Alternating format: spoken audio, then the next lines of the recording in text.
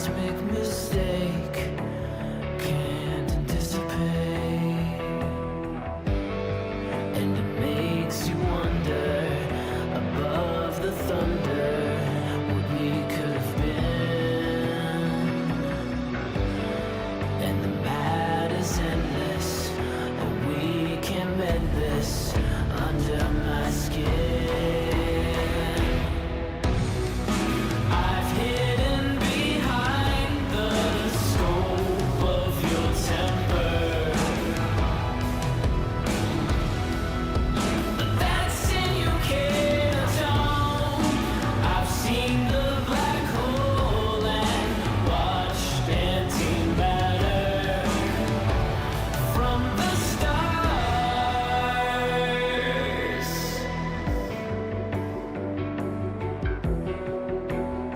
From the stars.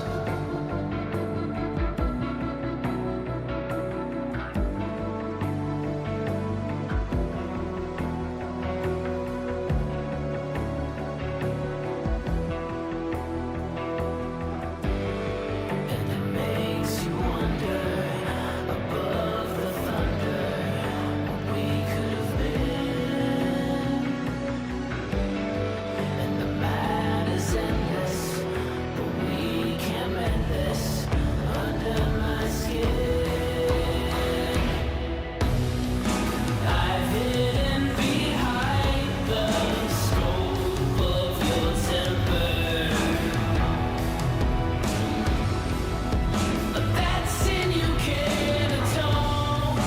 I've seen the black hole and watched antimatter from the stars. And now I'm alone again, alone again, alone again, alone. Alone again, alone again, alone again, alone. Alone again, alone again, alone again, alone.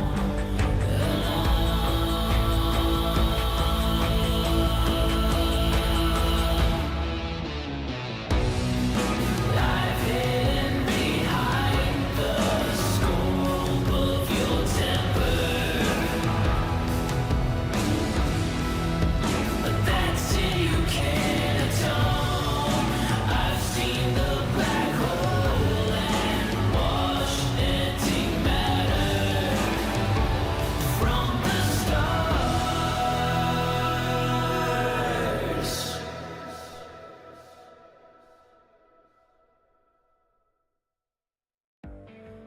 Good morning, everyone. Good morning. Hope you're all having a nice whatever it is, wherever you are. What is this music? This is From the Stars. It was one of the tracks added in Techrot Encore. So it's from Warframe, believe it or not. But I know this is a weird time to stream, but I haven't been able to sleep, and I was like, you know, I've got all the stuff that I needed for the promised sequel to the Let's Talk Techrot Encore. Remember to send format at CoolKid369? Wait a minute. But why? Oh, right, I forgot. All my shit is borked because of a Windows bug. It's fine. But... So like I said, I know it's a weird talk, and I don't expect many people to catch this one, but that's not a huge deal. I kind of wanted to talk about the stuff that I missed in the first Techrot Encore stream. Because I had mentioned before that I was going to talk about the Coda weapons and the augments more in-depth once I actually got them all. I'll take a stream. I'm surprised you're watching it repeatedly. Okay. I actually got a comment on that video today that kind of threw me for a loop. Because whenever you open YouTube Studio, it'll show you your comments, just like the 3 most recent ones you've gotten, just on the front of it. And one of them was like, this guy lost all credibility after he put Ash in B tier instead of S tier. And I'm just like, what? Because when I first had the idea, to do the past tier list, I actually was going to put Ash in S tier. But then Jade Shadows came out, and I was like, well, armor is only 90% DR now, when it used to go up to way, way more than that. So Ash's passive is just much less relevant now because you don't need to deal with armor to the extent you had to before, which I explained in the video. The guy even said he just clicked off the video after seeing that too, which I thought was kind of funny because it's like, I don't know, did he even listen to why I explained that? I'm not entirely sure, because I've seen acknowledge for Mink's superiority, true. Welcome, Wally Skype call. But I don't know, because it's like after Jade Shadow Slash fell out of the meta relatively hard, and so it was just like, what are you talking about, man? Hold on, let me find. I'm going to do just. I don't want to have a. I don't want to have a track with vocals in it while I'm doing this. There's like no music in this area. So I need something that can accompany me. Why is this not loading? Hello? YouTube? Well, now I guess I just have nothing because this video's not working. There we go, Jesus. The entirety of my Firefox is tweaking the fuck out right now. I hope this is quiet enough. Why are you breaking? What is wrong with this web page? What is... okay, well... I guess we're just gonna have to hope that it stays working and hope that it's loud enough. It'll be fine. You guys will tell me if there's a problem, right? I trust you all. I trust you all. Let me get this over here. Everything wants to be slow here at the moment. We have Blast now. I'm about to go.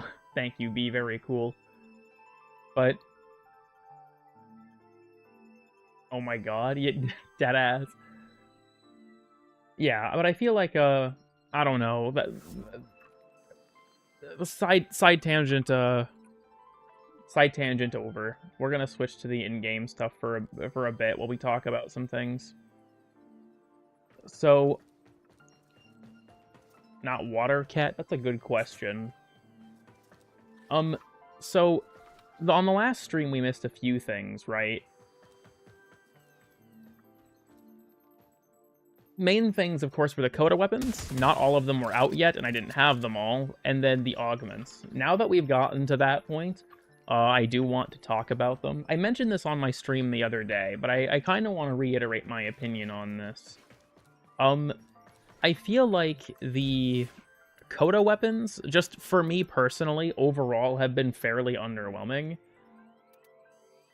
Mostly because they just lack anything interesting about them to set them apart. Like, not only is it that for quite a few of them, their statistical differences aren't that big, but even beyond that, I feel like a lot of them just lack any interesting thing that distinguishes them from their regular counterparts, and I just find that to be, like, a big bummer. Like, in comparison to, just arrived at my office. I'll have to dip in after I finish breakfast. Have a good stream. I'll see you in the VOD. Thank you for stopping by, LEU. I appreciate it. But, so, like, if you look at these, Coda Synapse's biggest stat difference is that it gets an innate 1.2 meters of punch through. That's the biggest thing that it gets. And I think that's just kind of disappointing, because, like, Sporothrix... Coda Sporothrix is not that different from regular Sporothrix. Sporothrix was already a really good weapon. This is just a more accessible version of it. But the Progenitor bonus is the main thing that carries a lot of these weapons. And I think that's really unfortunate. Like, Coda Hema, yeah, sure, it's got a much better crit chance, but it's still not a very good weapon overall. Now, the unique weapons, like Bass Assist and stuff, are really, really good. But a lot of the variant weapons are just kind of uninteresting. The only one that actually has some kind of meaningful gimmick is the Catabolist, because it throws 3 grenades. But otherwise, like, pretty much all of them are the same. Path Assist maggots are faster, and the Cost Assist has longer lasting acid pools, I guess. And I'm pretty sure that the if I can spawn one. Yeah. It says that it spawns miasmites, but the way they inherit things, they just look like the regular maggots. Maybe I'm just blind. I think it's because they inherit your colors. But the thing is, right, because, like, these are just faster, as far as I can tell, faster versions of the regular Path Assist maggots. So, fundamentally, the weapon's not that different. So, like I said, like, if you look at, like, Hirudo, I think is a good example here, actually. Let me grab it. This is not a huge upgrade, statistically, from regular Hirudo. Like, yeah, they're the Techrot Suicide Bomber maggot, so, like, it makes sense, I guess, but I feel like the new coat of paint doesn't really change, that they're just kind of a minor upgrade over the pre-existing ones. But, like, you look, 4% more crit chance, 0.1 times critical multiplier, a decent amount more base damage, 7% more status chance. Like, the thing that I think just kind of is a bummer about this is that almost all of these weapons are carried by their progenitor bonus. And I find that kind of disappointing, because, like, that if we look at other weapons, right, like, just to set a precedent, the Tenet weapons, almost all of these have something interesting about them that distinguishes them from their regular counterpart, even removed from statistical changes. Like, Flux Rifle became a fully automatic rifle, Tetra got a grenade alt-fire, Glaxion got chaining, Arcaplasmor can ricochet, Plinks got an explosive alt-fire, Detron got the Pandero alt-fire gimmick. Like, a lot of the Tenets, I think, did it really, really well, because even aside from just, like, statistical differences, they also gave them more interesting mechanics, right? So they felt different than the previous weapons.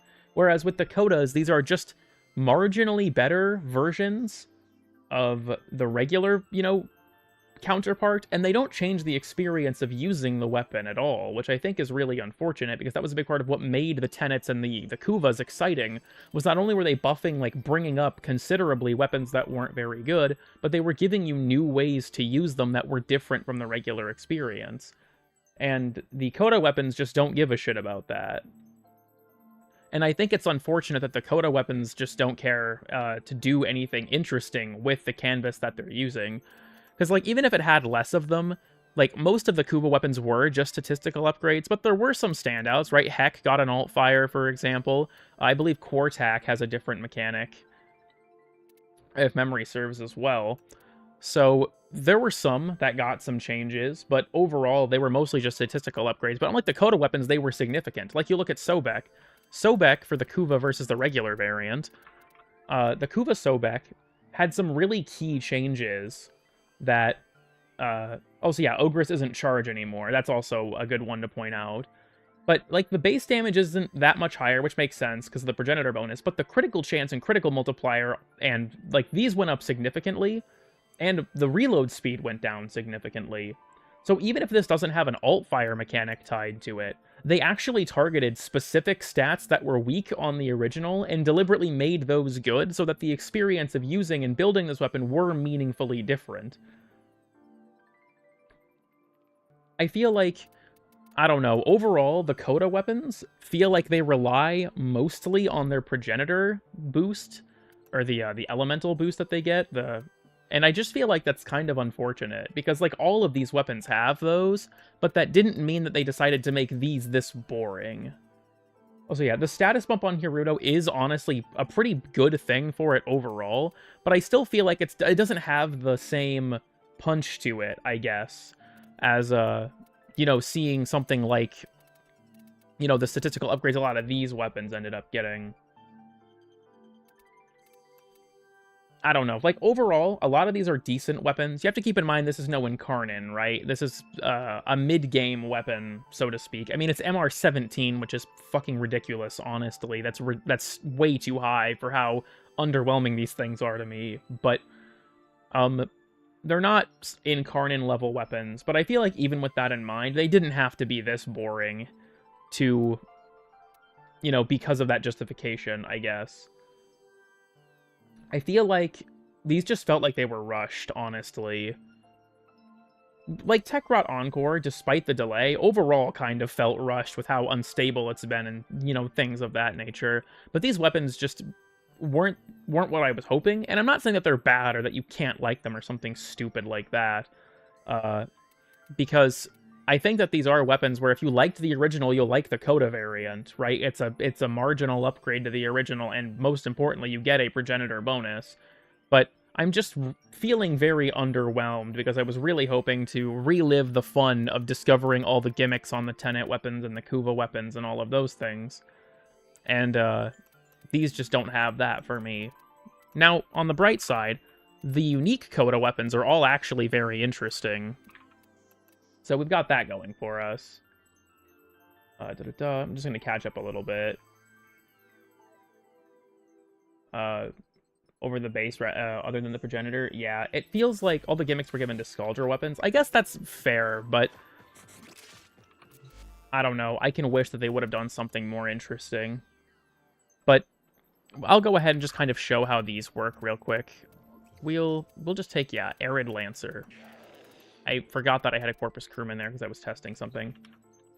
So I'm actually going to start with the melee first. So Motivore has a very interesting mechanic. You can see that there's like spikes on the wheel here. Something that it has as a gimmick is that whenever you place a physical mod on it, the physical mod's effects are multiplied by like 6 times, I think it is. And then they also grant a unique stat, or a unique stat. So let me just go over to this one because I don't have anything on it. So if you... Why is it clipping in front of the... Okay, what the fuck ever. So if you take Puncture, you'll notice that my range goes up by 1.5 meters, and Auger Strike is worth way more than normal in terms of its value. For Slash, you get 100% status chance, additive with mods. Oh, right, duh. It starts that way, because it's technically a little bit higher in Slash than everything else, so that's just how it starts out. And then Impact grants you 40% more attack speed. So I don't have an Impact build set up for this yet. And it also changes the visuals on the Motivore, too. You can see that now instead of spikes, it's got these, like, chunks on it. I don't know what the fuck I'd say to rip rid of that. But... So I have 2 different things I was working with here. This, which was more built around Slash procs, and then this, which was more around this guy up here. So Motivore is a very interesting weapon because the physical elements actually play a much bigger role on it than most weapons. And I feel like to that end, it also makes it a much more interesting weapon to just to play with in general. Because it can do some neat stuff. It's a hammer, and like I guess hammers aren't necessarily anything crazy these days. But you can see as I'm building up my Weeping Wound stacks and things like that, it's able to put in some work.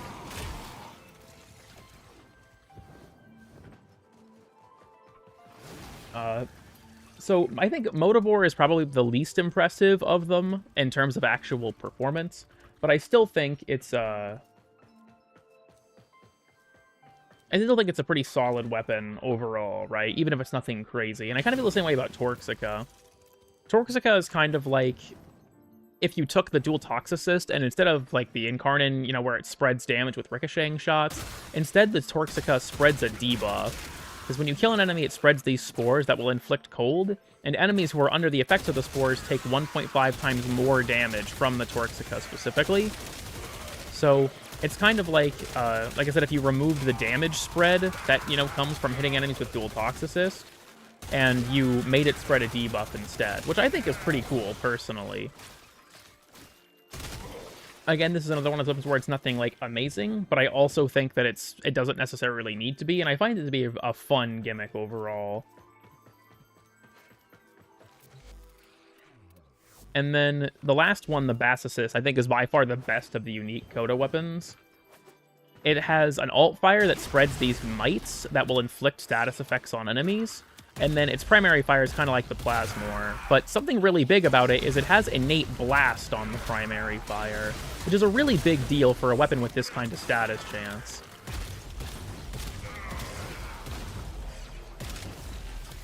Do I have on... Oh yeah, I have on Crux, don't I? Okay.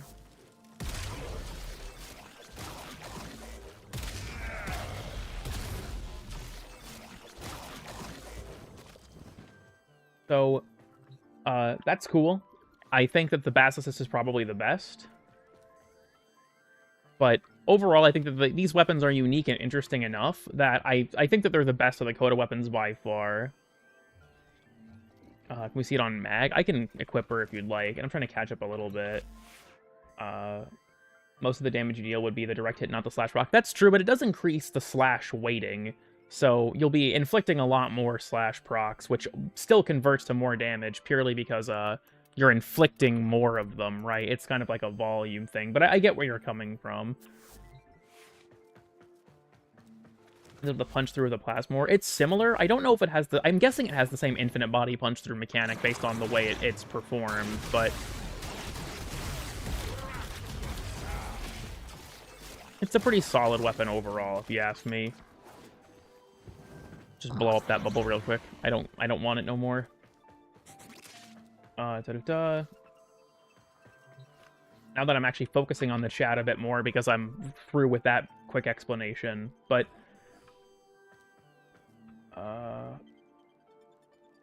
okay, I think I'm mostly caught up. Play Lil Mar music? No.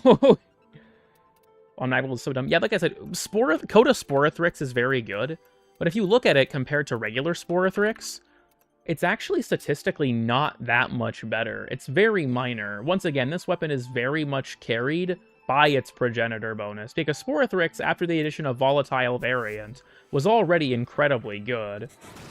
The thing is, now that it's more accessible, people are finally realizing how absurdly good it is. Because fucking Sporothrix has always been an insane weapon.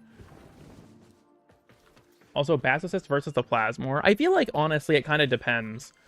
Because Plasmor has some, like, more crit-reliant, or crit-focused stats and things like that. Whereas Bass Assist is a weapon that relies a lot on its status effects. There's also one thing I actually forgot to mention that I should go ahead and bring up real quick. So, let me get an Eximus unit for this. This, if I could type, Jesus. This has a unique mechanic where if an enemy is in Mercy kill range and you use the alt fire that spreads the mites on that enemy, instead of shooting the mites, you'll teleport to them and do the Mercy immediately.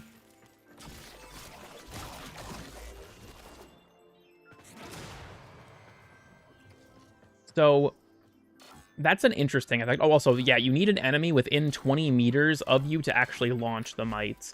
I believe Sci-Fi said that the Mercy has no range limit, though. Oh, he's just gonna fucking die. Well, would go so hard. That definitely could work. Because there's a lot of interesting synergies you can do with your Parazon with this in particular by, like, teleporting to enemies. So that's neat.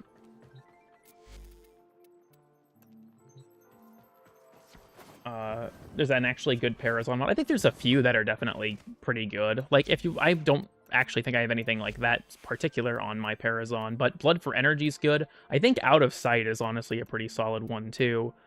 I think, can you separate these by Mercy Kill? Maybe if I just search. Yeah, you have Blood for Ammo and Blood for Life as well. Hit and Run, Power Drain, Swift Mercy, Malicious Code. Malicious Code's a weird one, honestly. And Hard Reset for companions. So, are they crazy? Not necessarily, but they're still pretty good. Also, Multi-Gun CO. That doesn't surprise me. That makes me wonder if I should tweak this, though, because I don't think I have any source of base damage on here. Maybe I do. Oh, okay, I do. All right, I guess I was just building around it. Like, yeah, it probably works that way, and I was just right. So let's go for the bassist. Oh, okay, that makes sense. Which is funny. Yeah, it's... The main issue for this gun's Mercy mechanic is actually getting the Mercy kill without the enemy just fucking dying. Because that's just kind of a thing that happens in this game. But if you're quick, right? Defense had in this update. I mean, I feel like I could see like a speed up to interception or something, but I think defense was the biggest offender, personally, of the problem that it had. So I feel like, I don't know, if I thought about it more, I could probably give you a few more answers. I certainly feel like it'd probably be better to do, like, knock down the time you defend each mirror defense objective a little bit, maybe, but... So, like I said, these three Coda weapons I think are really, really neat and really unique. Everything else just has me fairly underwhelmed, so I'm just going to kind of leave it at that, I suppose. As for the augments, Kome's, I feel like, is very self-explanatory, where it's just you get a kill with a particular weapon, and it reduces the cooldown of your 2. Like, it's nothing crazy, and I feel like I guess I don't really need to explain why that's good. It's a band-aid to a problem that she has, that's kind of just the unfortunate reality of it, but, I mean, it does what it's supposed to do. Corvex's augment is very interesting. My build for this is still very much a work in progress, so don't take any of this to heart. But something really weird about it, with Fused Crucible, it lets you channel your 4 and your pillars will just start, like, spitting out the chain reactions. But weirdly enough, efficiency does not affect the drain per second, neither does duration. Like, nothing makes this cheaper, you're just going to have to deal with the insane energy drain, you don't have a choice. So, to that end, though, ever cap, I believe it caps it goes from 0.5 per second all the way up to 20 per second. I believe that's how, like, the scaling, or the scale of it works. But let me get just some Lancers again, just for the sake of this. So, this augment is very interesting because other than just being very energy hungry, it really wants you to play around your pillars. Because if I start blasting this, it spreads really, really fast. So if enemies are in the radius of your pillars, they die really, really quickly. I think that's kind of the main benefit of the augment. It's like, because this is really just kind of like almost like a Mesa's Waltz situation. Oh, I should also mention, you're invincible the entire time. While you're in your 4, you might notice up in the top right, you are invincible the entire time. Which, you know, come to think of it, I think I copied over Arcane Grace onto this setup, which I realistically don't need if I'm, you know, if I have this going for me. I can probably put on Battery and then drop this for range. That's a little bit more optimized. Technically, I don't think this does anything for me, but I don't care. Anyways. So, I don't see why it wouldn't. That's what threw me for a loop, too. The fact that efficiency and duration don't affect it is really weird. Because, like, also, yeah, I think, hold on, let me double check something. I think I was incorrect. I actually have no idea if the wiki will even have this information. Fused Crucible. Okay, I think you were correct. I think I had misread. My proofreading for this stream is just bad in general. It looks like it does start at 20 and then increase by 0.5 per second. I had read that incorrectly. I don't know if there is a cap for it. I guess I can just leave it like this and see, but... from Temporal Archimedia, I don't have enough of it to feel like it's worth using yet. That's kind of my issue. Actually, I might be able to upgrade it once. It's Universal Fallout. I guess I have enough to upgrade it one time. 2% chance to drop a Universal Orb on enemy death. It honestly feels like they made this augment for Corvex specifically, I'm not gonna lie. I guess I should probably put Flow back on in this spot, though, because this is... Oh, son of a bitch, right, because of the preparation. Gotta shuffle some things around to make this work, because I don't feel like putting another form on this right now. I have 4 already. Luck, I suppose.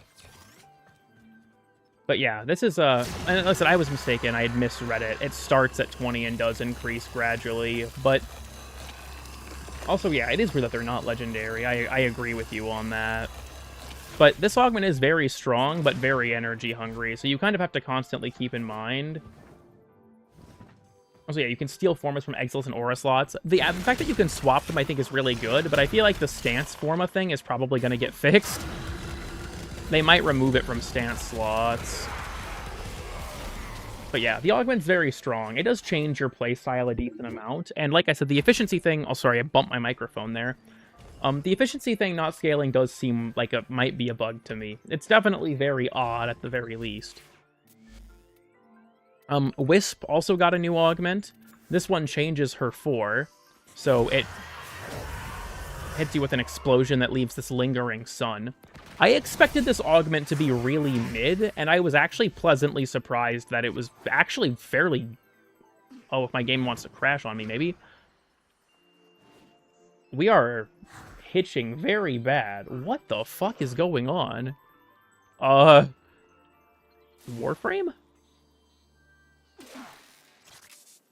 Can I reload the simulacrum? Or is my game just, like, fucked? Is in your... Yeah, I'm being irradiated as we speak, apparently. Does my game just need restarted? Am I gonna hitch in the orbiter? Are we good? Am I safe? We're gonna find out, I guess. Curse of Corvex? Fucking maybe. We're simply swapping them? I guess, yeah, in a way, kind of. You will make an excellent hunter. We'll just, we'll try this again. Also, welcome, Zerd. So, we're gonna try this again, and just hope that this cooperates with me. Okay, I picked up my fused reservoir. So, you throw down the sun, and then it leaves a lingering zone that rad, heat, and corrosive procs enemies, just gradually. With something like a Panzerwelpephyla to spread viral, this is actually able to put out some surprising damage, especially... Let me actually put this in the middle. This is going to make sense in a second, don't worry. I promise this will make sense in a second. Especially if you do something like this, where you spawn these guys. Of course, the guy, like, barely blocked my line of sight. Do something like that, and then throw down your sun. And now they'll start chaining the damage between each other. So, surprisingly, this augment is actually really good. When I had first heard about it, I was like, that doesn't seem like it'll be anything crazy. But no, I was actually pleasantly surprised. This augment is really, really good and makes Wisps... Like, I'll say this. I think Soulgate with Arcane Arachne, I'm actually not sure if it affects the sun. I should actually probably do this on my regular Wisp, because I think, yeah, I have something on all of these slots. Let me equip my normal Wisp, and we'll just dump whatever's on here, because I don't exactly need it anymore. Okay, and then the Augment, Cataclysmic Gate, and Arcane Arachne. I'm going to want to make sure I'm not holding anything for this, too. Is Hotshot triggered by the sun? In theory, it should be. I guess I can test that as well, but... Also, yeah, you can only have one spot at a time, and the radius is a fixed 10 meters. That's also worth noting, yeah. This is actually going to be a little bit tricky. This is hitting for 199? Oh, right, I don't have the corrosive because I didn't pick up the moat that grants me the corrosive, so that's fine.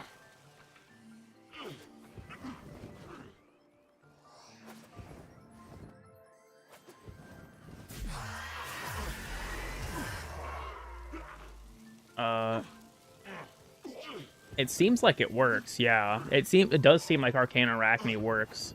Which is interesting, because I think it still works with these as well.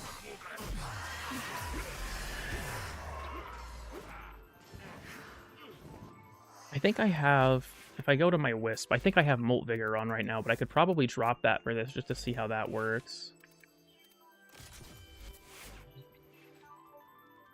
Because I hadn't thought to test that, but...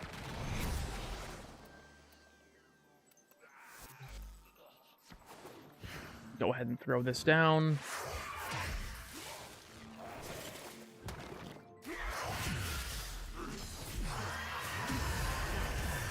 Oh, I accidentally moved it way farther away than I meant to. I mean, yeah, you could say it works. You know, you could say it works. This isn't even with a particularly optimized setup either, to be perfectly honest with you. Good suggestion with Arcane Arachne, though, because I knew it would affect the sparks, and I never really thought to see if it affected the sun itself. The last thing is for Gyre. Gyre's augment is fairly simple. Wouldn't Nourish also go crazy? I suppose, yeah, realistically it would. I am spreading viral with my, my guy. He's not here anymore, but... So... The... thing about Gyre's augment here, Conductive Sphere, projectiles that pass through Arc Sphere have guaranteed electricity status and increased electricity damage. So, and yeah, that's also correct. Soulgate guarantees the Surge Spark spawns on every hit. So, my Diriga's gonna fuck this up for me a bit, but like if I stand in this orb, my Amprex will rack up electric procs really, really fast. And then yeah, as someone pointed out, if memory serves, you can stack these, yeah, by standing in multiple orbs or shooting through multiple orbs. This looks bad, but it's because I'm just not building up my Merciless stacks particularly efficiently. So, this is an interesting augment, because I feel like, well, for one, this is an important thing to note. I'll put Gyre on my other thing, just so I don't mess my loadout up too much. But every single hit of multi-shot, if I grab, like, I don't know, Tigress, every single hit of multi-shot will trigger it. So this one is a base, what? 5.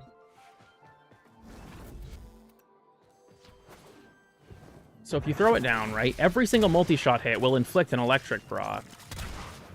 So you can use this for some weird stuff with really high multi-shot weapons, as well as just for weapons with really high fire rates. They'll rack up a lot, which is especially helpful for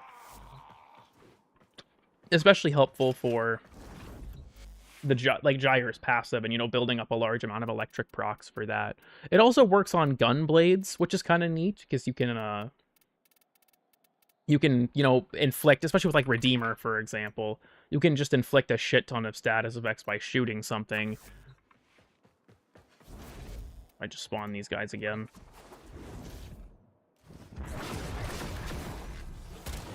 Yeah, you can see that it just kind of spawns a lot of them. This Redeemer is one I haven't used in a really long time, so the build for this is definitely outdated to the point that it's not really a good show of its potential. But just to kind of see a blueprint. So the augments overall, because, like, here's something that I kind of want to mention in regards to the Gyre augment in particular. Gyre has gotten 3 augments now. She has the basketball or bowling one for her 2. I guess bowling ball is probably more apt. But she has bowling for her 2. She has, you know, cathode current, which I think was honestly, like, the biggest buff they ever gave Gyre, was giving her that augment, where, you know, killing enemies, if your 3 is active, killing enemies while in your 4 spawns a lightning bolt on them and increases your 4's duration. Cathode current is a borderline mandatory augment on this Warframe for the majority of strategies.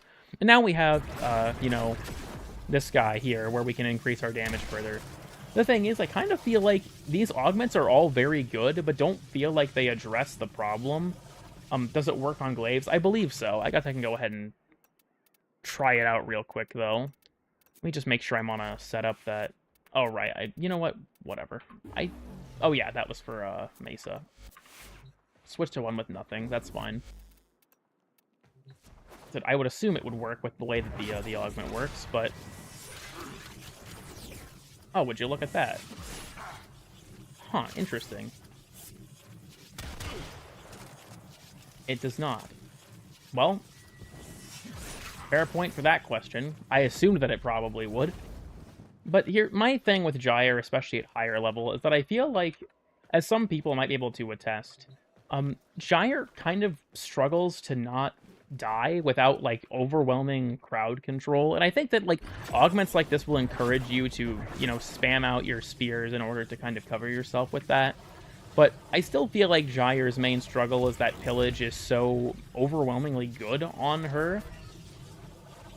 And I wish that they would have given her an augment or some touch-up to one of her abilities to help offset that fact. Because it feels like, even though you got all this cool stuff, you still have to sacrifice something for pillage, and it's going to be her 1 or her 2, realistically, which both have fun and interesting augments tied to them now.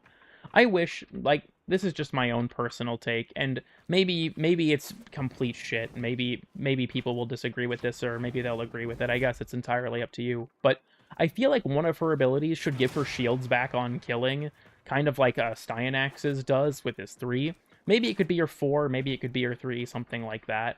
I think if she got some kind of shield refund on kill, that would help her out a lot. She does kind of struggle with armor, but not as bad as she used to. Because it used to be that the alloy armor had like a positive matchup against armor, or against electric. Or I guess electric had a negative matchup against it, probably is the easier way to understand that. So Gyre struggled against armor a lot more. Now it's not nearly as bad, but at the same time, she still just is so made of paper that you kind of feel like you need this to really get things working. At the same time, though, right, the spears are fun, and they're neat, and I kind of just wish that we weren't in this situation of feeling like we need pillage. So, oh, I just realized that my strength is a little bit lower than what it probably should be. I have preparation on. That makes sense, but at the same time, we need... Again, a lot of this stuff is work in progress. Don't take any of it to heart. Don't copy my builds. That's a mistake. Oh, I have augmented on here. Okay, never mind. This actually made sense. I like how... If you can probably tell I'm tired as I'm talking about this, because I keep running into the fact that me, when I was more awake and lucid, had actually done things to, like, put in preventative measures. And yet I keep getting confused by my own decisions and then waltzing right into why I had done them. Really bad with cathode being mandatory. And that's why I feel like, ultimately, my suggestion would be that they would rework one of the abilities in some way. Like, Zenistar's Disc. I guess we can try Zenistar's Disc, or, like, Azima Alt Fire, I guess, is also probably something that would live in that category. Because I will say as well, when I first saw this augment, I assumed it was just going to kind of be like Volt Shield, but the guaranteed electric proc makes it pretty considerably different. That just bounced right the fuck out.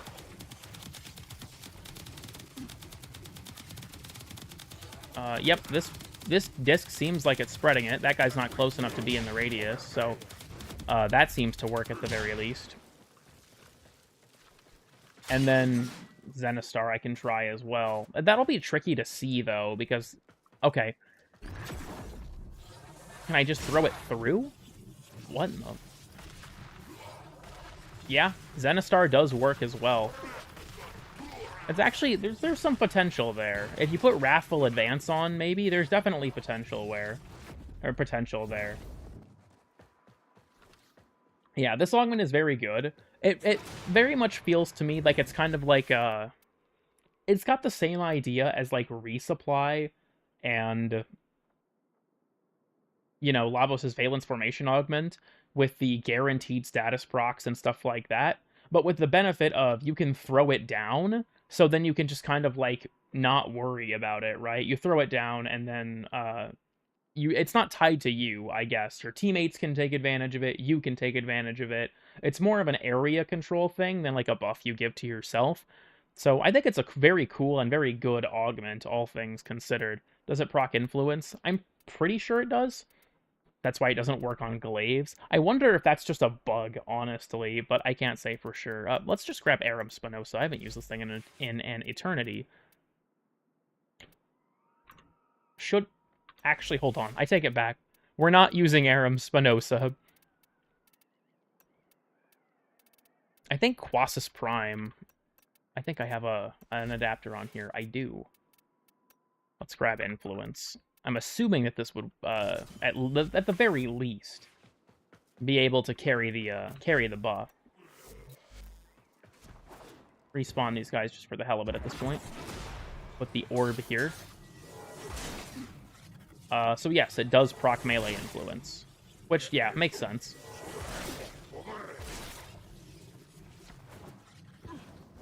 With Volt Shield. I don't believe it does. At least not last I heard.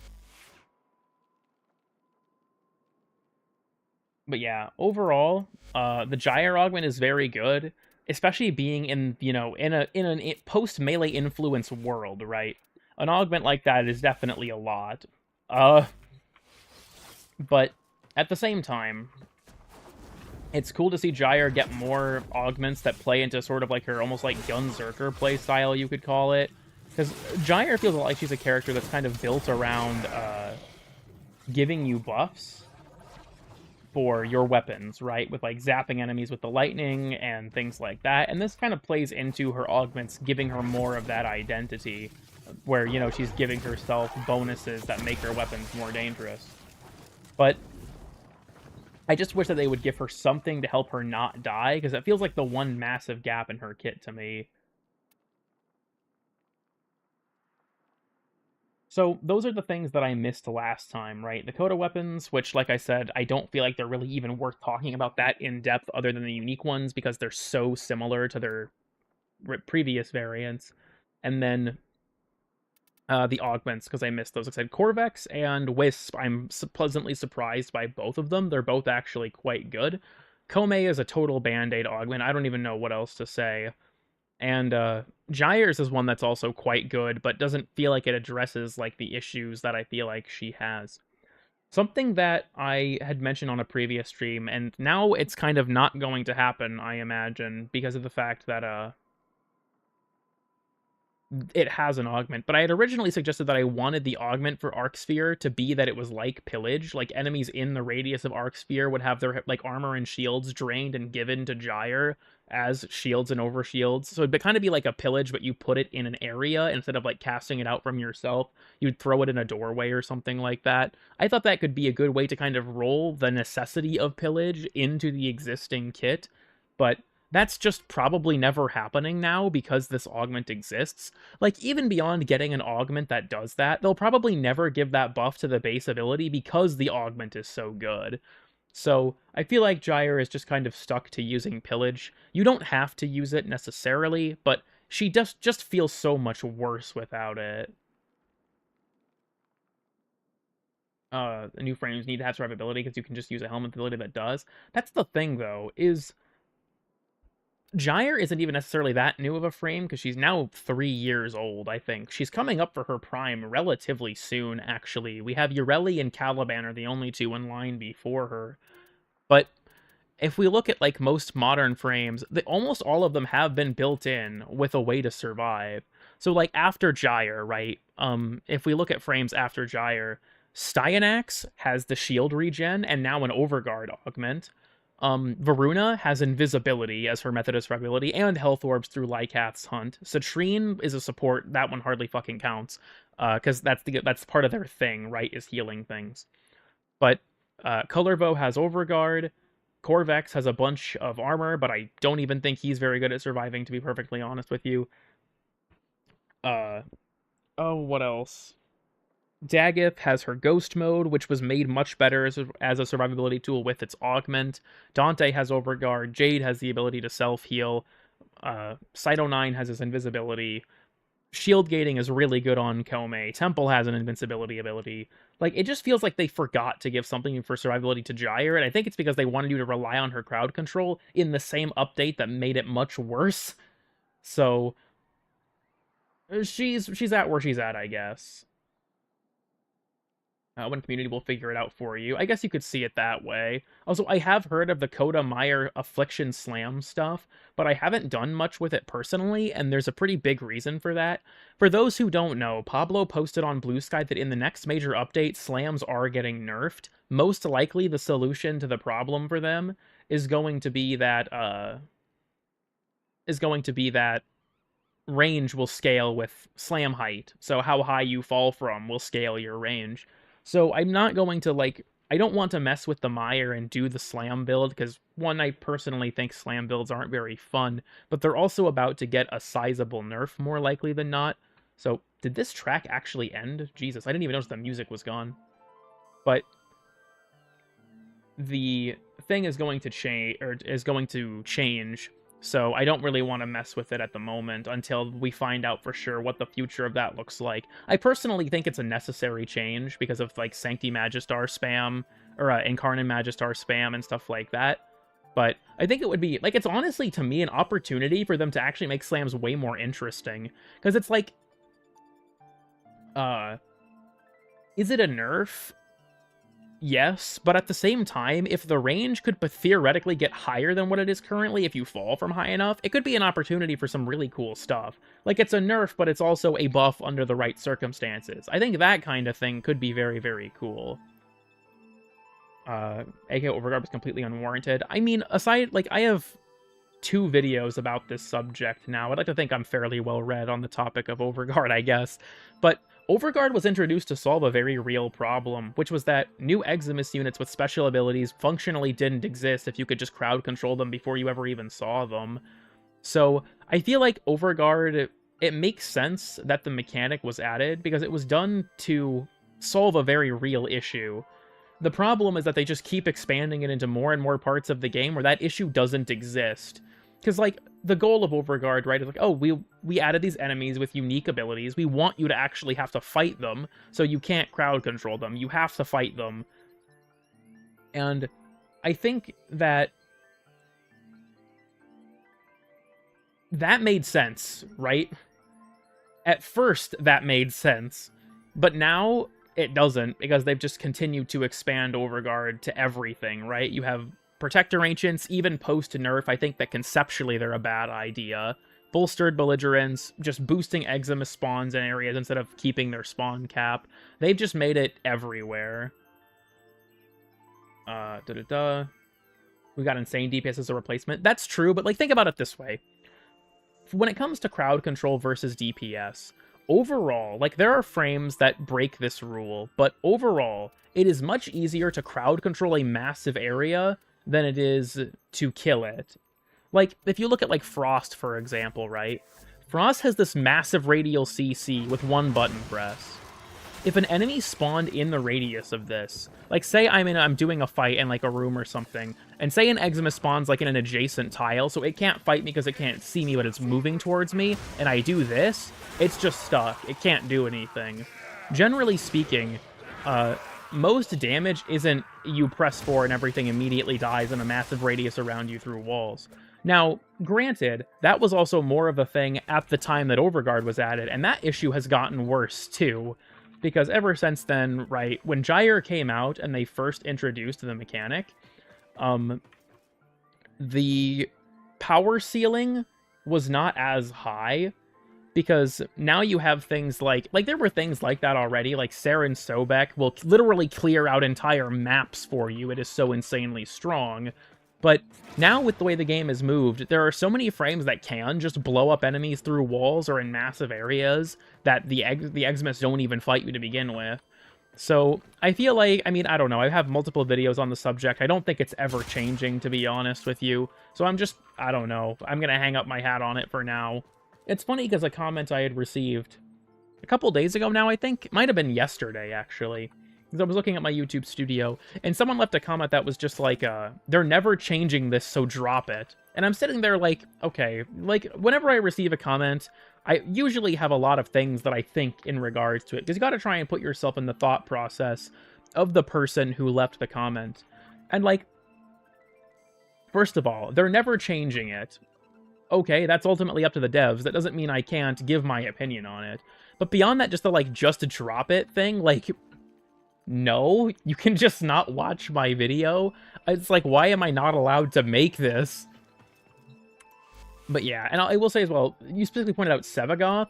Sevagoth is a good example of a frame who's able to kill enemies, like, with ridiculous efficacy.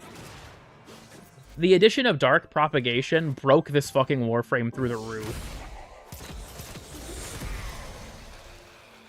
This augment was a fucking mistake, dude. Also, yeah, I've been working on making summons overpowered, but it's been such a difficult video to write that with all the new update stuff, I've also been very distracted. So this has been my way to try and do things. You know, try and do things as I'm working on that. Korra with the addition of melee influence, I think, is also a solid example of a frame with, like, really absurd through-wall kill power. Because Blast and Electric on Korra, now that melee influence is functional on Whipclaw, is really, really strong. This has no stacks built up. Yeah, you see influence is now procced. I have a couple stacks of my stuff. Get that going. So yeah, that's pretty good, right? That's pretty good. Also, yeah, this Warframe gives you gloom. That used to be the community sentiment around Sevagoth, was that he was just the vessel to a better helmet, or to his best ability in the helmet.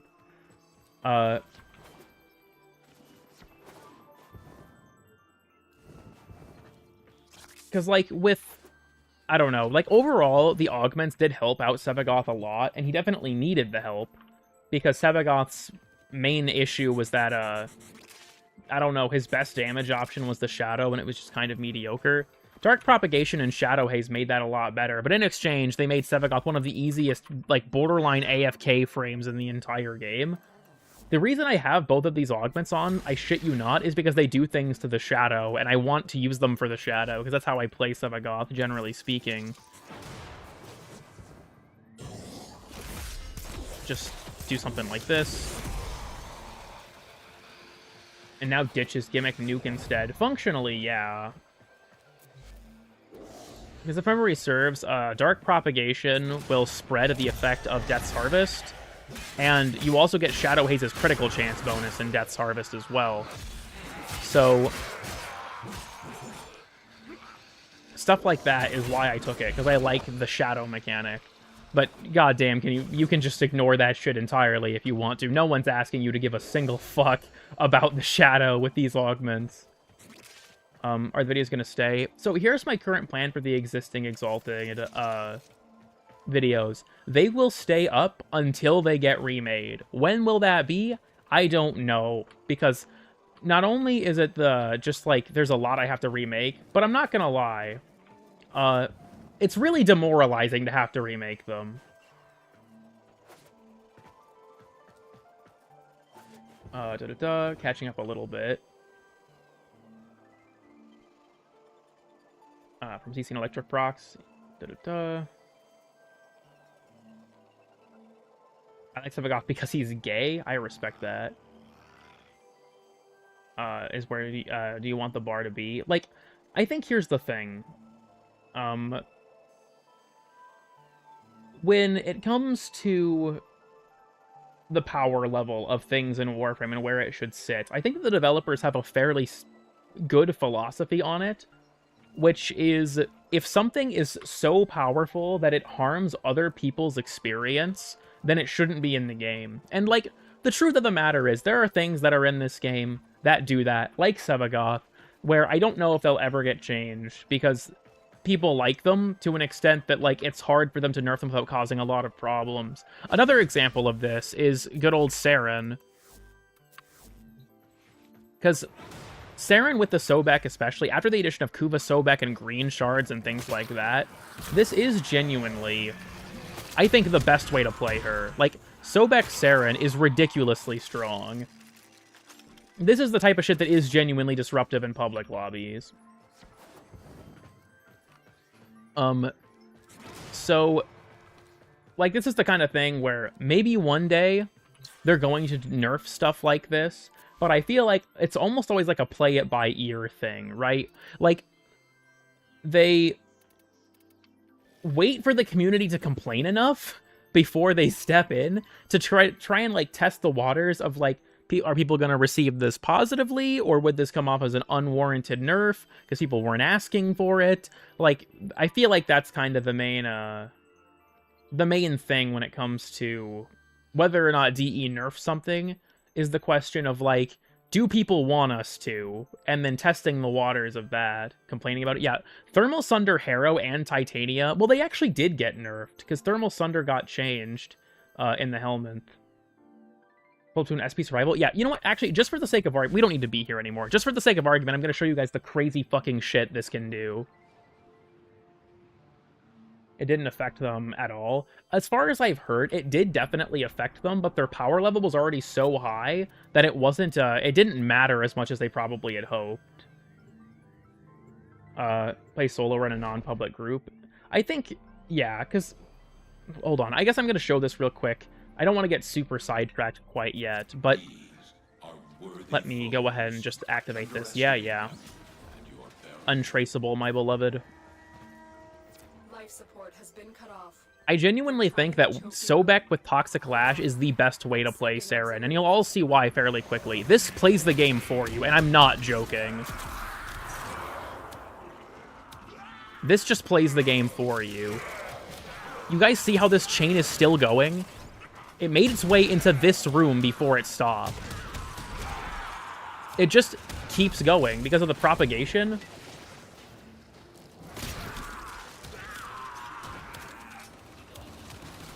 It just keeps going. It just keeps going until it gets broken by line of sight. Pretty funny. The nerf didn't affect them at all. Wasn't it? Didn't they add a cap for the, Hold on, let me double check this. Also, I have a creator mode enabled, which hides certain spoilers, including the Teshin one. Because didn't the Thermal Sunder thing make it so there was a specific amount of damage increase? Yeah, scaling from heat status on enemies capped to 10 times ability damage. That's what I was thinking of. Because that was a nerf that was put in place to stop them, but I think that the problem is that it was so strong it didn't actually matter in the end. Like, it was an attempt at a nerf. But... And then, to explain as well, real quick, for how this works, there's a unique interaction between Saren's Toxic Lash ability and Acid Shells, which is a Sobek exclusive mod. So Acid Shells makes enemies explode when they die, but you can't grow exponentially. Oh, okay, that makes sense. I never really used Thermal Sunder on other Warframes for that kind of strategy because I didn't think it was fun, so I haven't played with it really post-nerf at all, but that makes sense. So, the reason that Acid Shells are so good with this is Toxic Lash is what an ability that guarantees a toxin status on every hit. It's kind of like, if you think of it like the Gyre augment we talked about. So, what happens is, you kill an enemy and they blow up with Acid Shells. Acid Shells will... The explosion from it will make enemies get poisoned by Toxic Lash. Toxic Lash then kills those enemies, which makes them explode from Acid Shells, which spreads Toxic Lash, which kills enemies and makes them explode from Acid Shells, which spread... You get the idea, right? So, that's a big part of what makes that setup so strong. I also have some, Toxin deals more damage, and a Tau Forge Corrosive Stack Shard to spread this for Armor Strip. I want to be clear with you all. This is the type of build where if this ever gets popular in public lobbies, it would get nerfed, and rightfully so. I only play this build when I'm playing with my friends and I'm helping them level in ESO. It is genuinely so fucking blatantly overpowered that I do not bring it into public lobbies. Intended this interaction? I do not think it's intentional, but it's been in the game for a really long time. So... I think that with the addition of the Kuva Sobek, like, this kind of just got better really rapidly, because they added green shards, and then they added the Kuva Sobek, and so it's like, I know that if this ever really got out there, it would probably get nerfed, which is why I'm never making a sequel to the Saren Sobek video I made, because this shit's already fucking crazy, and I don't want the developers to find out, because I'm not using it to disrupt people's experience in public lobbies. But at the same time, other people will. I should also mention as well, yeah, Roar triple dips with Toxic Lash. The math for it, I think, is explained in my previous video. And this strategy works with other Warframes. I'm reasonably certain both Cyto 9's Resupply and Lavos' Valence Formation, I believe both can also take advantage of this strategy. So that's something to keep in mind as well, is that they can also do it because of the guaranteed proc mechanic that they have on their status, imbuement abilities. So, will Sobek get nerfed with Acid Shells one day? Honestly, probably. And if anyone blames that shit on me, I'm not taking the fall for that one. But, $1. Thank you, the Goober. I appreciate it. But, like, that's the type of shit that is genuinely disruptive to other people's experience. Same with Sevagoth, right? If you're using double augment, Sevagoth is also genuinely disruptive to other people's experience. I can pause that music. I don't know why I kept it running. I have the background music here now. But crazy shit, basically. Knowing them. Like I said, with this particular strat with Saren, I don't talk about it on my channel in, like, a proper video because I do not want it to get nerfed, purely because, A, it's a strategy that I've used for a long time and always found it really novel, but also, I find it helpful for doing ESO to help my friends level, and I don't want to lose access to that resource. Because you also have to keep in mind, this isn't susceptible to, like, Samaris locking your abilities down almost at all. Did you enjoy using the sheet of paper in your DR video? I like it when you explain the math behind Warframe. I always worry those segments are boring, honestly. That, and the way I displayed that part of the DR video was kind of stupid, I think. But, do you think Pablo knows about Sobek Saren? With how long it's been in the game, yeah, he definitely does. Whether or not he knows it's this strong is up for debate, but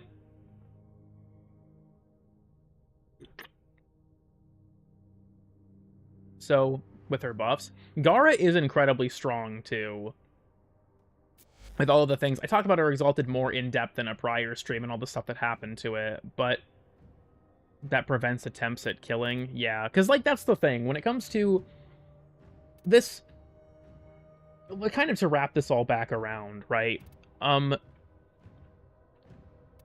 If something is disruptive to the player experience, that's when the devs put it in their nerf crosshairs. Or if it enables you to not play the game, like Wukong did, and that's why they gave him the ammo nerf and things like that. So, I feel like it's important to keep in mind that DE's nerf philosophy, generally, is if something is causing problems because it's so powerful your teammates can't play, it's not just being disruptive, so Aaron Sobek is disruptive but not popular. I think that's kind of the thing. And like I mentioned earlier, why they wait to see the community bitch about something before they nerf it. Because it's, like I said, you test the waters of, like, would this be received well? Would people get mad because it's so niche that the vocal minority that uses it would get upset about it? Where do you cross the line, or when do we cross the line of enough people are being disrupted by this that it warrants a nerf? Because, you know, if it's disrupting a few people's experience, it might be worth leaving it alone to not anger the people that are using it. But once you cross that line of people are being inconvenienced by it more than people are enjoying it, then maybe it's time to, you know, drop the hammer on them. Bitch about slam build more. I don't think slam builds are particularly fun, personally, but I don't know. The slam meta is one of the things I never even really partook in. I'm just going to watch it just quietly die, and I'm not going to give a shit, I guess. With, because, like, something I've mentioned before, I play Warframe solo a lot, right? Generally speaking, I play this game by myself. And to that end, a lot of these problems do not affect me. There was a slam meta. Mostly, from what I've been told, it's mostly a thing on Eastern servers. Like, if you're in public lobbies, you'll encounter it from time to time on Western servers. On Eastern servers, though, I've heard it is really, really bad over there. Like, every mission will contain at least one person doing it. Whereas here, you'll encounter a guy every couple missions, right? But over there, it's just completely inescapable. If you actually brought back their playtest server, some of these issues would be mitigated slightly. I'm surprised we've never used the public test cluster again. What was it? It was Echoes of War was the last time it was touched? Are entirely maxing out the effects of slash DOTs, and I respect that. That's kind of like an almost classical way to build a melee, right? Maxing out your slash effectiveness has been a very solid way to build a melee for a long time now. Do we have... Oh, we do have an alchemy fisher. We can go... Yeah, I have a bunch of these from leveling my stuff. We'll do this fisher while we talk. I have the new augment on and whatnot, so we can talk about things and whatnot.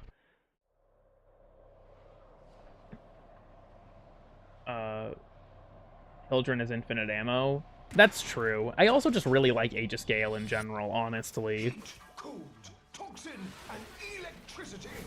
The elemental forces that create... I also just want to say that I feel like the Sicarus Incarnate is super underrated. This gun is really, really good. I don't know why people don't use it more. Fusing these elements into the complex elemental forces. Well, if I could actually... Using an Incarnate in this area is so fucking miserable.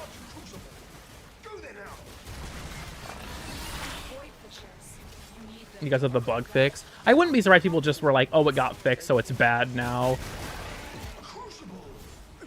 Because for those who don't know, there was a bug on release where the damage of the Incarnate actually scaled with the amount of charge you had. Which, funnily enough, was a bug on the original launch for some Incarnates, too. I don't know how that came back. But it's still really good despite that. I accidentally canceled it. It's not dual Toxis or Torrid. I'm gonna be honest with you all. Like, the Torrid's one of those things where it's very meta. I don't think that Torrid is disruptive levels of good, at least not yet. But at the same time, damn, dude, I think Torrid is fucking boring. Like, I played on my Nidus because I had learned about some mechanics for how the Torrid works. There's a really great video. I can't think of who made it off the top of my head, but they made they coded a simulation to explain how the Torrid's chaining mechanic works and how it changes with primed Firestorm. because Prime Firestorm does not increase the number of beam chains. That's not actually how it works. There is a lot more intricacy to it than that, and they made a simulation to demonstrate how that worked. So I watched it and then like tweaked my Torrid build to, you know, accommodate for that, and I went and took it into a mission to see how it did, and I was just like, damn, this is boring as shit. Like, I don't feel like I'm having any fun. Also, thank you for the 1 gifted sub, Combi. Stargazer is now officially a member and can watch the absolute fucking nothing that I have for my members because I'm a lazy bitch.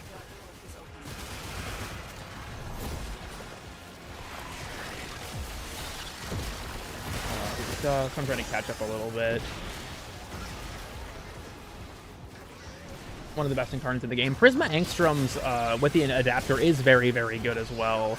Like, the truth is, I don't know if there are any incarnates that I would say are outright bad. At best, they're just kind of mediocre. But almost all of them are very good.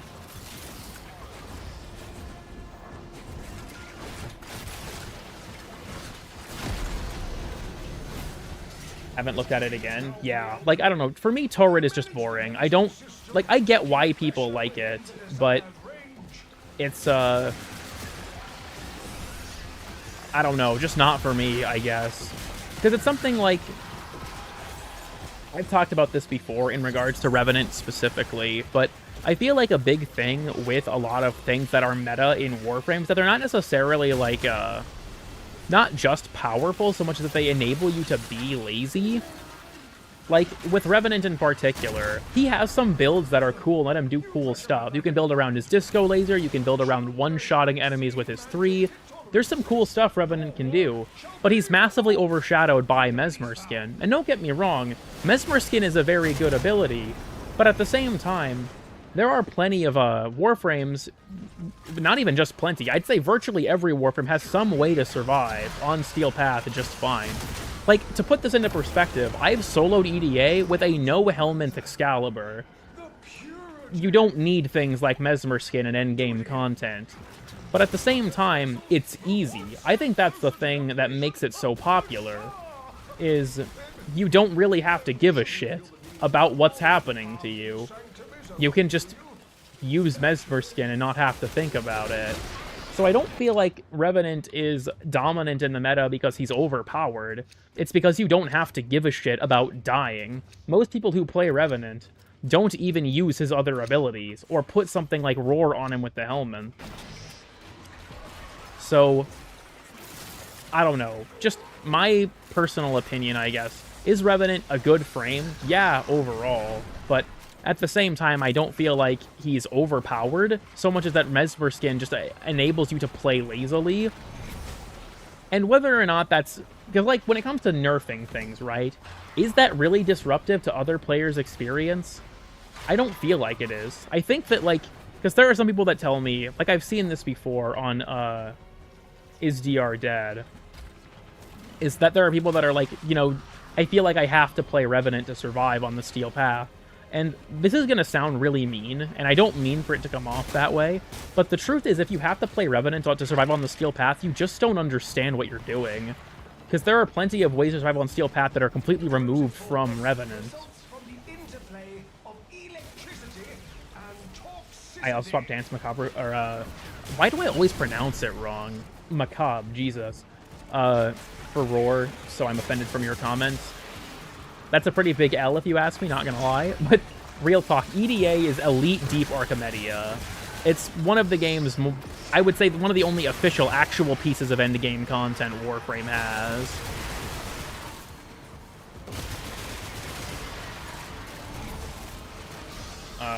Yeah, it's boring as fuck. That's the thing, though, is like, Saren Sobek is a tool, but it's a tool that has the potential to hurt other people's experience. I don't think Revenant hurts other people's experience. I just think he's boring for the person using him. Oh, of course we get violence. Oh, go fuck yourself. Absolutely not. Go fuck yourself. Give me back my charms.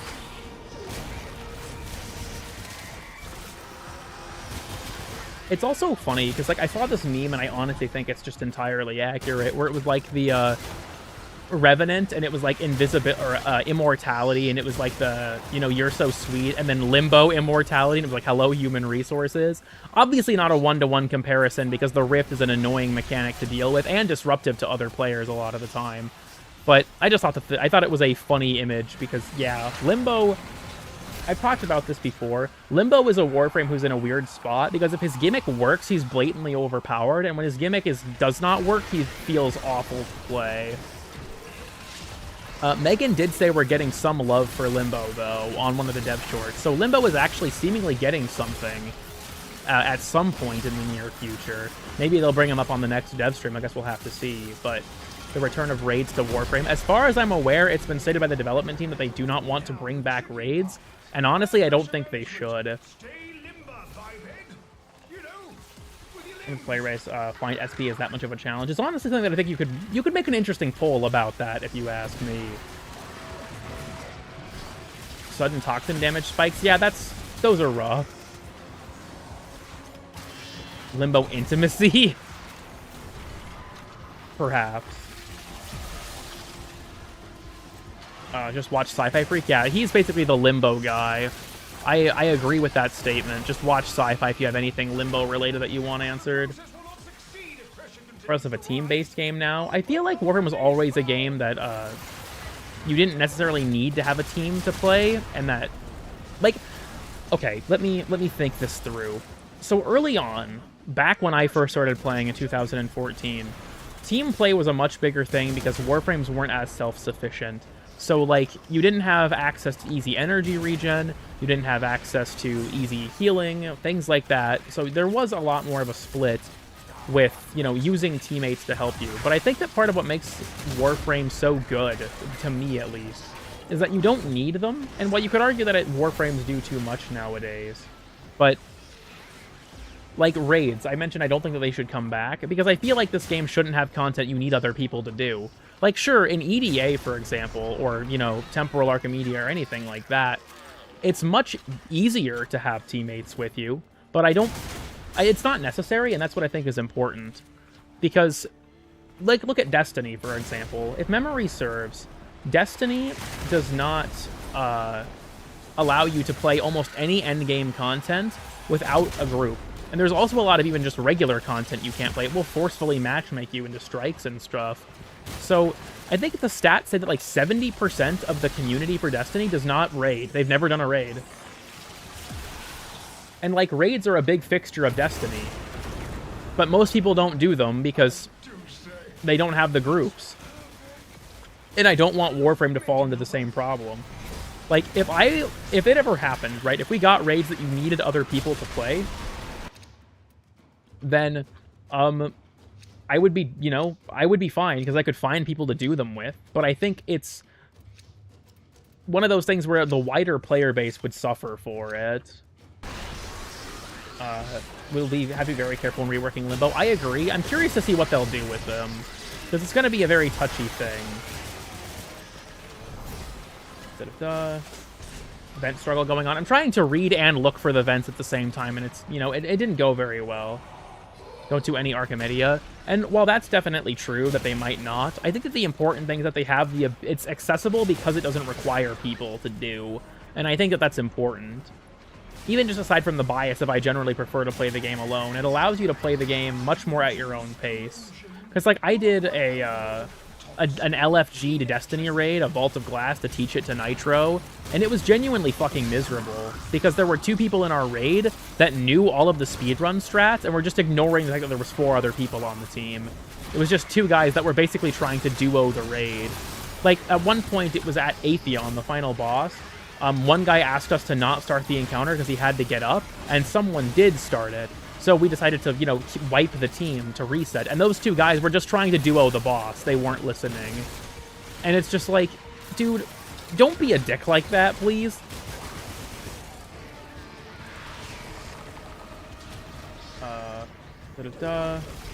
Showed all the vents. Grim reality. Wi-Fi stays with Warhammer quits. I guess we'll have to see. Quest didn't have a new toxicity source. I'll say this as well. Warframe does have things that are challenging, but not like a lot of other games, right? Like, it's an example I actually use in the Overguard video when I talk about difficulty that's fair versus unfair, where you have a game like Ultra Kill, for example, right? Ultra Kill is a game that's hard because it's very mechanically demanding, and, like, the things I've accomplished in Ultra Kill are some of the hardest things I've done in a video game, because that game is really difficult. Warframe doesn't have that kind of mechanical execution, and it's frankly not that balanced either compared to, like, the enemies and things like that in Ultra Kill.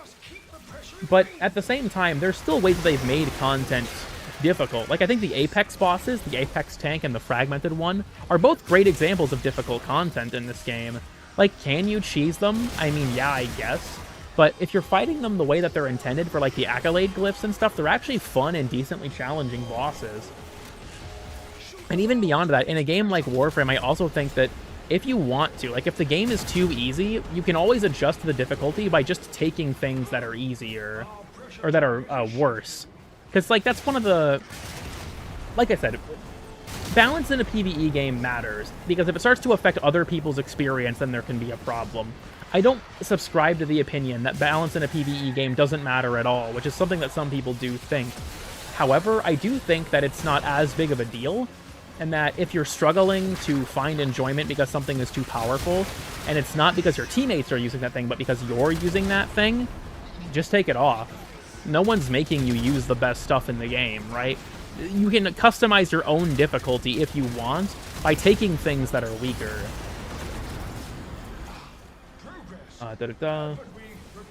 Pretty chill compared to hard content in other games. Yeah, it is more accessible in general for that reason, too.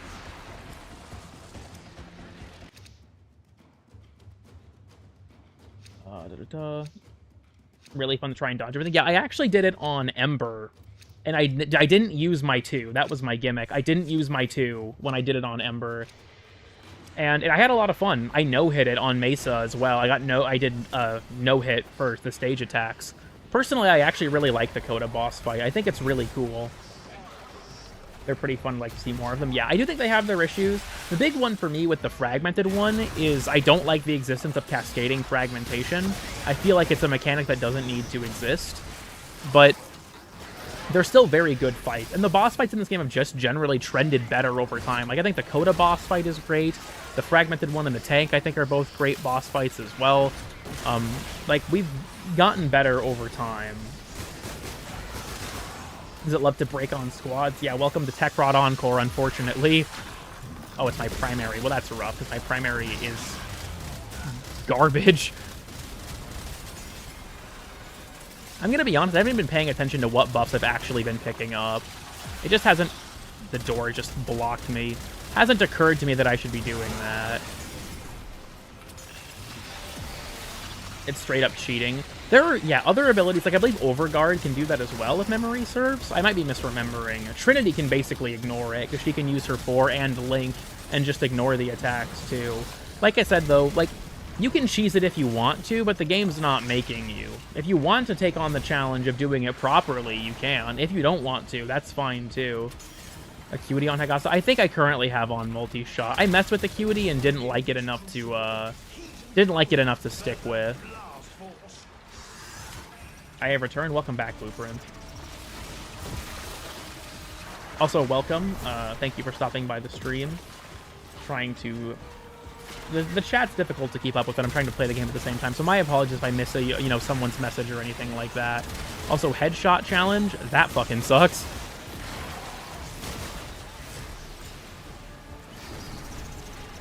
Much in general. Acuity is really good on certain weapons, but it is inherently a pretty niche mod, which I think is fine, right? It doesn't need to be some crazy good on everything kind of option, but dude, fuck all even has a head in this environment. Actively trying to seek out enemies with heads, and it's going to cost me my life. This is so... You know what? I'm just going to abandon this bucket. I want to see how quickly I can get a new challenge.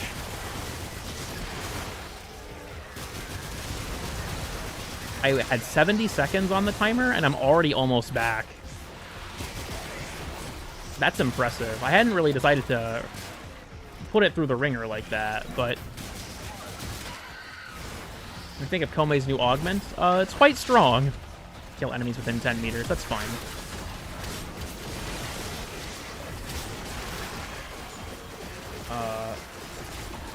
I fell in love again. You know, fair enough. It's funny, too, as well. Like, I talk about the PvE games, and balance matters, but to less of an extent than PvP games.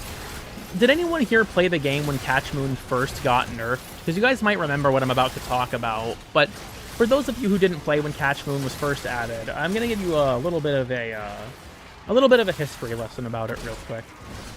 So, Catch Moon, when it was added, was basically Pocket Arcaplasmor, but, like, better. And at the time, Arca was already a very good weapon. This, you have to keep in mind, was before, like, the very dominant AoE meta we have now. So, at the time, that was a very good, very strong thing. And when DE talked about nerfing it, they showed some stats on stream that revealed, I shit you not, in the top 2 mastery rank ranges, so the people with the most items in the game, Catch Moon kit guns were being used more than every other secondary combined. It was over 50% in the top 2 mastery ranks. And Catch Moon getting nerfed caused a lot of backlash, because people were like, no, we shouldn't nerf things, we should only buff things. And it's like, first of all, when it comes to that mentality, I feel like how can you bitch about nerfing things and then at the same time get mad about power creep? Because ultimately not nerfing things is what causes power creep, right? Bringing things up to that level is what causes power creep. But even beyond that, because I'm not going to hit you with the argument that people in Camp A and B are the same people, right?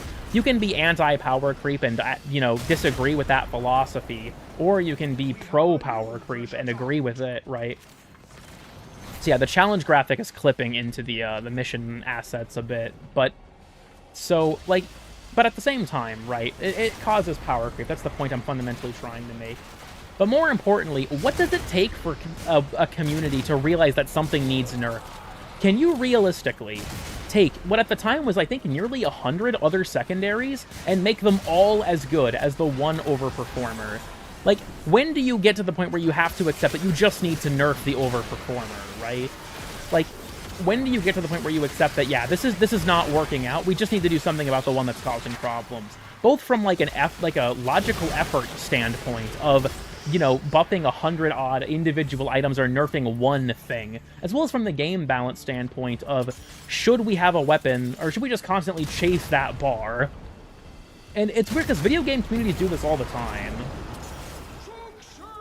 Also, welcome, well-played ninjas. Cannot think. Listen, a lot of communities do this, and because, like, for me, the Catch Moon one was the most blatant example of it. Like, a lot of people don't like things getting nerfed, and that's fair. It sucks when something you like gets nerfed. I completely understand why you would be upset if something you liked got nerfed. At the same time, though, a lot of people don't really want to examine the why of a lot of the nerfs. Like, Dante, I think, is a great example of that. When Dante got nerfed, the main thing that happened to Dante, well, there were two main things, honestly. Tragedy didn't go through walls anymore, and Overguard generation was made worse. You could still reach the same, like, highs, but it took longer to reach them. Now, Dante's nerf was actually good for the game, if you ask me, because it prompted a good overhaul of how line of sight checks occurred. But the intention of the nerf was pretty obvious if you thought about it. They don't want you stealing your teammates' kills through walls. Dante needs to see enemies for Darkverse, which is how he was setting up for Tragedy already. It wasn't really a nerf to the way Dante functioned, in theory at least, when you were playing him in a vacuum. It was to nerf Dante in team play, and to make it so his Overguard wasn't so brain-dead to obtain. But people didn't examine that. That wasn't the point of, you know, a lot of the arguments. They were mad he got nerfed, and wanted to deflect really hard about what the actual problem was. And I say that with massive air quotes. Really enjoy your interest about the game. I appreciate that. So, like, when Dante got nerfed, a lot of people were like, Well, Dante doesn't need a nerf. Overguard needs change because it fucks over Chroma, or it screws over Nidus or Inaros. And it's like, nobody complained about this. When Cyanax was given Overguard, nobody complained about this. But now it's a problem. Because people liked Dante, and they wanted to deflect what the actual problem was. And truth be told, those were real issues. But people always talked about them like Dante's nerf was unwarranted, and the real problem was one of those other things. That was not a problem until magically after Dante got nerfed, right? And now it's an issue. And the funny thing is, I would argue, after his nerf, Dante is better. Like, sure, you can't go through walls with tragedy anymore, and that does hurt his potential in team environments to steal people's kills. But at the same time, his birds got changed so that they're... Oh, I don't know. Why am I doing that? But his birds got changed to codify their status damage increase. His book, Satellite, got a massive damage buff from 30% to 50%. His Overguard regen on kill got doubled, which was the main thing that made it better. Or that made it a good ability. Like, overall, I think Dante walked out of it better. But people saw that he got nerfed, and people still shit-talk him. Like, to this day, I see people talk about how Dante's not worth getting anymore. And it's like, that's insane to me. I don't know what else to say. That's fucking crazy. Dante is still, in my opinion, a top 5 Warframe, easily. Mentality when it comes to... Yeah, it's literally just whataboutism, because people want to deflect from what's, like, the thing they like that's causing a problem. Using Rage and playing Nidus around... Yeah, deadass. Or every... Like, oh yeah, well, it screws over Vex armor. Who the fuck is playing Chroma? Right? Chroma's not even in, like, the top 20, I don't think. Like, who the fuck is playing Chroma? I'm really glad they buffed Vex armor. It charging on headshots and melee kills and stuff was a massive buff to him. But who the fuck is encountering this issue? Like, 6 people play Chroma. Like, guys, bad news. We made a change with the addition of Dante that screws over both Chroma players. Okay, and now everyone's acting like Chroma's their favorite Warframe because they're mad Dante got nerfed and want it reverted? Like, I don't know. I don't get it.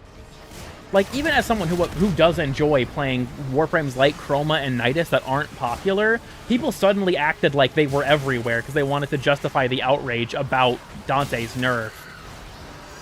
Ridiculous shit. Interesting, I'm just going to get added. That's a fair perspective. I personally like Dante, but I play around his book. I think that's the most fun way to play him, personally, is to play around his Exalted. I am getting toxin procced by the septic bastards, and I don't appreciate it. Nerf Dante more? Real.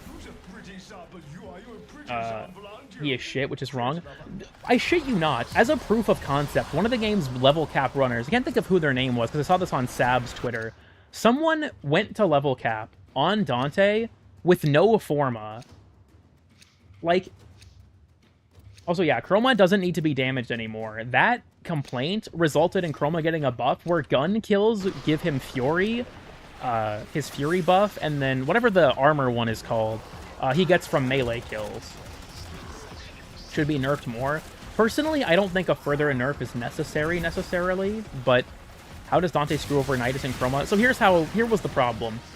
Nidus and Inaros do really well with a mod called Rage, where taking health damage... Scorn, yeah, that's what it's called. Also, the augment heals Chroma on kills. Getting Vex armor progress from kills is just a part of the ability now. But...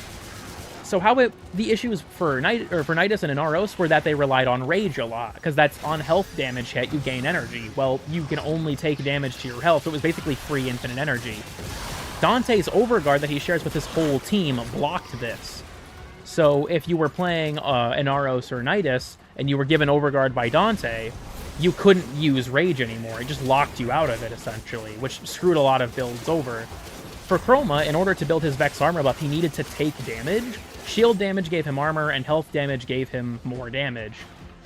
And so when he had Overguard from Dante, his Vex armor stopped working. Functionally, it didn't do anything anymore.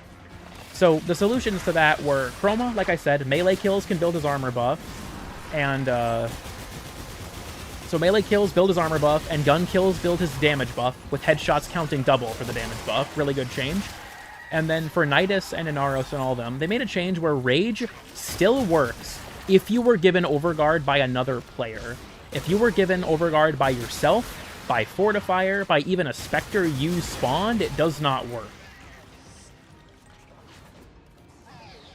So that was the change they made to address that problem.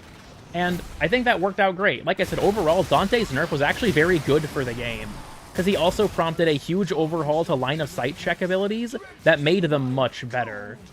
Because line-of-sight abilities, if memory serves, how it used to work is that the game would just draw a line from your torso to the enemy's torso, and if that line connected, then it worked, which caused a lot of problems. So they made a few changes to the system. The first one is that if an enemy is within 5 meters of you, they are always in line of sight no matter what. The game just skips the check completely. Beyond that, it now draws 3 different rays from you to the enemy's head, torso, and feet. And if any of those can be intersected by the ray, then that counts as being in line of sight. The last thing is if an enemy is being rendered on your screen, like you can see them, then they're also within line of sight. So line of sight abilities got made much more reliable, which was really good. Because something that I saw a lot of when Dante was nerfed was people were saying that line of sight abilities should not be in the game. And I'm going to be honest, fucking insane take if you ask me.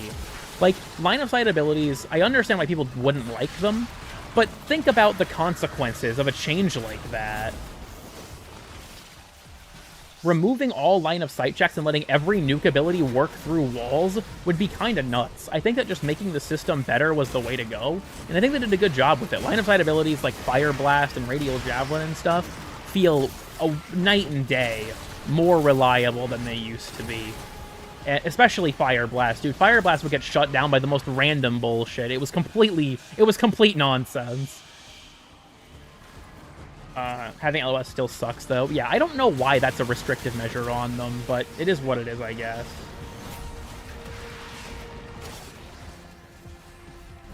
Rhino Stomp nuke builds. The sleeper meta? Just in base kit. Yeah, I feel like I've said my piece on Komei a lot of times on stream, I guess. It's probably not worth repeating, but I have my opinions, and overall, well, she's a very good Warframe in Endless environment. She doesn't really do anything anywhere else, and that's not really a good thing. But it's still counted as having LOS.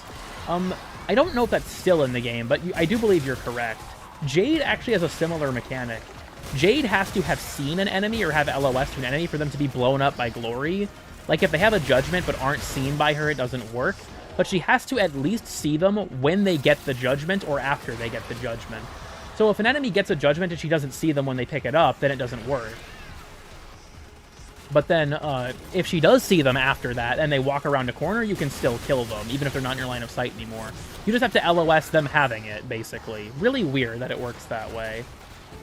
What do you think of Temple? I think Temple's really, really good overall, and they're a lot of fun, too. Why is Excalibur the exception to this? I think the reason that Exalted Blade's Infinite Wave Punch Through exists is because it has a lifetime decay mechanic, where each time it hits an enemy, it loses time on its life. So it still does have something to keep it in check, because it has a very, very limited range, especially the more enemies it hits. Also, thank you for stopping by. You have a good one. Jade in general is wonky. That's certainly a way to put it, I guess. I'm not even playing into the Augment almost at all right now, because I'm just so distracted that I'm not actually getting kills with things. I was hoping for Conjunction Survival, to be honest, because the objective is more brainless, but you know, it is what it is. Melee, and there's a Toxin guy right there. That's hilarious. What the? What staggered me? Weird. So all checks are redundant. That's true, and honestly, Melee Influence needs a line of sight check. Just straight up, I think that's the easiest nerf they could give it. I also mentioned this the other day. I think that Melee Influence should have its range reduced, too. Knock it down to even, like, 12 meters, it would still be ridiculously good. But I think a line of sight check is the main thing that it needs. As far as I'm aware, it ignores line of sight. And honestly, like, I feel like even if it doesn't, it's still got a massive range, right? 20 meters is fucking crazy. Our pressure target is shifting. Release valve pressure now. used to hit through walls. Okay, so Baruch's Exalted is actually really weird about this. This is something that was actually in when I was writing and recording Baruch's Exalted Weapon video, because it was actually done. The script for it was done before the Exalted rework was announced. Baruch's waves have a weird mechanic to them. Baruch's waves are line of sight dependent. You cannot hit an enemy through a wall if you can't see them, but if you can, it will hit them even if there's terrain between the two of you. I tested this with a box in one of the Simulacrum scenes. If the enemy was covered up and I could not see them at all, I could not punch them through the box. If I could see any of the enemy, I could punch them through the box. It's so weird.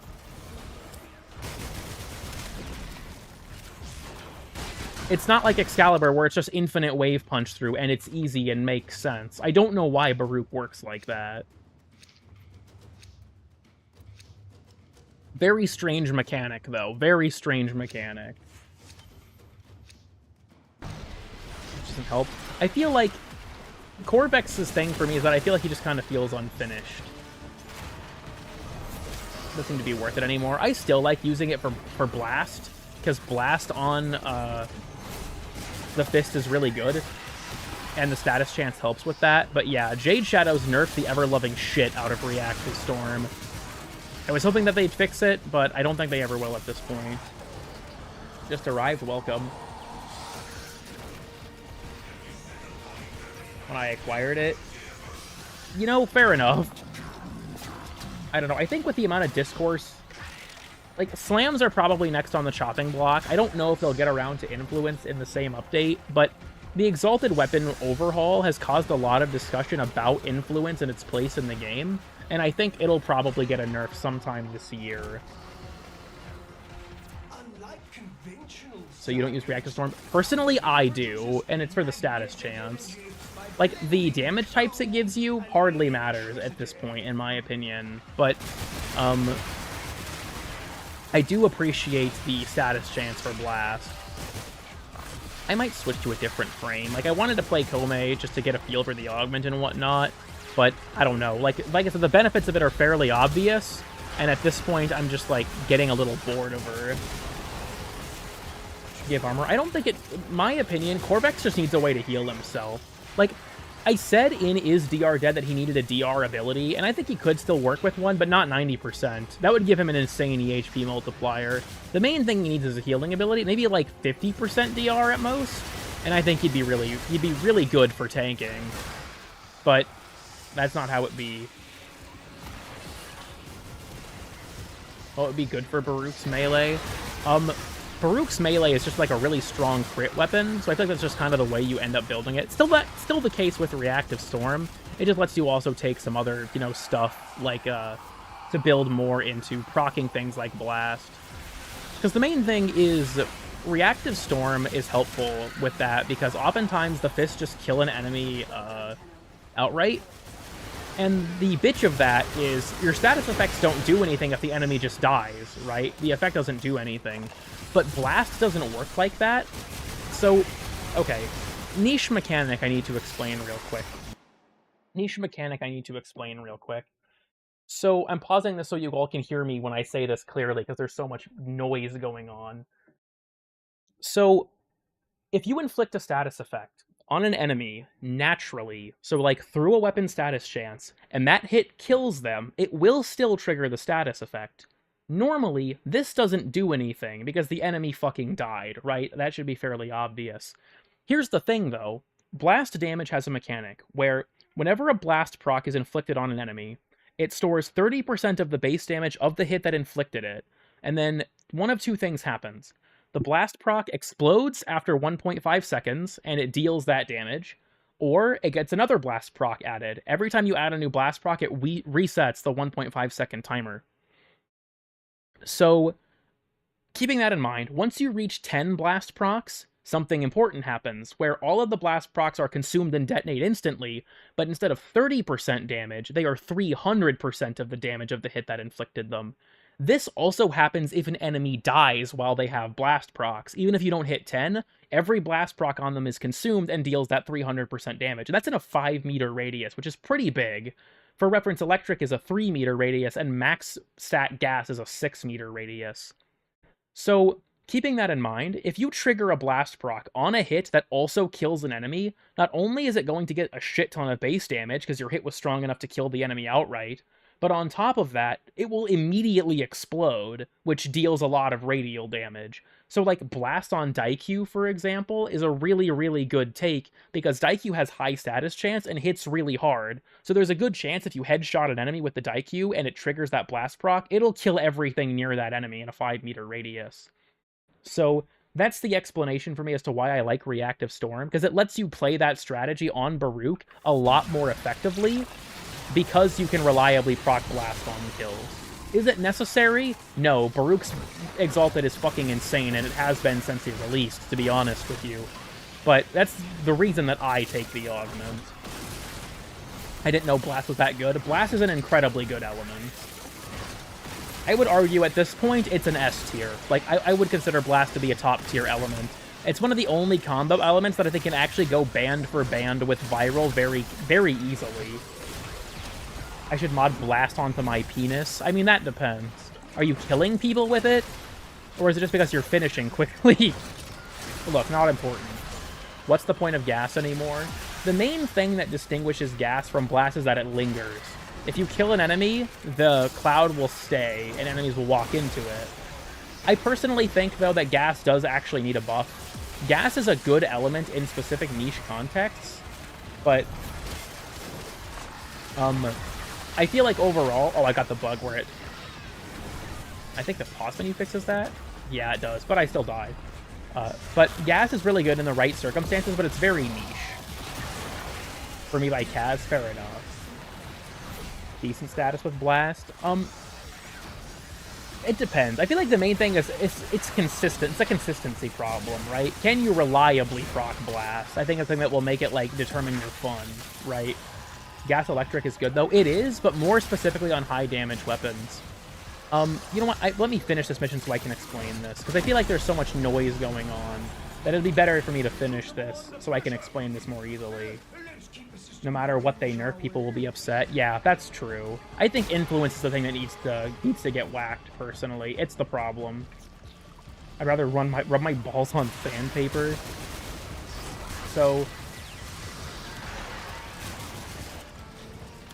Also, yeah, the Coda weapons, I talked about them at the beginning of the stream.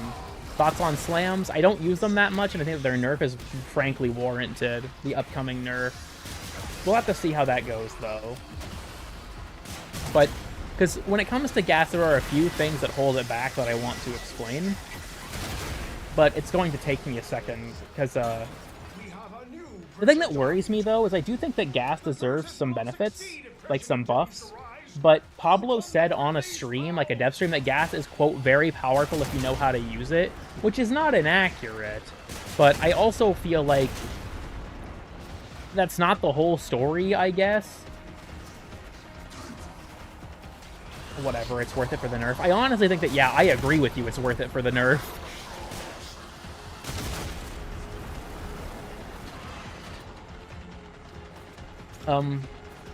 Just wrapping this up real quick here, but gas don't scale with certain mods. So here's the weird thing. As far as more, that's never even been a bug. I don't know how to explain this without showing the DOT formula, actually, because it does vary from weapon to weapon, but the fundamental idea is the same. Let me get out of this mission so I can talk about this in a more lax environment.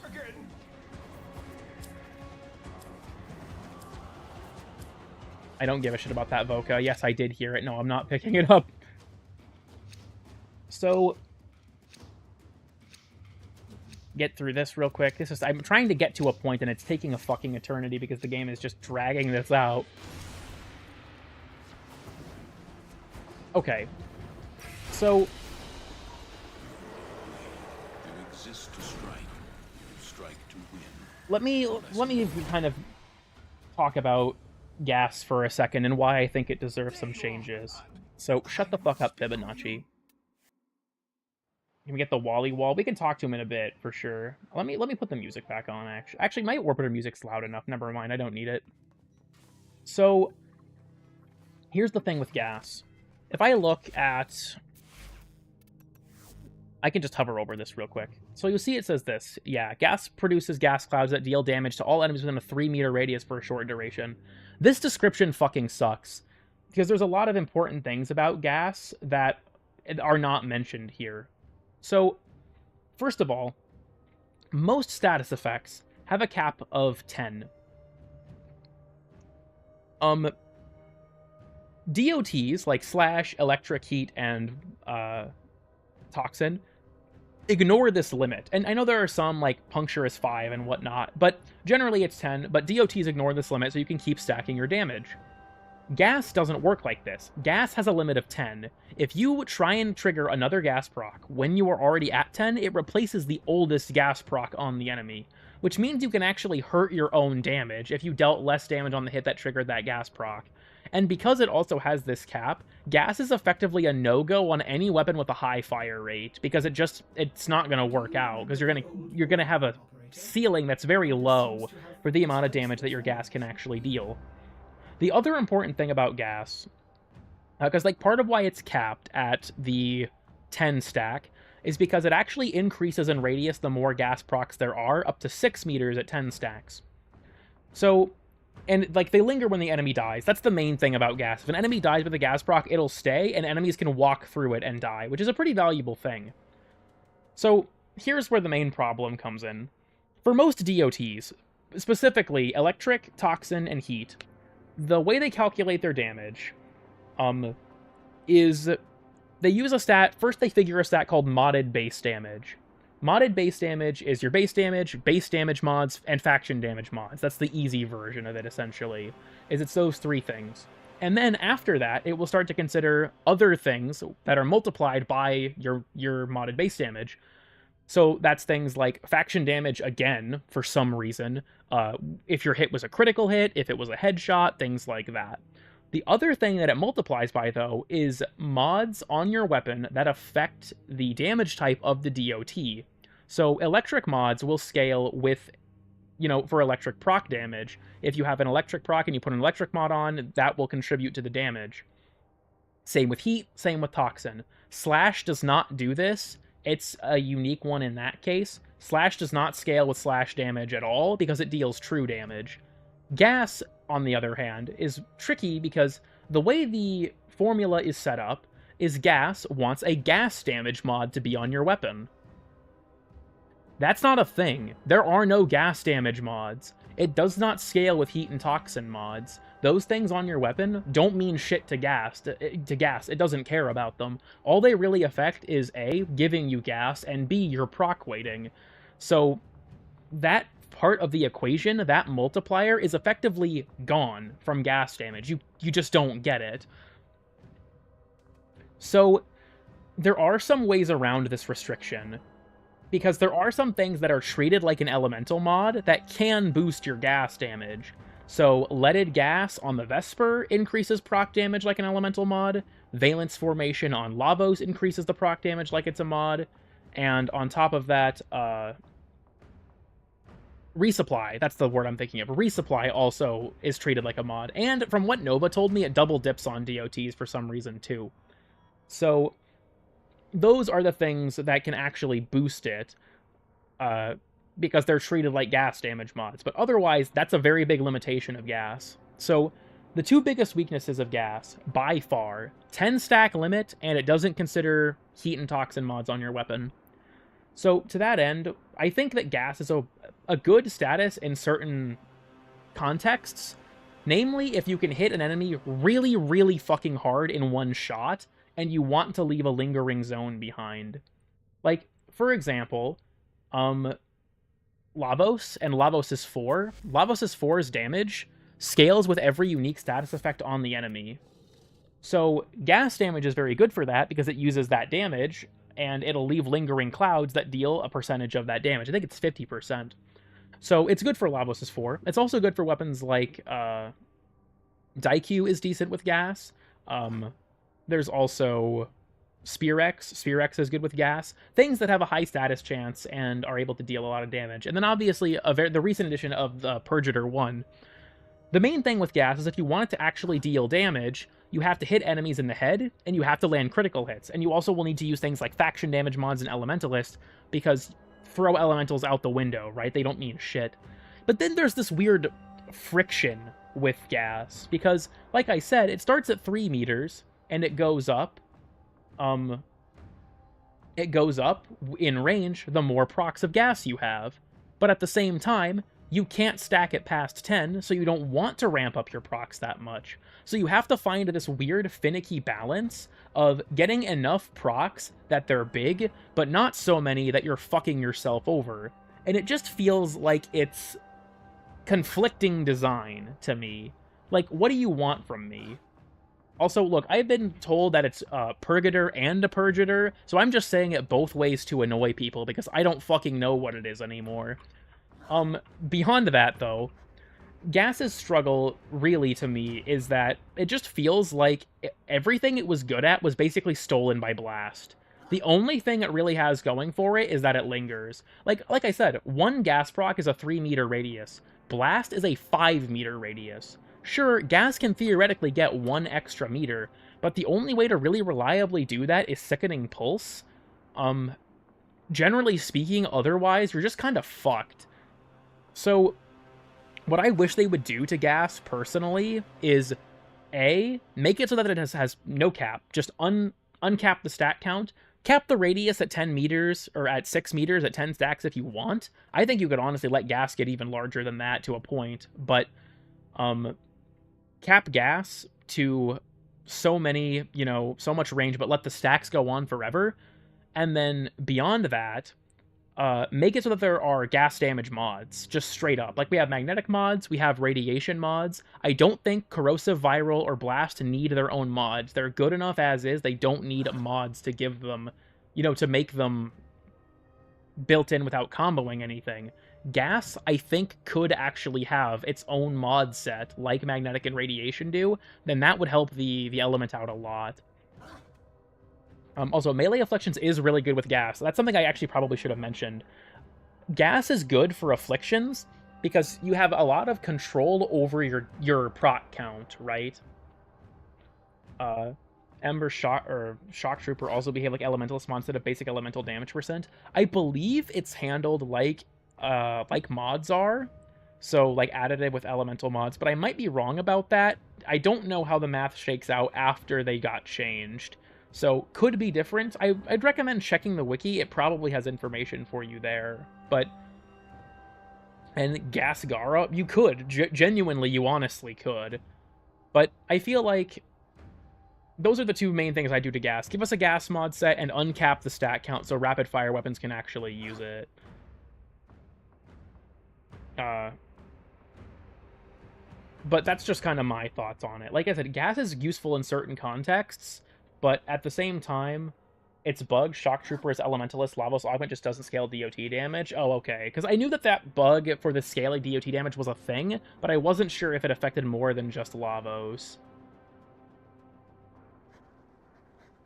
But, well, I don't know. We'll have to see if they ever do anything about Gas. I think it's kind of the last damage type that, to me, feels like it doesn't really have...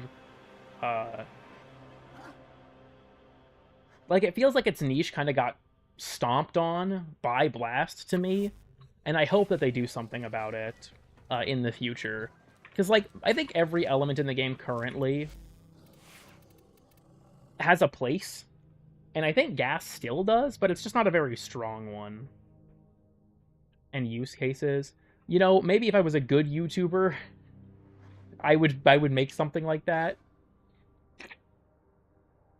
Even Radiation. Radiation is niche, but it does serve a purpose. It's a crowd control status effect. It's not supposed to deal damage to things, right? So much as it's supposed to give you space. Whether or not you value that, I think, is entirely up to you. But, especially because it has a twice the normal proc duration. It lasts for 12 seconds instead of 6.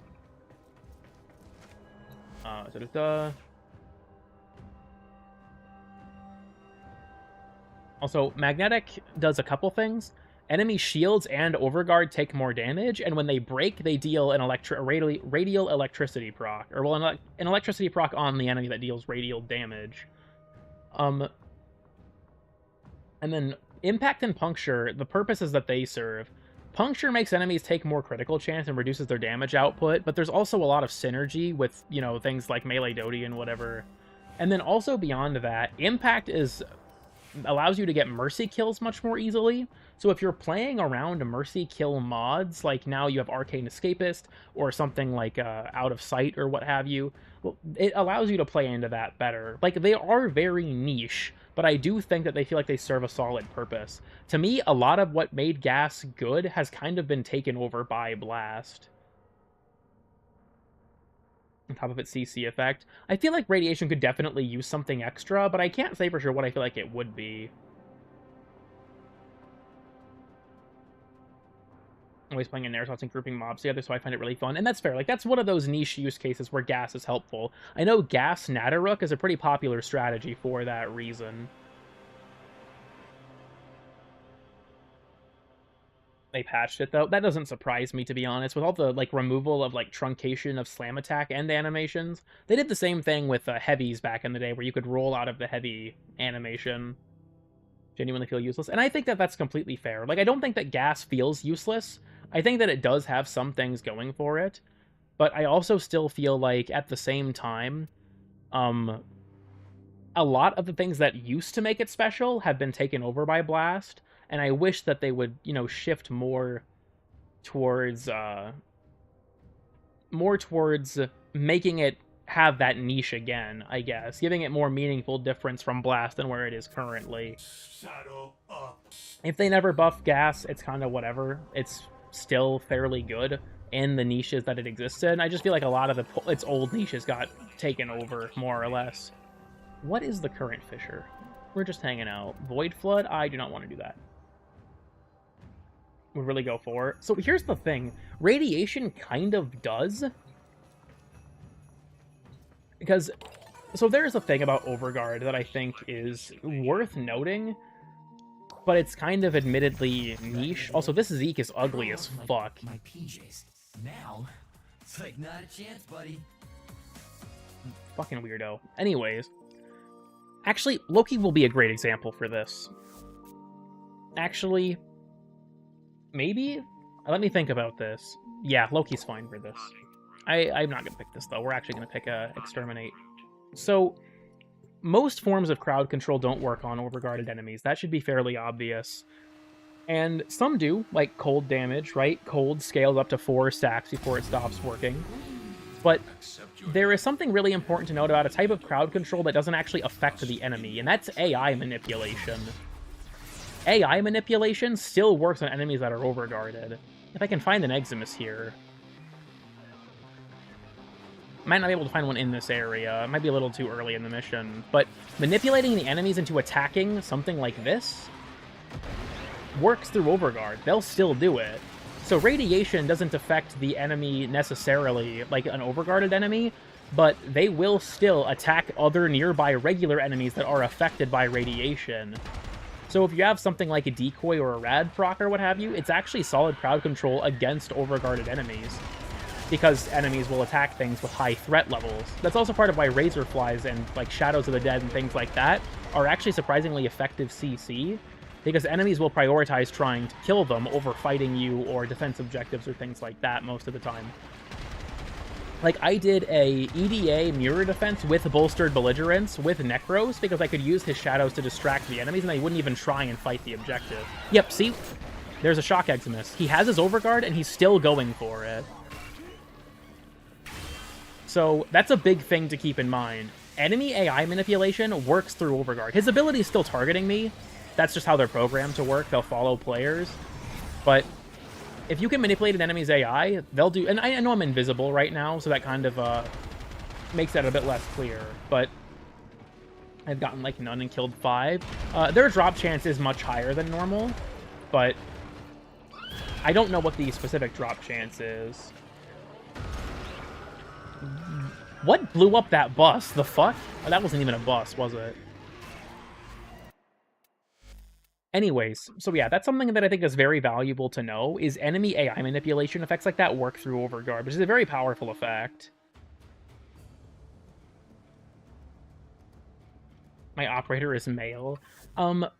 He seems like he's just... Hard Drive seems like he's just kind of a sex pest, and whenever he speaks to me, I'm afraid that I'm about to get violated.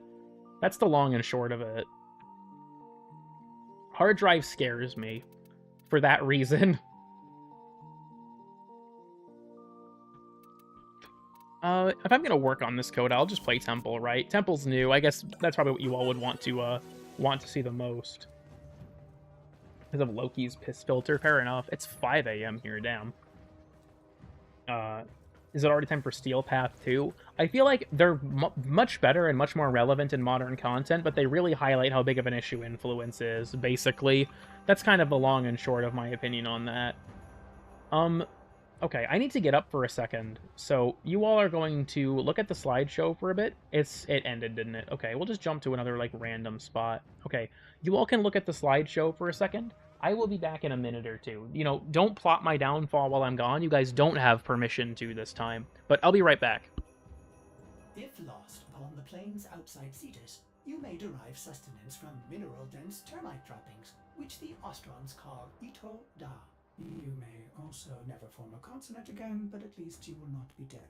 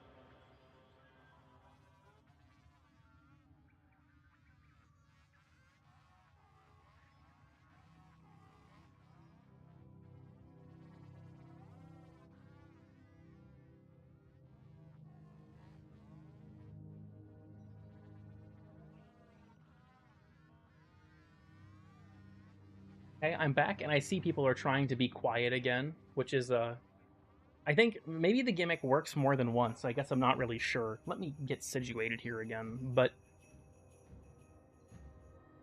I hope you all didn't do any horrible things while I was gone, because I wouldn't put it past a lot of you.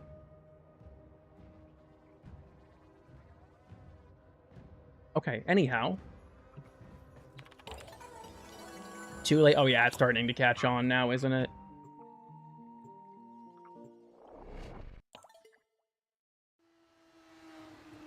I'm not getting my guitar is. I feel like I don't really have any strong opinions on the online members, I guess. Like, they seem cool enough. Starve the Techrot of vital nutrients by might go pass out soon. I'm not... You asked me why I'm still up when I started the stream. Why are you still up, bro? If you're still game, just burn all my energy real quick. Guitar. I also... Okay. I want to preface what I'm about to say by saying I am not about to spoil anything, but I think that it's important to note, all of the conversations, the upcoming Kim conversations for the new Warframes, are actually something that you can look at in the Kimulacrum, which is a fan-made resource that lets you play through Kim conversations and all their combinations if you want to. So, because I'm impatient, I did play through all of the stories in Kimulacrum to see what happened in them, because I don't want to wait. You can say I'm ruining the experience for myself, but it takes over 2 weeks to get all of them. So, I think the total number of conversations is like 16. I didn't want to wait that long. But I will say that the ending of a lot of them feels very significant, which I thought was interesting.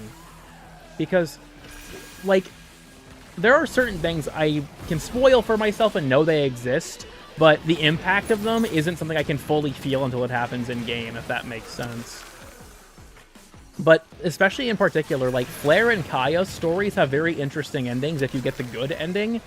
I don't really understand Minerva and Velamir's, to be honest. But I guess that's something we'll just have to find out at a future point.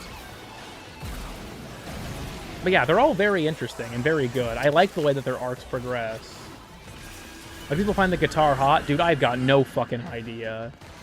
Lizzie is the helmet. To kind of elaborate on that, all Warframes are made from a strain of the infestation called the Helminth strain.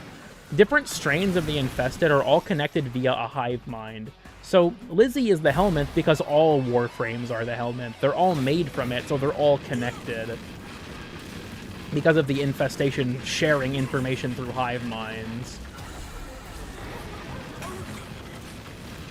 It's trying to run. Stop it. Escape is failure. There's a bad ending? Yes, there is a bad ending for the 3 new proto-frames. To be honest with you, though, I was able to intuit my way through the good ending just fine in the Cumulacrum. So, Lizzie seems different. Okay, look. I can't say more without spoiling the story. I can't say more without spoiling the story. That's all I'm going to say. I can't say more without spoiling the story that hasn't happened yet. And I don't want to spoil it for the 180 people watching, because even if a few of you want to know what happens, it's not worth it to do it to everyone else. I'd recommend going on the Cumulacrum. Cumulacrum is a website. I can find, or if you just look it up, you can find it too. But Cumulacrum is a fan-made resource for playing through the conversations. If you want to see what happens, and you want to see, you know, the resolution and the story of it, I'd recommend doing it there. I don't want to screw over people by explaining it here and making them get mad that, you know, the story got given away. I think of all this character stories, Flare is probably my favorite, though. Texas 1963 for no reason? Real. Just the Warframe hub? It's part of the Warframe hub, yeah. That's interesting that it can be blocked by the wall. That makes sense, though.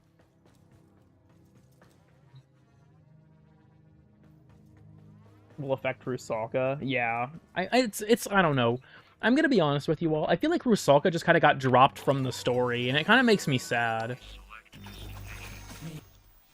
Like, I thought Rusalka was a really cool character, and looks awesome. Her design is really cool. And she just kind of disappears immediately. She's in the game, like, she's relevant to the player for, like, 30 minutes, and then she just disappears forever.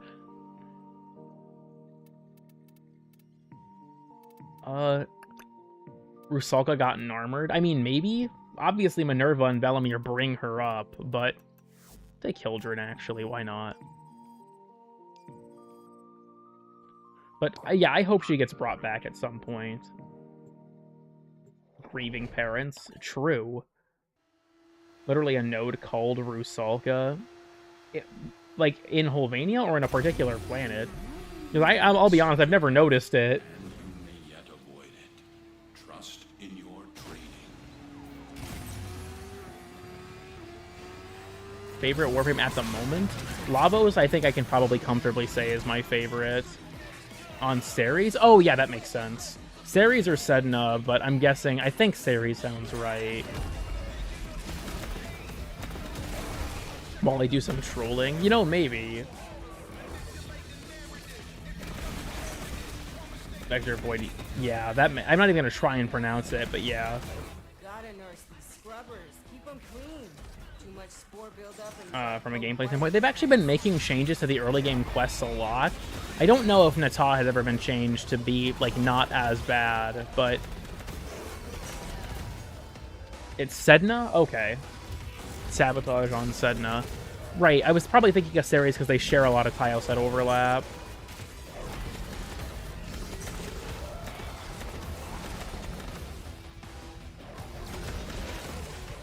But yeah, like, I remember there are some early game quests that are honestly just complete ass. Like Howl of the Kubro and especially Once Awake. Once Awake is the worst quest in the game and you can't convince me otherwise, honestly. That quest is horrible and I wish that they would do something with it, but I don't think they ever will. Types of water spirits. I actually didn't know that. That's interesting. Look at Enervate go. Yeah, welcome to the modern era of Enervate on Hildren. Amir's code injection is like activated charcoal. Straight up shooting it, and by it, let's just say my rockets. Yeah, Glass Gambit is also not a very good quest either, honestly. I actually quit because of Howl of the Kubro. Was that back when you had to just wait like multiple days for your damn thing to actually show up? way before accessing Second Dream. I think the reason Heart of Deimos is required is kind of twofold. One, to give you introduction to the Entrati family, because they'll become relevant with Ulbricht's return to the story later. And also because of the fact that Necromechs are needed for the new war. They gave you a loner now, but they probably want to introduce you to the mechanic. I think Heart of Deimos is honestly a decent quest. I don't personally mind it being early. Though, yeah, like, nowadays it's not as bad. But back when Howl of the Kubro was still newer, you had to sit through multiple days of waiting to finish it. Invigorating Hildren gameplay.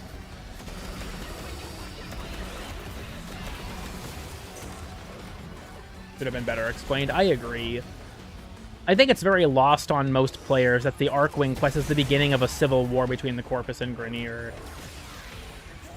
Written themselves into a corner. I think that the main thing is just going to be pursuing the man in the wall. That's kind of where the story goes from here, is trying to find out what they're up to.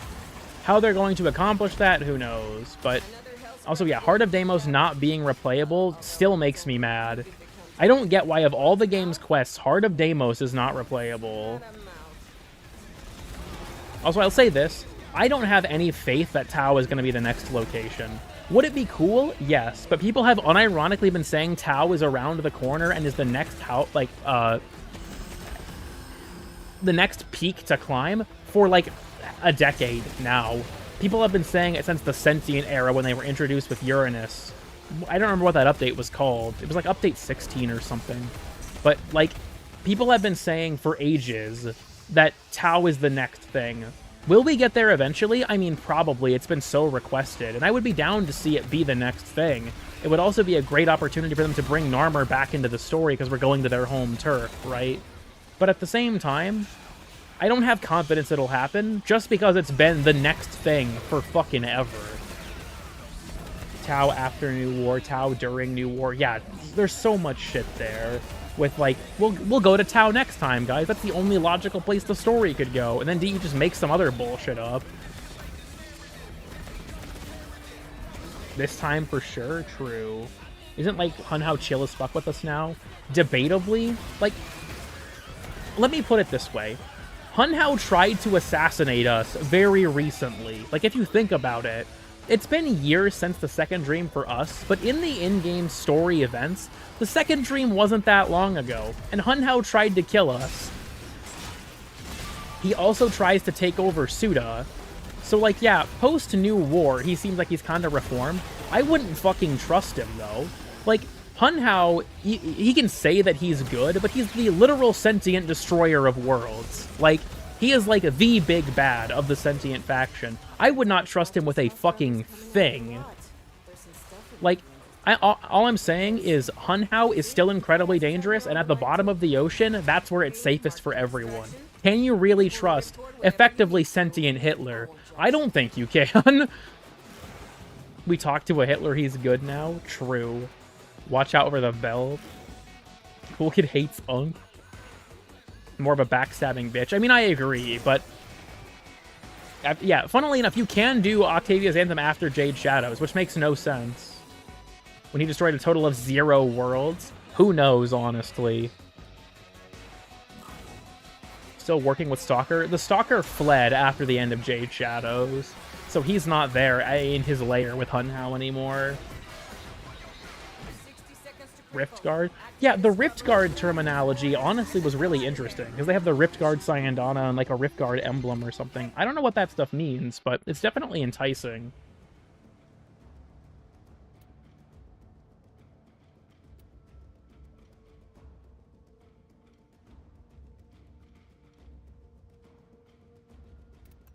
A Rift to Tau? Shit, maybe. Like I said, if... Look, I will gladly... I would gladly like to be proven wrong about not thinking Tau's the next location. Because we've been hearing about it for such a long time. I would gladly be proven wrong on that, right? I'd like to be proven wrong. I'd be happy about that. But it's just not what I think is going to happen. We'll have to see, though. Because, like, I feel like with Tennocons, we kind of have a cycle. Here's how Tennocons generally work. we have what I call the setup Tennocons and the payoff Tennocons. So, remember Tennocon 2024 was about 1999, and the update came out that year. That was a payoff Tennocon. Tennocon 2023 introduced us to 1999 and Whispers in the Walls, but Whispers in the Walls was in a lot of ways a prelude to 1999. That was a setup Tennocon. It was setting up the content of the next year's Tennocon. It works in cycles. You don't know what's coming in a setup Tennocon, but you do know what's coming in a payoff Tennocon. So, currently, we are going into a setup Tennocon. We don't know what's next for the story, which I think is honestly really exciting, because when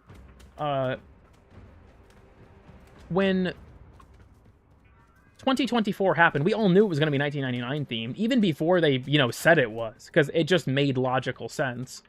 So, I'm curious to see what they're going to do that leads to Tau. Maybe it is. The Rift is also already a thing in the game. It could have something to do with Limbo himself or an expansion of that content. I guess we'll have to see.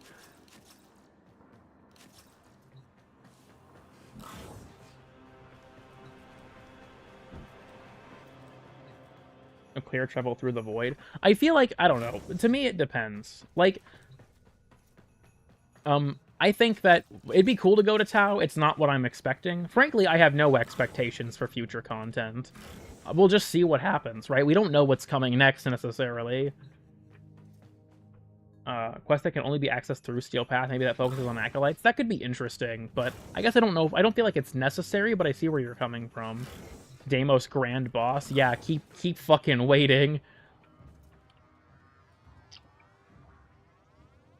Trust me, guys. Third Orb with the Sisters of Parvos launch, for sure. Scott told me so.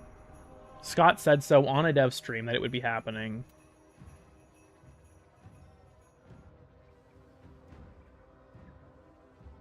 He has to work to clear them all away. Like I said, we'll just have to see. Even if Rift Guard is even relevant in the update, we'll have to see. I don't know, like, Mars open world this year, I can fucking dream. I still think that a Mars open world that's like Mad Max style desert could be fucking awesome, but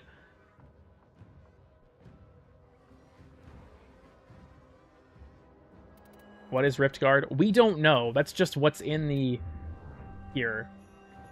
Just to show people what I'm talking about, if you look... Oh, wait, no. You guys can't see this because it's not in-game yet.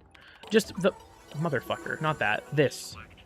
This thing right here, if you click on it, you won't be able to see it if I do, but it'll show you the Rift Guard, Syandana, and Emblem. I think they're 2 cosmetics that are coming with it.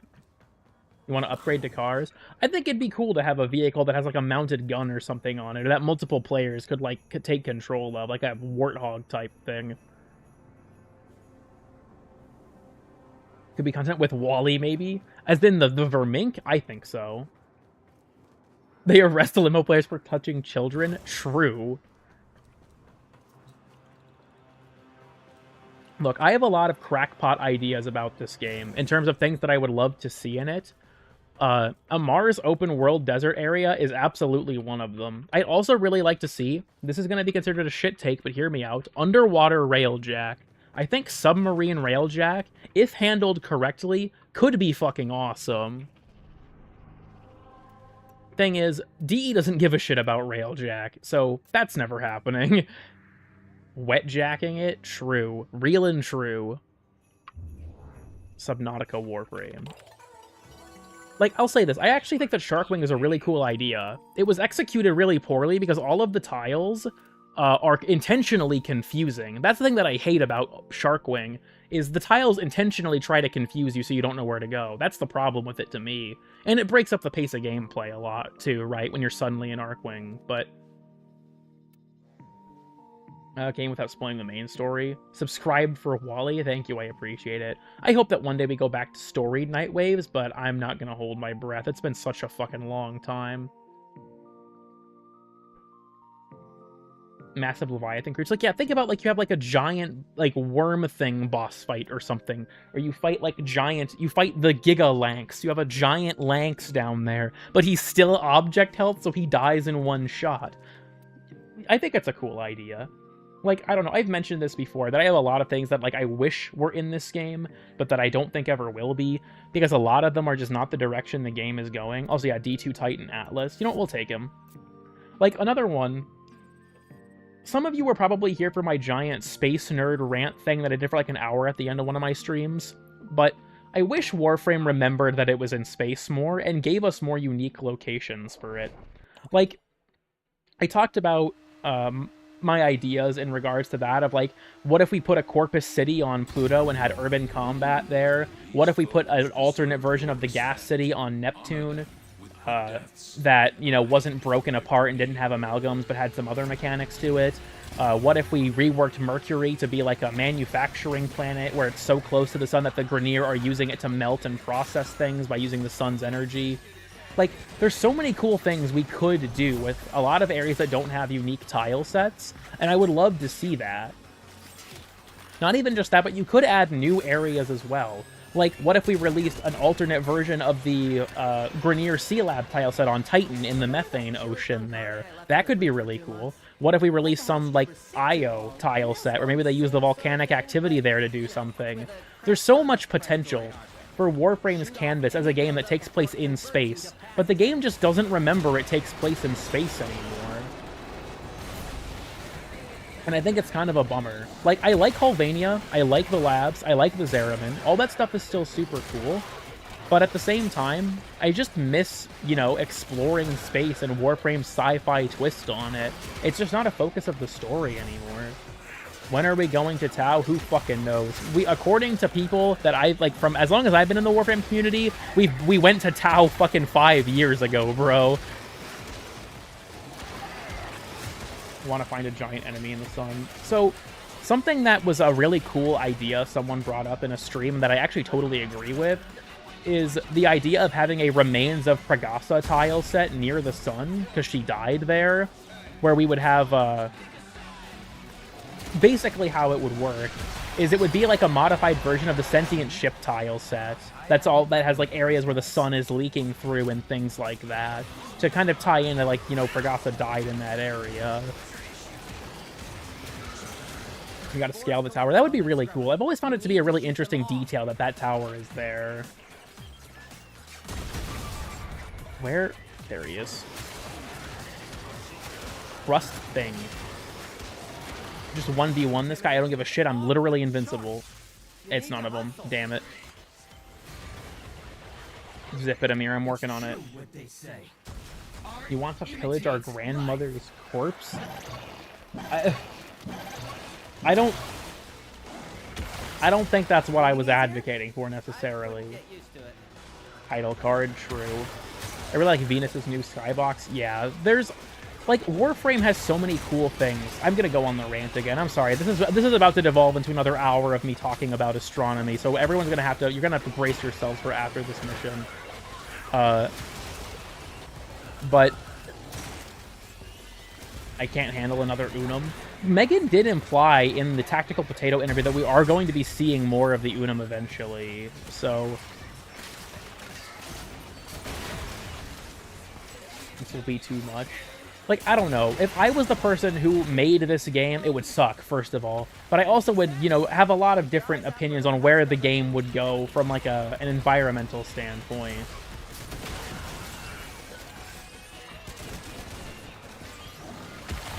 Just gotta clear this shit out. Harvest the sun energy for Gate to Tau. I mean, maybe. I'm gonna be honest with you all. People talking about us going to Tau feels like... Was anyone here involved in the CSGO community back when we didn't know about Counter-Strike 2? And it was a big meme about Source 2 coming out for Counter-Strike because no one ever actually thought it was gonna happen. That's what it feels like with the Tau thing. Like, Tau tomorrow. It's like fucking Silk Song, bro.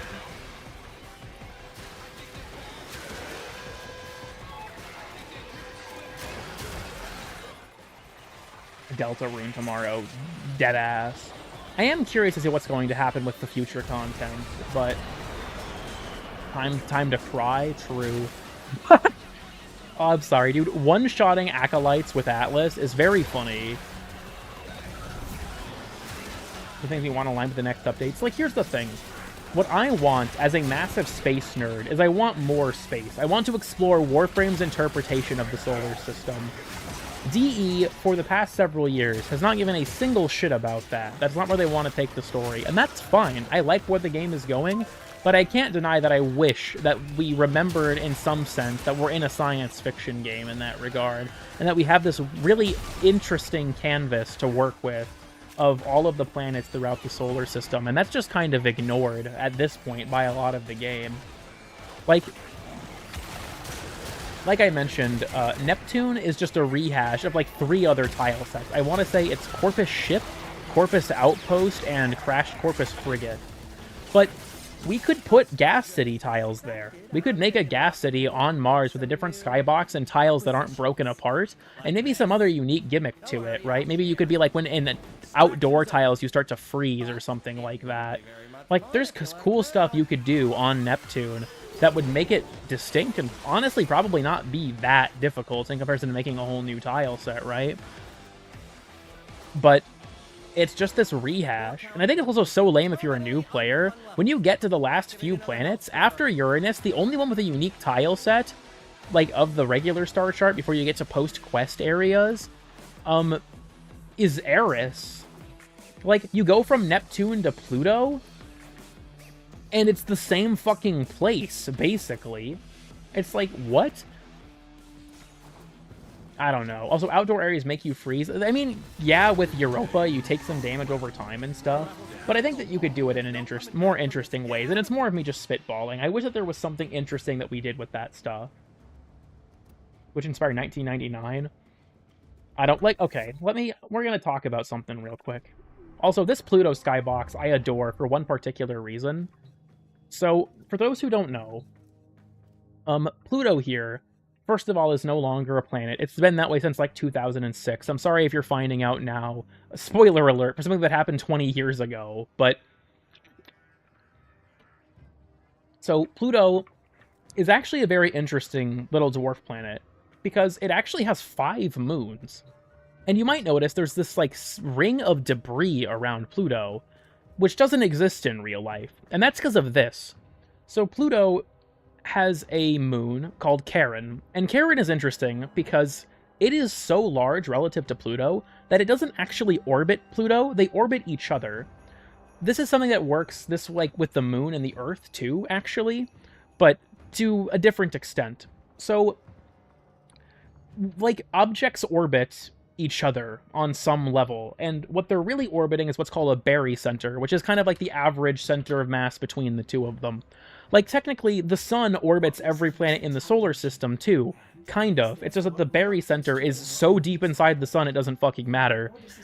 But, so, Charon and Pluto orbit each other because the mass of it is so large that that's just kind of how it shakes out. The barycenter is an actual reasonable distance between them. So in Warframe, something blew Charon up. We can see it over there. It's fractured, it's left all this debris out, making a giant ring around Pluto. My question is, like, what the fuck happened here? And why does the game never bring it up? And there's so much stuff like this in the skyboxes and stuff. Like, I find this so compelling, but literally nothing explains it. We have no idea what happened here. There's also, if we pop over to Railjack real quick, we'll take Sevagoth just for the theming. Saddle up. Make her relay out. Pluto update right? One can only hope. Make ready. So, let's... it doesn't matter where we go. Chalk it all up to Old War stuff. Here's the thing. I don't feel like this ring would still exist. I guess actually, I guess that depends. We don't know the exact time frame. Good taste, dude. I appreciate it. So let's head over to Pluto and Railjack. Here's another thing that I wish we would address. First of all, the ring system around Pluto is just mysteriously gone. Charon is nowhere, and the ring system is missing. So that's weird. But beyond that, there looks like there's a giant Corpus mega city on the surface of Pluto. We also never see this either.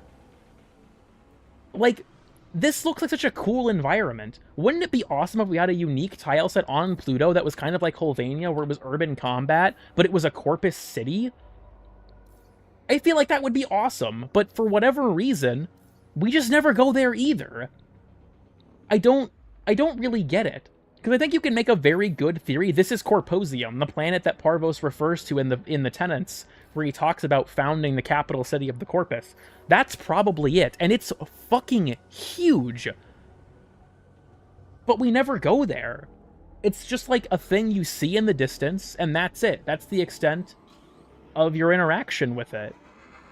And I think that's really lame, honestly, because it's like, that's such a cool area, but we don't, that's just the end of it. And like, that's been a thing since Sisters of Parvos, I think, or Call of the Tempestari, which was in 2021. So we've seen that for ages. We just can't go there. This is too far. The Corpus probably have areas in Corposium that are not civilian, right? Like, and realistically, we do that with Holvania too. It's just that it's under lockdown. But like, there's so much potential for that area, but it's just kind of ignored. Another one that I want to show, I have to wait for this to actually be interactable again. My railjack has to dock for me to do this, but give it a second, give it a second. Can it be that large? Pluto, actually, let me look. Because Pluto was smaller than the moon, actually. Pluto is roughly 1/5 the width of Earth. Okay, yeah, that sounds about right. For some people losing their mind trying to find what it is, true. Explore it in the next Granum update, I can only hope. So here's another one I want to talk about, is Neptune. We're going to pay a visit to here.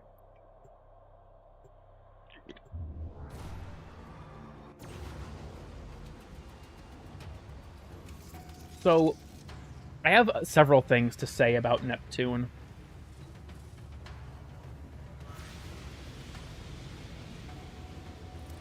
First of all, this skybox is absolutely gorgeous. I think this is one of the best, if not the best, railjack skybox in the entire game. But even beyond that, so Neptune is an ice giant, which is kind of like a subset of a gas giant. They have some important different properties, but for our purposes, they don't matter. You can see, well, a lot of interesting stuff out here, actually. But is that a... Wait a second. That's such an interesting detail. You guys notice how it's flickering? Can you fuck off, maybe? Okay, I have two theories about this. One, that's a pulsar, and someone decided to be really cool about sneaking this in here. Or two, that's a bug, and I'll be pissed off that it's not on purpose. That's besides the point.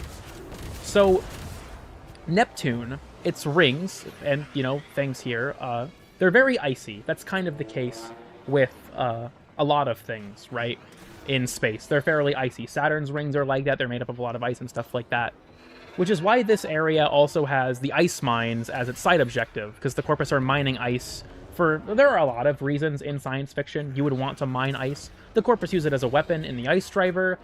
Water is also very heavy, so transporting it off of a planet is really energy inefficient. So being able to just mine it in space and move it in 0G is a lot more efficient than trying to get it off of a planet because it's so heavy. But Neptune, as you can see here, it's an ice giant. It's got this really big, thick atmosphere like Jupiter.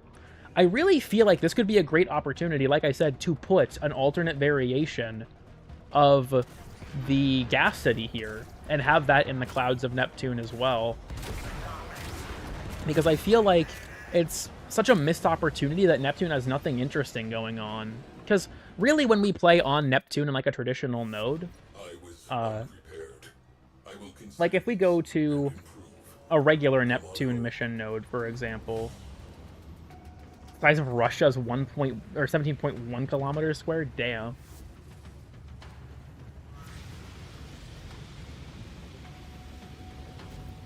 So let's leave the dojo. Let's take a quick visit to a regular Neptune mission. Still have the Pluto skybox. It's the last place I actually completed a mission on. So you might notice a lot of these are the ice tile set, right? Like, this is Outpost, this is Crashed Frigate. It's just a mishmash of other tile sets, which really sucks. Not even just that, but these can't exist on the surface of Neptune. Unless they did some major terraforming, we're playing on Neptune's moons, which is a thing that there's precedent for, but because these are just rehashed tile sets, this area just has nothing interesting about it. Oh yeah, they reworked, yeah, someone mentioned this, the new tile, or the new skybox for this tile set that was added that shows, like, the towers and stuff. But, like, I guess I went out of bounds? You found a target. Capture them quickly before they escape. Ow. Speed run. Scans indicate our target is in the vicinity. I don't have any stacks of anything galvanized or what have you, so this is not going to go well, but we're fine. What's the red thing there? Well, I was trying to get a good look at it, but unfortunately I got my shit rocked. Mission complete. The captive has been escorted to the extraction point. Well done. Perish. Yeah, that is a something. I guess I can't say for sure. But yeah, like, we can't see Neptune from here, obviously, because, you know, it's a reused asset. But it feels so impersonal. Like, this is all stuff that you see on Venus. And then everything is like, or on Europa, or other Corpus ships with a different skybox, right?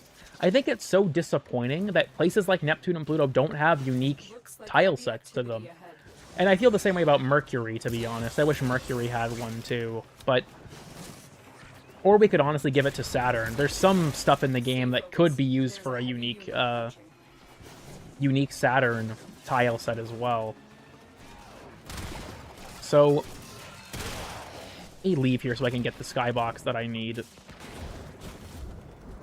Yeah, this is all very gorgeous with like the like remains of the Orican stuff. There's another coolant tower over there.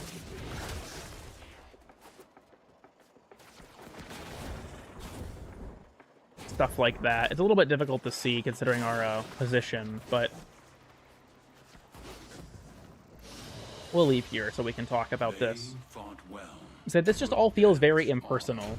This is just Venus, functionally. You can say from a story perspective, this is on a moon of Neptune, which, then why are the coolant towers here? They wouldn't fucking need to be, but that's besides the point.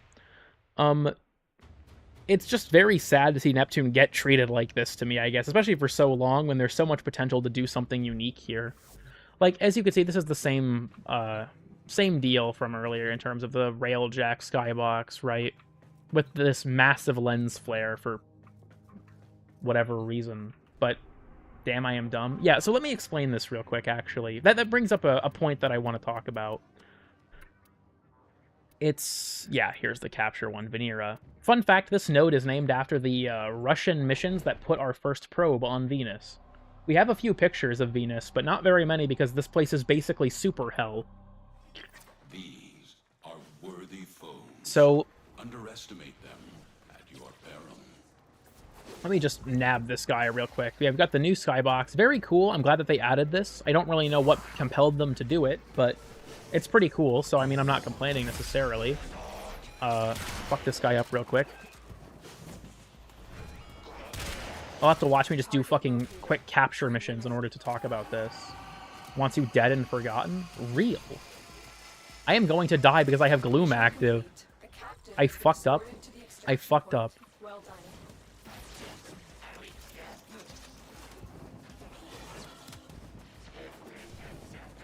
Better add it late than never? Maybe. So, just gotta speed run my way through here. We'll get back to the nerd thing shortly. Don't worry. There is a point to this. I promise. I promise. There's a point to what I'm doing. Those who gloam, Brosheim reference. Ooh, that actually out through the glass. That looks really cool. I don't know, something about that, of just like looking through the facility glass is really like awe-inspiring. Anyways.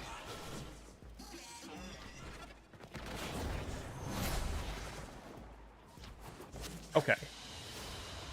It is done, Tenno. Okay, once again, I swear there's a point to this. I swear there's a point to this. We are getting there. We are getting there. Trust me.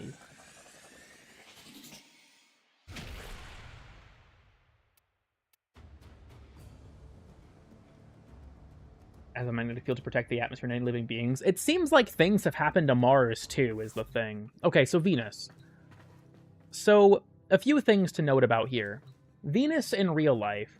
Hold on, let me grab the Venera image, actually. I think I still have this on my computer.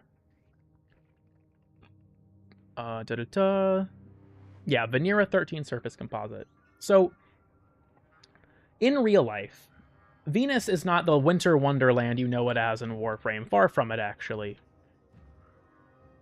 This is one of the very few images we have of the surface. This is what Venus looks like. This is from the Russian Venera probe back in, like, the 80s. So, Venus, to put this into perspective, Venus is a sufferer of the greenhouse effect, but, like, to a major extent. I believe the surface of Venus is over 800 degrees Fahrenheit. It's like 80 times Earth's pressure at sea level when you're on Venus, and it literally rains acid. So Venus is not a very pleasant place. And for the longest time, scientists actually thought that there could be life there, because its atmosphere was so thick, we had no clue what was on it. We didn't know until things like this were able to figure out, like, oh yeah, this is super hell. So, in Warframe, you might notice, well, hey, Venus isn't warm, right? It's a very cold place. And that's why the Orokin coolant towers were made. The establishment... also, yes, Venus is the hottest planet in the solar system. So, the coolant towers were made to try and regulate Venus to make it hospitable. They were doing their best to try and make it so that people could live on Venus.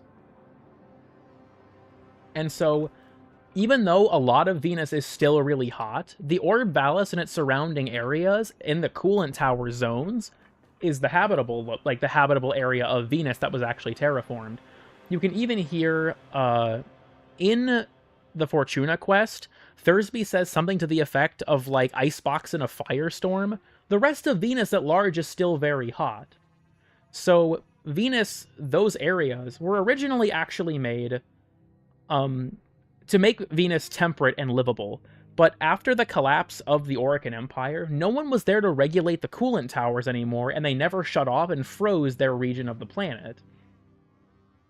So, now, this second sun thing, I don't actually know for sure why that's there, but blizzard and a firestorm. So, this is not a thing in real life, and Mercury is not close enough to look like that. So I actually have a theory for what this is, even though it's never stated in-game. So, Venus has a weird property where it spins in retrograde. So unlike every other planet, which I believe spin counterclockwise, Venus spins backwards.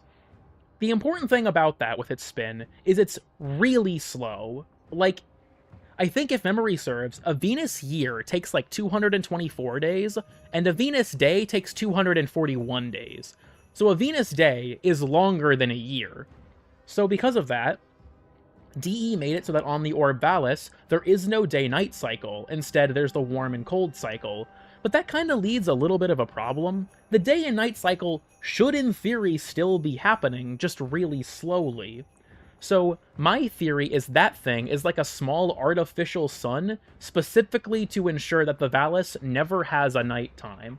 For what reason, I can't tell you, and my only evidence for this is just circumstantial, but I think it's the only thing that makes sense for why that is there. Because in theory, it should be able to be night on the Valis for like half the year, but it isn't, and my guess is maybe that's the reason why, is they have some artificial sun for some purpose that's supposed to keep it from falling to night. Maybe that, you know, made it too cold or what have you. Who fucking knows? But that's the best theory I have for what it is.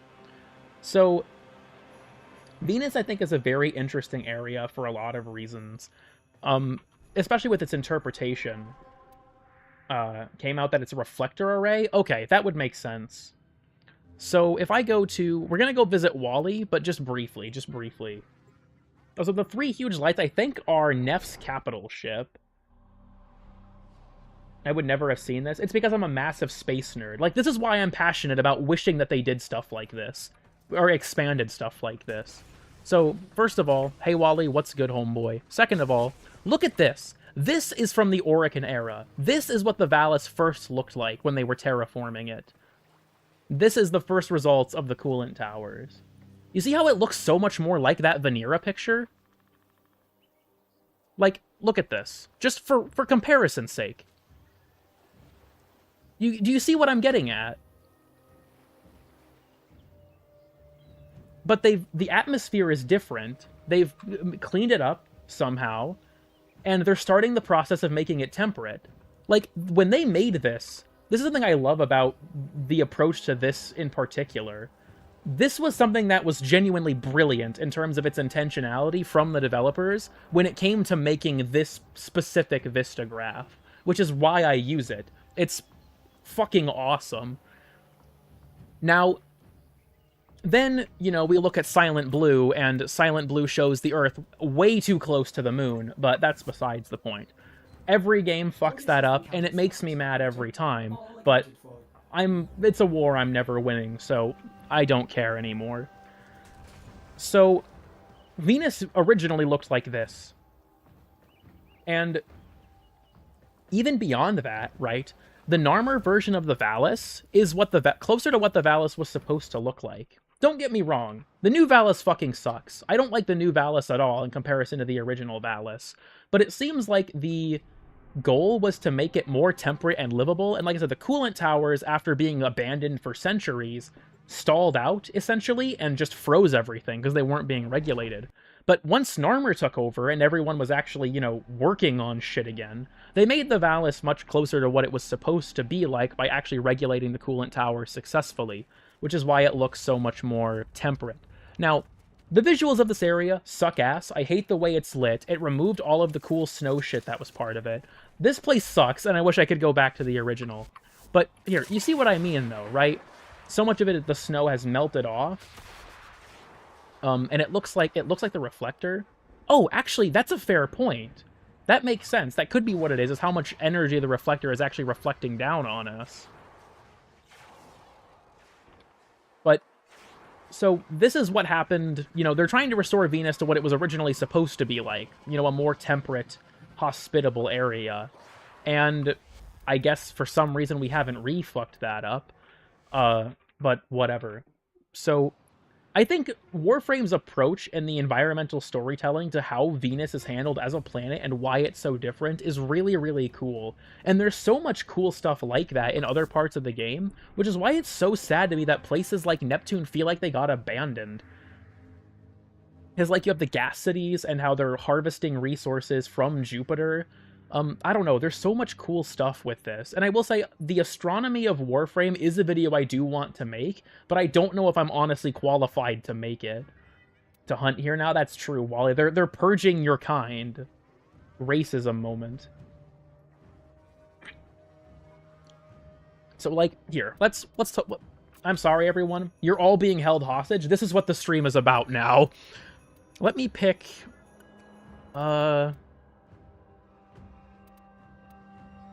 It doesn't honestly matter. I don't know why I'm thinking hard about this. We'll take Caliban. Who cares? So, it's much better for my kind now. That's true, you are a dusky-headed Vermink. Let's go to... yeah, this works. What gas exactly is Saturn made of? I think... Let me look that up, actually. Hold on, just real quick. Because I don't want to say the wrong answer, but I think I know it. Mostly hydrogen and helium. Okay, yeah, so I was correct. Jupiter's the same way. And then you have the ice giants like Uranus, which contain things like methane gas and water and ammonia and stuff like that. That's the difference between them. So,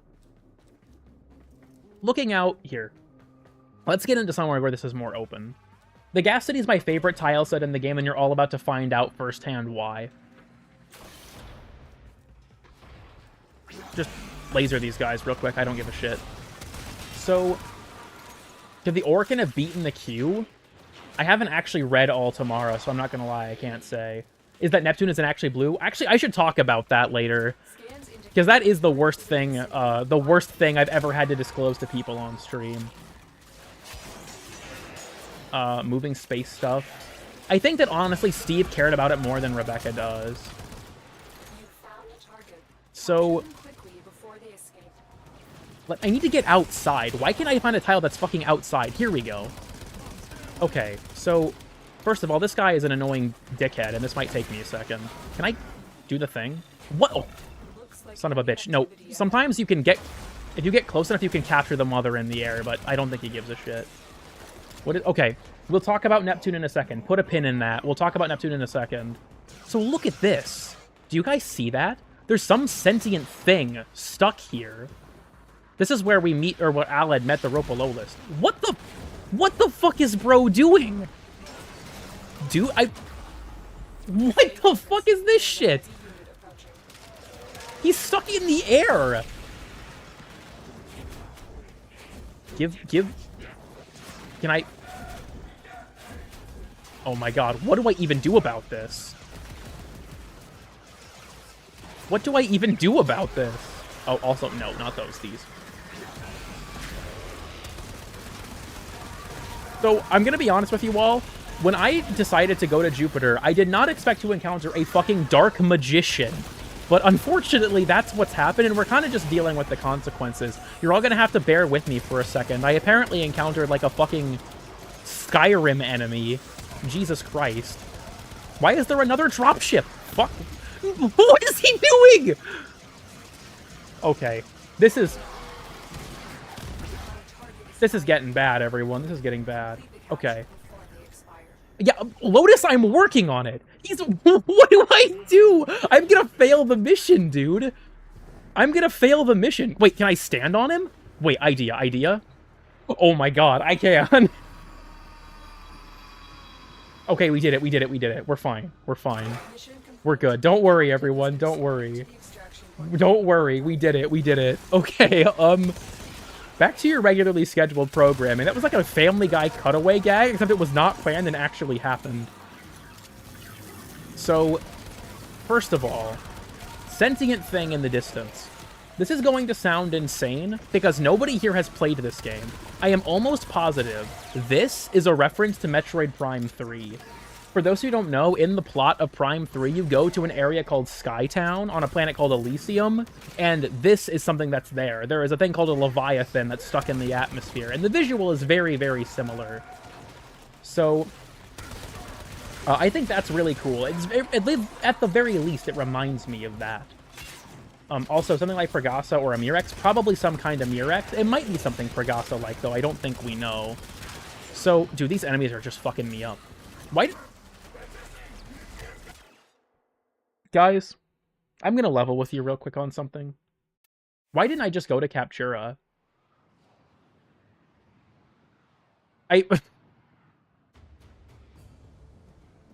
You know, we all make mistakes in the heat of passion. We all fuck up sometimes. It's fine.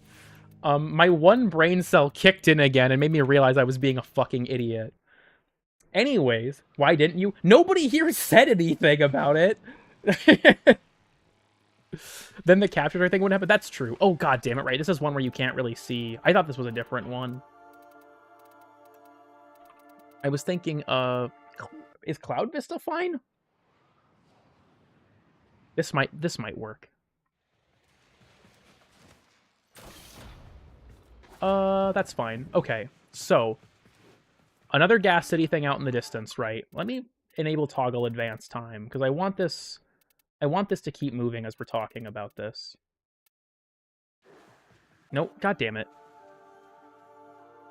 So we have, you know, this huge storm cloud over here and stuff like that. So cool.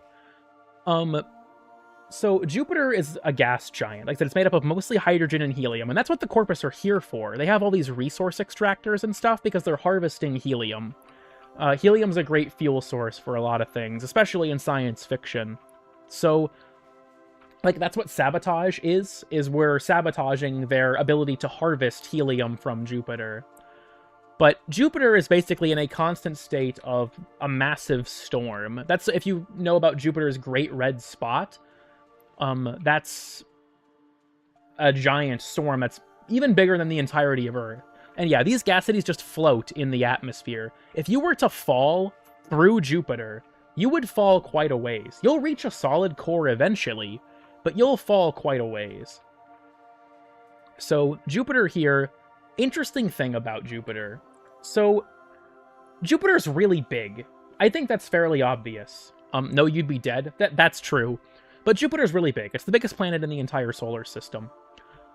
The thing is, we actually think that Jupiter might be a failed star. There are these things called brown dwarves. Brown dwarves are basically stars that never reach the point that they could activate. Because essentially you have to have enough pressure that they start to fuse, and then they, you know, turn into stars when they start fusing. And yeah, the density, I believe that's correct, would be so great, you couldn't realistically fall through it anymore. But Jupiter is effectively a failed star, and they're mining those resources that never turned into a star by being here. That's the purpose of the Corpus's expedition here, is to use it for valuable resources. So the sentient being here is kind of an incidental thing that happens, and then they're like, okay, well, we can, you know, Alad strikes a partnership with them, but the sun, we have Everly outscales Jupiter. So that's the thing. It's just a theory based on what we've observed from other objects. I don't think it's accepted as scientific fact. Another thing about this, if you look over at Jupiter, there's the Great Red Spot. You can see it there. I'm reasonably certain, at this point in time, it would be gone. Like, it's going away. Because it's a storm. It'll disappear eventually. We can also see here the 4 Galilean moons. Those are Europa, Callisto, Ganymede, and Io. They would never line up like this. This skybox is actually kind of stupid and it pisses me off. But it's cool you can see them all. So, Jupiter would need to be 5 times bigger in order to be a star. That makes sense, yeah. Like I said, it's one of those things where it's like Jupiter... I don't know. I'm honestly not super well read on the theory, I guess. So... And yeah, they're definitely floating for the gas cities. So, alright, the Neptune isn't blue thing.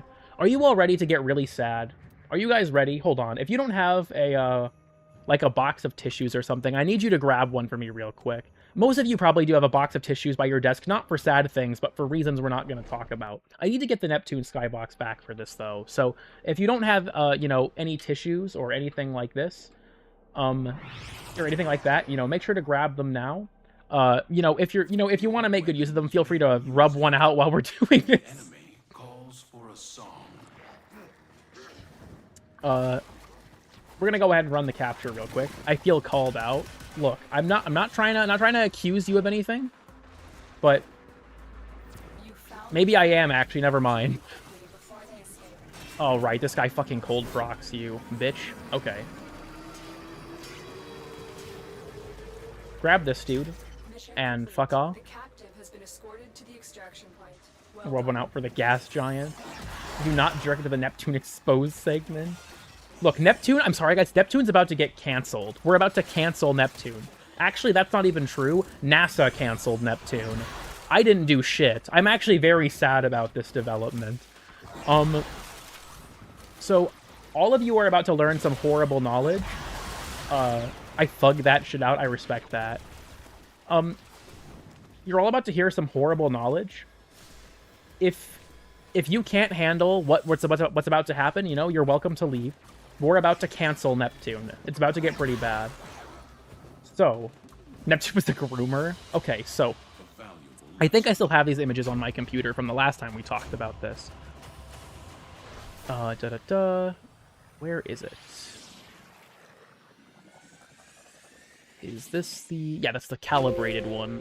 That was my computer, not yours. I don't know why it made that noise, but don't worry about it. Okay. So, most of you know Neptune as looking like this, right? It's very deep blue, and it makes sense from, like, a standpoint of, like, you know, it's named after the god of the sea and things like that. So, Neptune, most of you know it as looking like this. And let me grab the NASA image from back when. So this is what most of us probably know Neptune looking like, right? So here's the thing. This is an image from Voyager. Voyager was a long time ago. I think it was in the 80s. Neptune is really, really far away. Like, I think after Uranus, you can't see it with anything in the sky with the naked eye anymore. We didn't even actually see Neptune when we discovered it. We used math to calculate its position because we couldn't find it.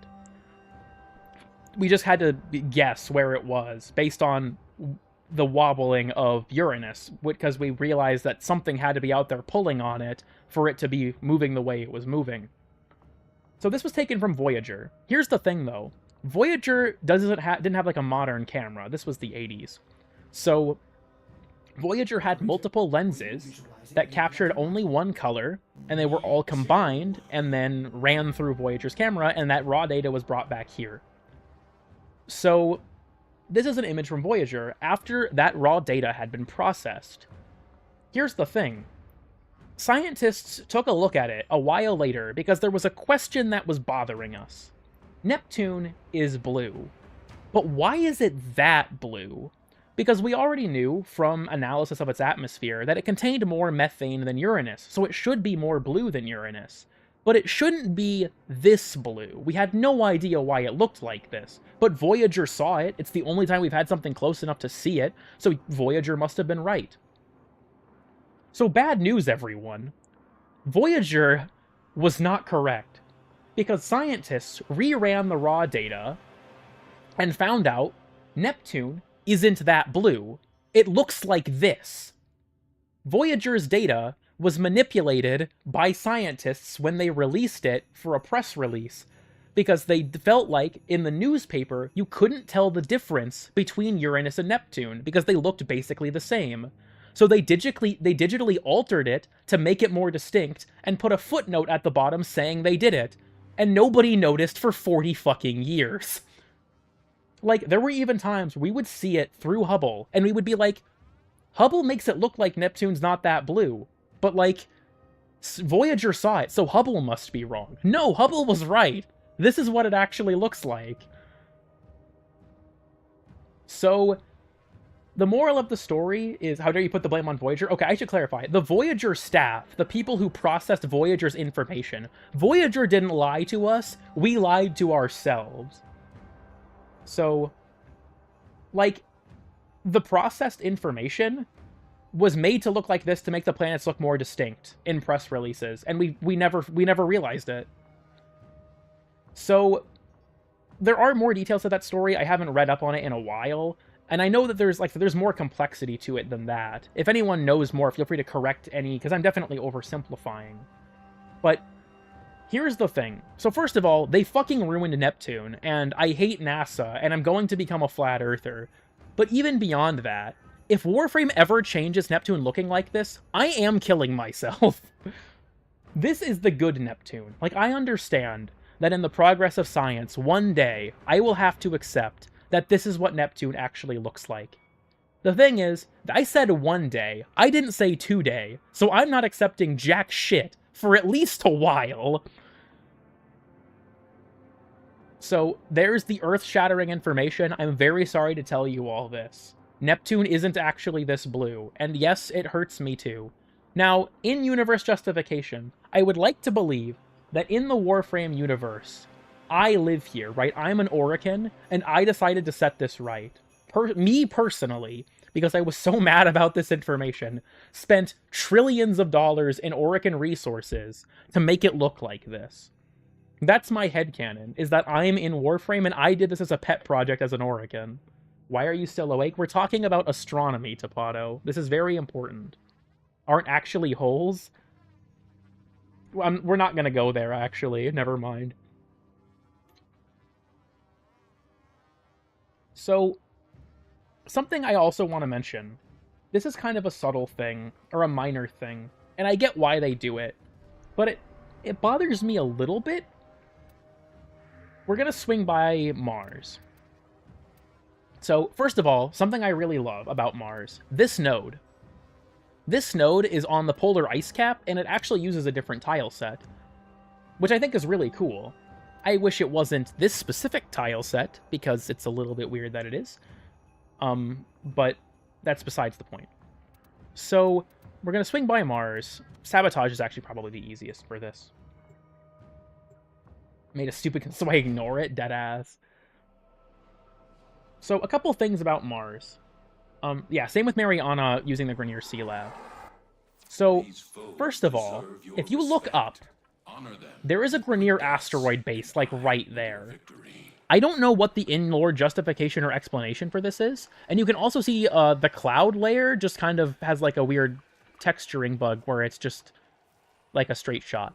But the Orokin seem to have done some work here, because Neptune, like, you hear that? This is a very subtle thing, but if you hear that wind, Neptune's atmosphere, or Neptune, Jesus Christ, Mars, its atmosphere is not good enough for stuff like this. Like, there are dust storms and stuff on Mars, but this sounds pretty violent. So, the Orokin must have done something to make the atmosphere stronger. Now, problem with that, Mars doesn't have a very strong magnetic field, which is what protects planets like ours from sun's cosmic radiation, which is why all of the water and, you know, atmosphere of Mars is gone, right? The solar wind stripped it because its magnetic field wasn't strong enough. Now, presumably, the Orokin have figured out a solution to that too. I don't fucking know. But, so Mars has had its atmosphere retrofitted. Like, for reference, if you were standing on Mars, the atmosphere is so thin that by your feet, it would be around 60 degrees Fahrenheit. By your head, it would be below negative 150. That's how thin the atmosphere is. It can hold virtually no heat. So, this thing bewilders me. I don't really know why that's there. But something I think is really cool about Mars is the Grenier are kind of carving out their operation in the canyons of a pre-existing colony. There was a group here called the Phobians. They're explained more in Sands of Inaros. Structures like this were built by the Phobians. They were a fairly primitive colony that lived here, and a lot of what the Grenier have done is, you know, move into their pre-existing infrastructure. It's kind of a miracle it even still exists, considering the fact that it's been here for presumably thousands of years. But, you know, there's this mash of Grenier technology and, you know, like the Phobian tombs and walls carved, you know, with their buildings and things like that. They also have these artillery cannons that are just shooting at one of their own structures. I don't fucking know what the point of that is. But how do Warframe survive? In theory, that's not what it's like in Warframe anymore. And yes, the Barrow people. Barrow was presumably a Phobian. So we'll move through here. Homophobian? True. They eat babies. Ice skin infant babies. Let me head over here. So, also, there's no day-night cycle on Mars in-game. There should be one, but there isn't. It's always been a very minor thing that's kind of upset me, but I don't feel like it matters. Originally on Phobos. Yeah, that's also part of why I feel like the Phobian label is a little confusing. But That's the reactor. Expose its core. Mars is just a planet-wise space Egypt. Maybe like space Sahara. Should it be a day-night cycle on all planets? Technically, yes, but some of them I feel like would probably just be like long enough that I don't think the developers would care to add them. I think it'd be awesome that every planet gets a day-night cycle, but it'll never happen. Okay, so make my way out of this mission. Or of the old tiles. That honestly could be a really cool opportunity to do that. Very good. We'll wait to load.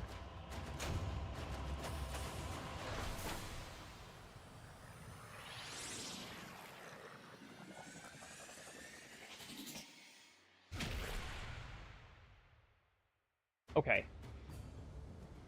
And calling all Asians Chinese, it's quite homophobian of you. True. So, there's something I want to talk about. This skybox is very pretty. You can see Phobos, you can see Deimos, you can see Mars, all's right in the world. But there's this big blue thing of, like, interstellar gas here. I don't know what's up with that. This is the thing I just kind of wanted to talk about. This is very pretty, but in real life, that's not what things look like And Warframe does this a lot. The Saturn skybox does this too, where there's just like you're inexplicably in this, you know, cloud of gas that is just kind of there, I guess. Using the Grenier Galleon spy bots, I actually agree with you. That would be really cool. But so we have Phobos, we have Deimos, we have Mars.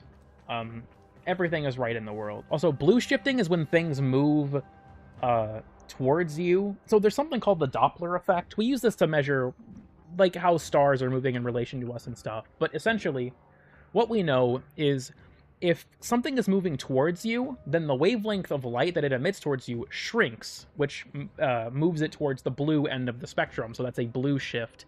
Whereas if it's moving away from you, the wavelength expands, and that's a red shift, because it moves towards the red end of the spectrum. So, a Grenier ship like the old one. So here's kind of a weird thing about that. Mars is very highly contested airspace, because Phobos is controlled by the Corpus. That's also why Gradavis is owned by the Corpus. It's their gateway to this area.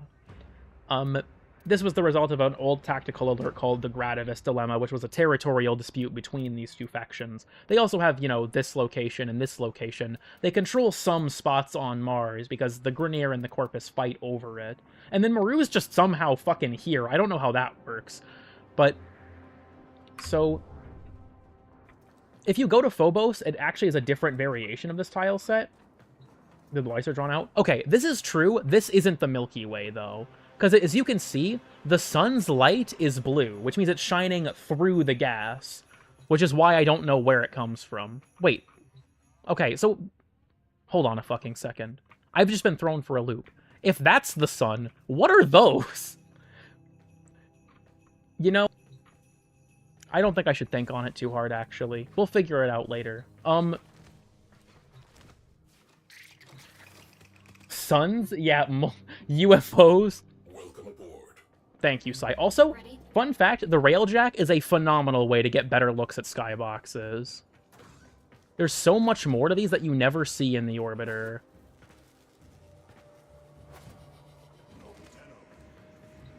Hey, everyone. Anyhow. Okay. I want to take a quick field trip to Saturn. A lot of people are probably just like, damn, when is this bitch going to end the stream? Eventually, trust me. Anyhow, we're going to take a quick field trip over to Saturn. At 6 o'clock in the morning. Did I mention I got 2 hours of sleep last night? Anyhow. Why are our phone forces shooting at us? Yeah, the artillery cannon shooting at them. So, first of all, this one also is incredible. There is a nebula over there. I keep locking on instead of zooming. Fuck off. Something I love about this skybox, because we have like there's some interstellar gas. I'm guessing, you know what, now that I think of it, that makes sense. So I've arrived at a conclusion you're about to hear me out on. So Saturn's rings are mostly ice.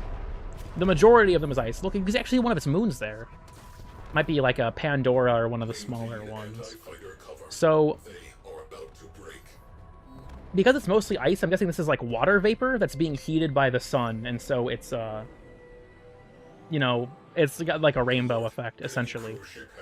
Saturn is a gas giant like Jupiter, and there's a lot of really pretty stuff here. So, all of these shining things are Saturn's moons. Saturn has the most moons of any celestial object in the solar system, and it's not even fucking close. I think it has more moons than every other planet combined. It's like 234. But just because it has a bunch of random moons, most of them are pretty small, right? It's not like you have like our moon orbiting Saturn 230 odd times, but there are bigger ones. So like over there in the distance is one of the bigger ones. The second largest moon, Rhea, is probably which one that one is, if I was to guess. However, the most well-known one is actually out here in the skybox, Titan. Titan's really cool because we don't have any fucking idea what's on it. It has a very thick atmosphere, which is very abnormal for a moon. This is not something you see often. We think, based on like emission spectra and stuff like that Titan might have a liquid methane ocean covering the entire surface of it. And we're planning a mission to go explore it and see what's on there. But for the time being, we don't really know for sure what it's like. Liquid Meth Ocean? Yes, true. So yeah, Destiny's interpretation of Titan does actually consider that fact with the new Pacific Arcology. I would just like to say, I would absolutely love for Titan to be a playable location, like how Europa is for Jupiter. I don't think it'll ever happen, but god damn it, I can wish. Also something about, this, I love that this is in the game. There are auroras on the poles of most of the gas giants, including Saturn here. We can't see them, but Saturn's poles are also hexagon-shaped. I can't remember the explanation for that. I think it had to do with something related to its magnetic field or something like that. But I feel like Saturn is one of those places. There's just a red thing over there, I guess. That the game also kind of underexplores. Also, yes, I have played Call of Duty Infinite Warfare. Campaign for that game was fantastic, by the way. Infinite Warfare did not deserve the shit it got. Infinite Warfare is also an interpretation of space that I absolutely love. But just, I don't know. Taking this all in, it's just like, damn. The game does nothing with this. You know what I mean? Like, I'm talking about all of this cool, crazy shit that exists in the solar system, and it just feels like the game doesn't give a shit. And it's kind of a bummer to me. Like, Titan out there, or whatever that other whatever that other moon is. Like, there is a moon of Saturn called Enceladus, which is a frozen moon, and it emits jets of water at its pole, its south pole, I think it is. So it actually is actively building material into Saturn's rings. Not that much, all things considered, but that thing's getting pretty close. There are also these things called shepherd moons, which are moons that kind of, like, guide the material rings into a particular shape. And they also often orbit each other with, what's it called? There's a particular term for it I can't think of. It's how Mercury orbits the sun, where it's like a ratio, where it's essentially how many times one orbits one before the other orbits it. I can't think of the term, but Enceladus is my favorite moon. That's a respectable opinion. So, we're just going to go ahead and dip from the Saturn skybox real quick.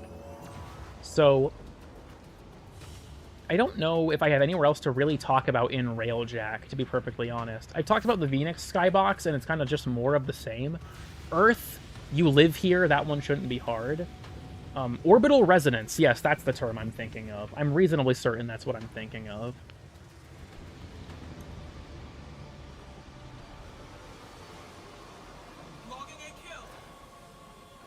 And that is enough. And that's a completely fair opinion. If this would... I actually have one... Do I live on Earth? I mean, I would assume you do.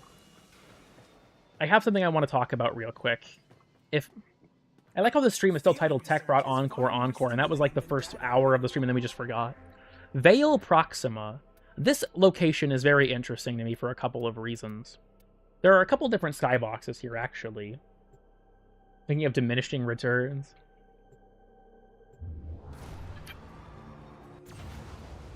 Doxing people in the chat live. Let's see which one of these I get.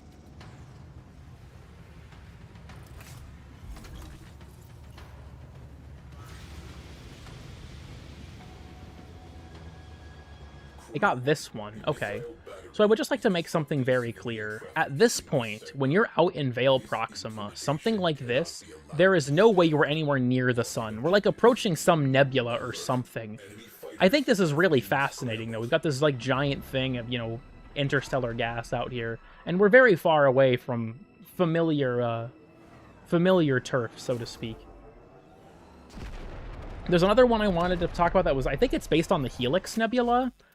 Maybe that's the one in the Corpus one. There are two different Grineer skyboxes, and I don't have any way to manipulate which one I get, but outside the Oort Cloud or within it, I can't say for sure. I would presume we're still within the bounds of the solar system somehow, but I can't say for sure where specifically. Do the Sentients camp out? They were amassing their army far away enough that we wouldn't realize they were doing it. That was their strategy.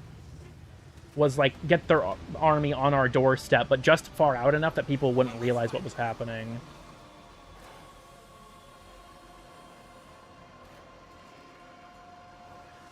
Okay, if this would load. Are they node dependent? Maybe they are, actually. I thought it was random. Let's go to, yeah, Calabash, sure.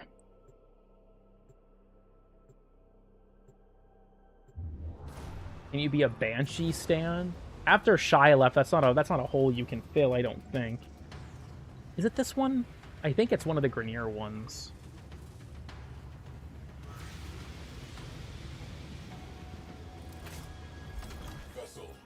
We have this, yeah, so this is something that I find very interesting. We have this big thing of interstellar gas that we're in, right?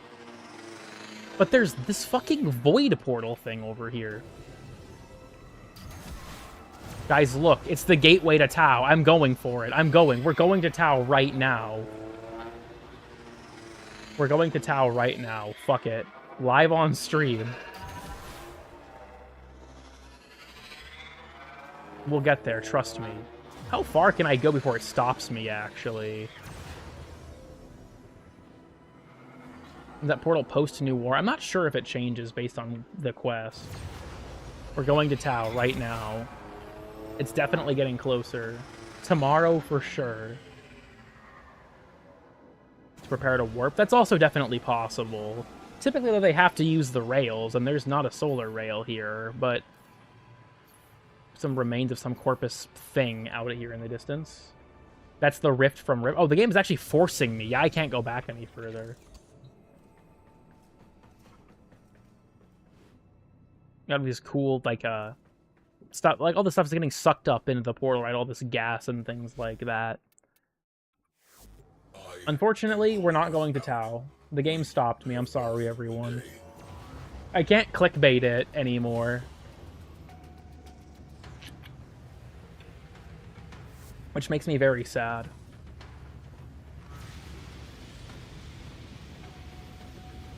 Okay. The moment you sign the EULA, yeah, it's in the EULA, you will not go to Tau. It's in the EULA, you can't do it, physically. Something with the Granum Void, that's definitely possible.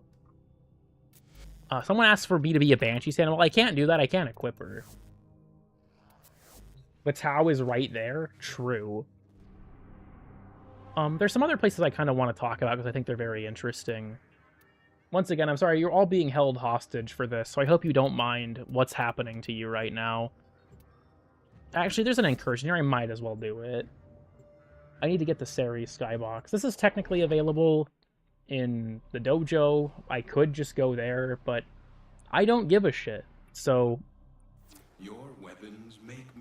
Ceres in Warframe, as a location, is an area where the Grenier scrap and build ships. So, like, in real life, Ceres is... Okay, let me back up for a second. So between Mars and Jupiter, there's this thing you might have heard of. It's called the Asteroid Belt. About what it sounds like. You have Captura. I know, but trust me, I need to do this for a specific reason. So, the Asteroid Belt contains Ceres. Ceres is a dwarf planet like Pluto is, and like Eris is, and what have you. It has no atmosphere like this, though. The atmosphere on Ceres, in Warframe, is from the emissions and pollution of the Grenier building and scrapping their ships. This is functionally acid rain, as far as I'm aware. They've taken this little rock and they've terraformed it to make it this giant... Like, think about that, right? This entire place is basically just one giant dwarf planet dedicated to building and scrapping ships. That's what they've done to it, essentially. And it's basically inhospitable now. But within the rocks and, you know, canyons of this area, they've carved out all this stuff. Also, the Aura Worm Easter egg only occasionally appears when you're loading into a Void Storm. A heavy unit? Is it a Prosecutor? Oh no, it is actually a Blitz Eximus. Why? I'm Banshee. What the fuck am I doing? Turn that guy shit off. Anyways. Hey buddy, I hope you don't mind if I... Yeah, we're good. I'm just gonna Void Dash away, I don't give a shit. Or Void Sling, sorry, I gotta get my terminology on lock. The captive has been escorted to the extraction point. Well done. Okay, so...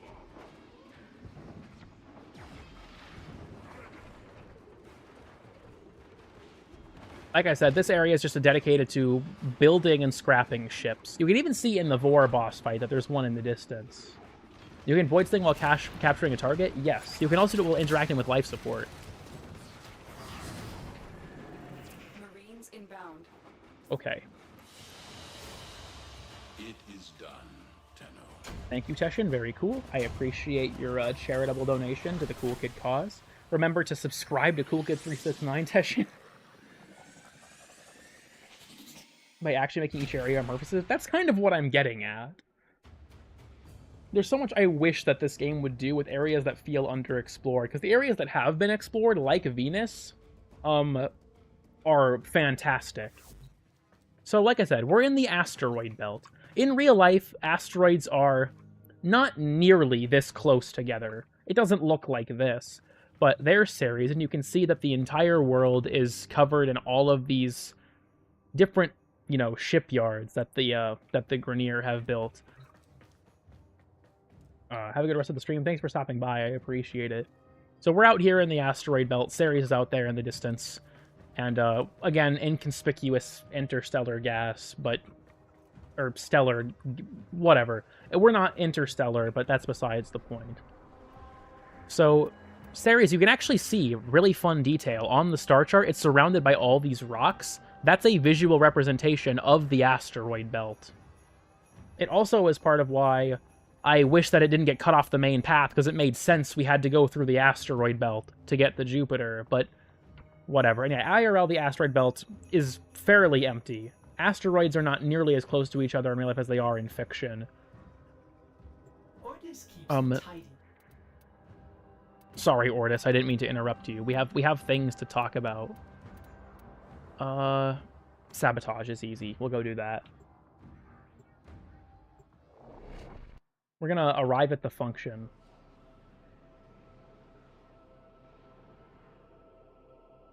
So, first thing about Europa, Jupiter is in the skybox, which makes perfect sense.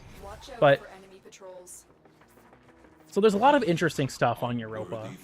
You have the landscape, which is, you know, nice and frozen, just like it is in real life. Europa, for those who don't know, is just covered in ice, and we think there might be a subsurface ocean that is massive beneath all the ice. But I'm taking damage because I don't have warm coat. So we have Jupiter out in the skybox, and then we also have the Baelor Fomorian and a Corpus Pillar fighting, because this was the where the genesis of the Civil War was. The sun is also really, really big, and it annoys the shit out of me. Like, the sun would not be this large when you're this far away from it, but that's besides the point.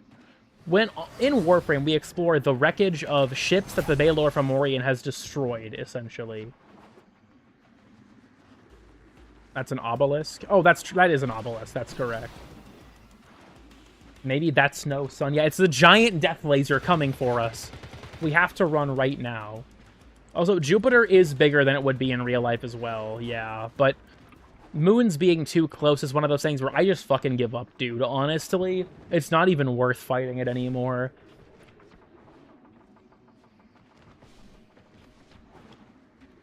So yeah, we're working our way through a crashed ship, and the Corpus's goal is basically just asset recovery. They're trying to get, like, recoup their losses on what was destroyed and, you know, ended up here. And then with the project to construct the Raptors, they were also trying to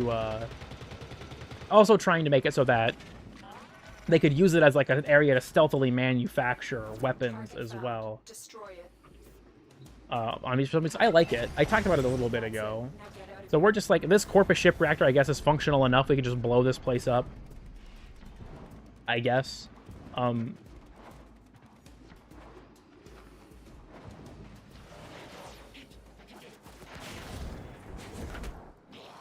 What the fuck? Anyways, they've been recouping for like a decade at this point? That's true, and who knows why.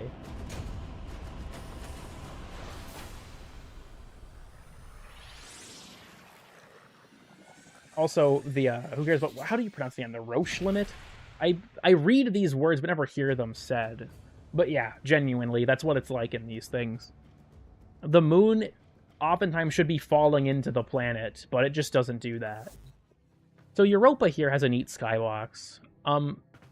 Jupiter does have a very thin ring system. I don't know what's up with this, because it wouldn't look like that. But we have Europa itself, and then some large rock we're just kind of inconspicuously next to. I wonder, actually, I've never looked at this. Can you find Jupiter anywhere in the skybox, or did they forget to put it anywhere? Meditation. It is difficult Also, this space, this is what space actually looks like in real life more so, right? It's more accurate. There's our big rock out in the distance. I don't know if I'd be able to even see if Jupiter is actually in this skybox, but I don't think it is. If it is, it's behind that, and we're not seeing it. High Rock. Yeah, the rock is here to accompany us as we journey to Europa. Okay. By what right do you judge us? And we shall answer. By what right? There is a... Oh, yeah, there is the window in the forge. Good point. I didn't even think about that. When in Cetus, do not drink the kombucha. You are capable of producing... Okay, so yeah, they just kind of forgot to include Jupiter in the Europa skybox. It's just not here, apparently. Well, that's a minor mistake. We lost to Jupiter. In the time that it took me to get here, we actually lost it. We don't know where it went. So I'm sorry about that, everyone. But Jupiter is gone, and I have no clue what's going to happen to it.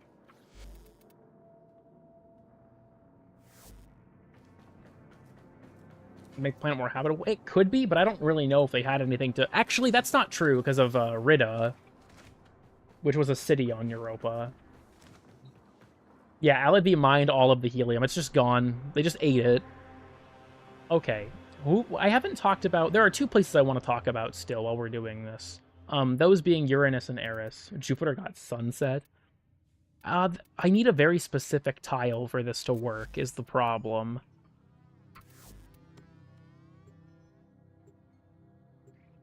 Because they made a change to the skybox on Uranus that I actually really don't like, because it messed with something important. The art of combat must be this is not the one I wanted. the canvas of war. Might be able to actually manipulate the game into giving it to me with Target located. a specific game mode. I have no galvanized stacks or anything, so we're just gonna do that. Let's change. Yeah, if I don't get the like a surface extract tile, I think I'm just gonna have to go to Ascension. I can't think. Also, no, I have never played Team Fortress 2. Titanfall 2 I have. Fall nowhere confirmed. I've been a space nerd for most of my life, so...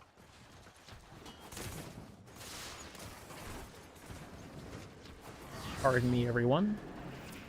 Unsubscribed. Shut up, Lotus. I don't give a shit. The skybox under the ocean is actually very different from the surface one. I am sensing some signal masking. It will take some time to decide. Also, nope, I've never played Team Fortress 2. Try Sabotage. Does that one consistently spawn you high up? Stay focused. There's a Like, down here you have... I think this is also really cool.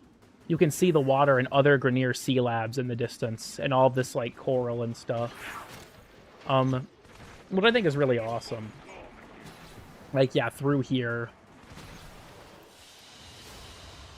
Very good. On Exterminate and Sabotage. Okay. I'll give a shot to Sabotage and Exterminate and see.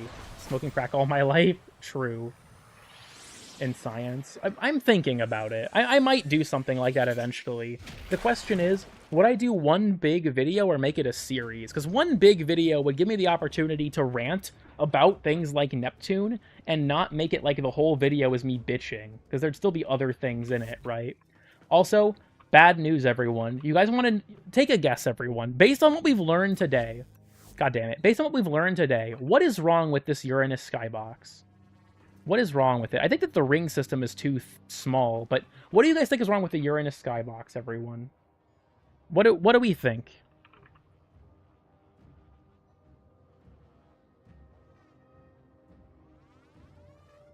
Let me get an image of this real quick for you all.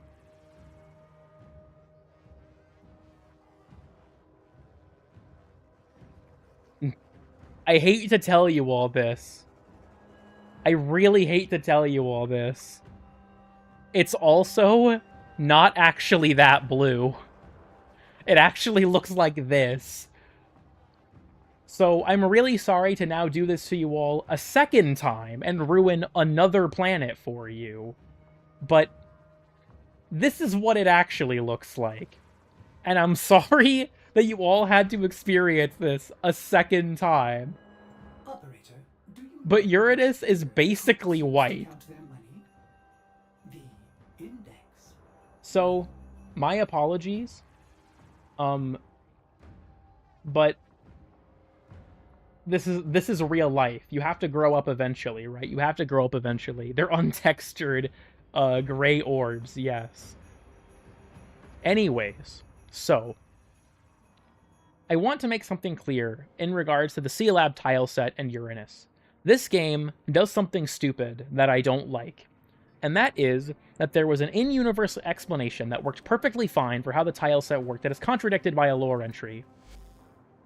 If you go to the Codex, and you go to Universe, and you go to Fragments, and you go to Cephalon, and you find your way to Uranus, it says in this fragment, deep below Uranus's oceanic surface. But this is bullshit. Uranus doesn't have an ocean on it.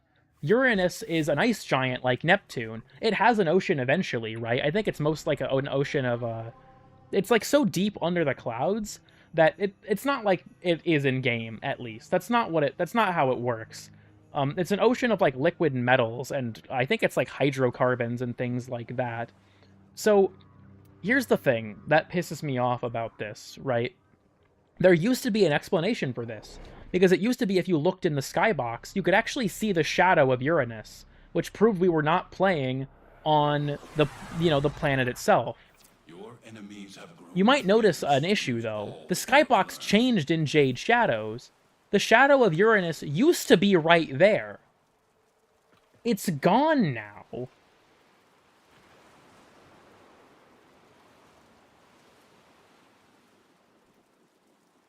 You can't see it. So because they made this change to the skybox and you can't see the shadow of Uranus anymore, I have no proof that it's stupid. They took everything from me. What's the green light? This appears after Jade Shadows.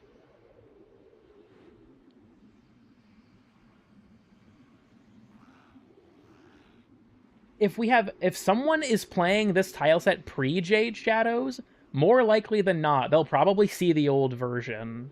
But is there a C-Lab Captura scene, actually? I don't think there is. Not one that's on the surface, at least. The Stalker Beacon? True. I don't think we have any Captura scenes that could take me where I want to go. Also, I do have spoiler mode on. Yep, it's only the centrifuge. Damn it. I don't think I've got anything to work with here.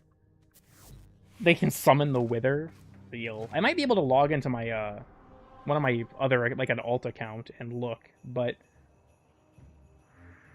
So, that miffs me. Also, you can I like this detail, too. Neptune's rings aren't here, but Uranus's rings, because it's tilted, do show up like they should. Neptune's are just missing, but... What the fuck ever. Last thing I want to talk about is Eris. I say last thing with air quotes. Pictures of the skybox is online? Maybe? Let me look, actually. I wonder if anyone has posted the,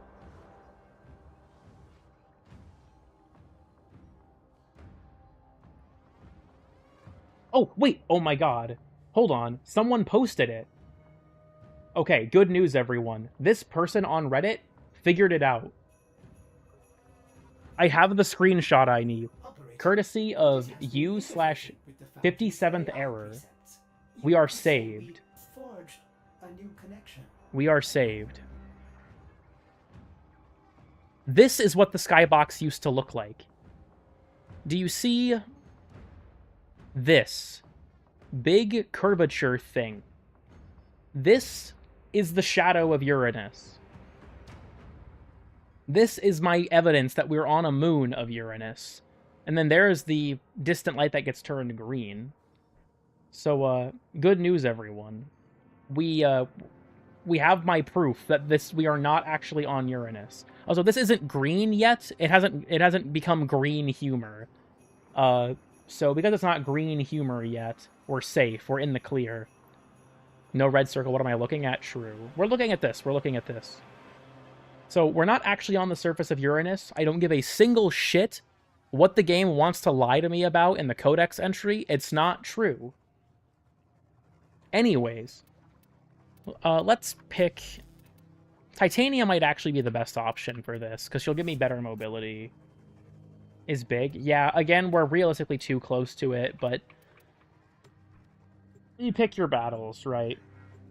Add a few arrows on a giant red circle. That's true. That's true. I should do that. I'm not going to, but I should. You see that in the distance? That's what's left of Eris. Eris is fucked up like Deimos. Honor them with quick deaths. It's not to the same extent because Deimos has been festering for centuries. Whether there be oceans on an asteroid? We're not on an asteroid, we're on a moon. And there are oceans on moons in real life. Like, I think it's, if memory serves, there's a good chance that, I think it's either Triton or Umbriel, one of those two moons of Uranus, is also theorized to have a subsurface ocean. Also, yes, Deimos is very small. We're considering reclassifying it as a dwarf moon, along with a few other objects. Why did I get the change of plans? You bitch. You bitch. You bitch. I'm finding the skybox. I don't care. I don't care. Where is the extract? I need to find the skybox. That's all I'm here for. I'm guessing I've got good instincts to guess so far. That's glass. Where's the thing I can blow up? There we go. Damn it. Not even the right way. On the star chart. That's the thing that's weird, is the game does that more than once. And also, not necessarily. I can explain, because the game is very loose with it. So, come on, I gotta find it. Okay, we should be able to see it. We should be able to see it. That is what is left of Eris. The infestation is literally eating this fucking planet. And not only that, well, dwarf planet. Eris's moon, Dysnomia, is also here, which is a cool detail. It's like... Can I help you? It's like Pluto, in that it's in a... It's also orbiting its moon. What the fuck do you want from me? What? Son of a bitch, dude. I'm just trying to look at the skybox, you motherfuckers. Oh my god, they're all runners, aren't they? Oh, that's no good.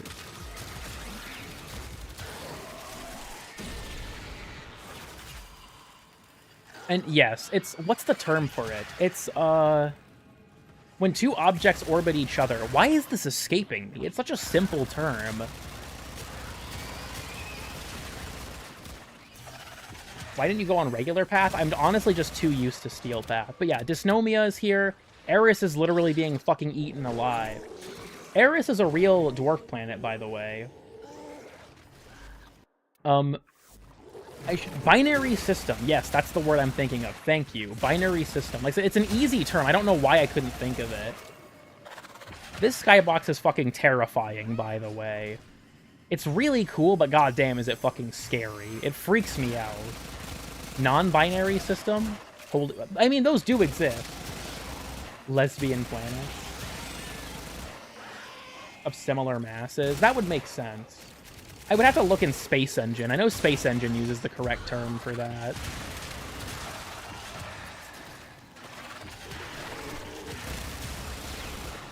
I don't want to go there. That's fair. So, okay. Malding, but it's fine.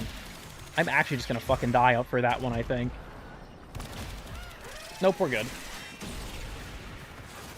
Would have been Eris. Yeah, Deimos was kind of a shock, honestly. Another successful mission. Find extraction. It's worse than the Flood. Yeah, it's fucking crazy what's going on here. Rhino Fortify on Pixia? I don't use it. Oh, wait, you mean Fortifier. I think Enervate is better for damage, that's why. Let me look.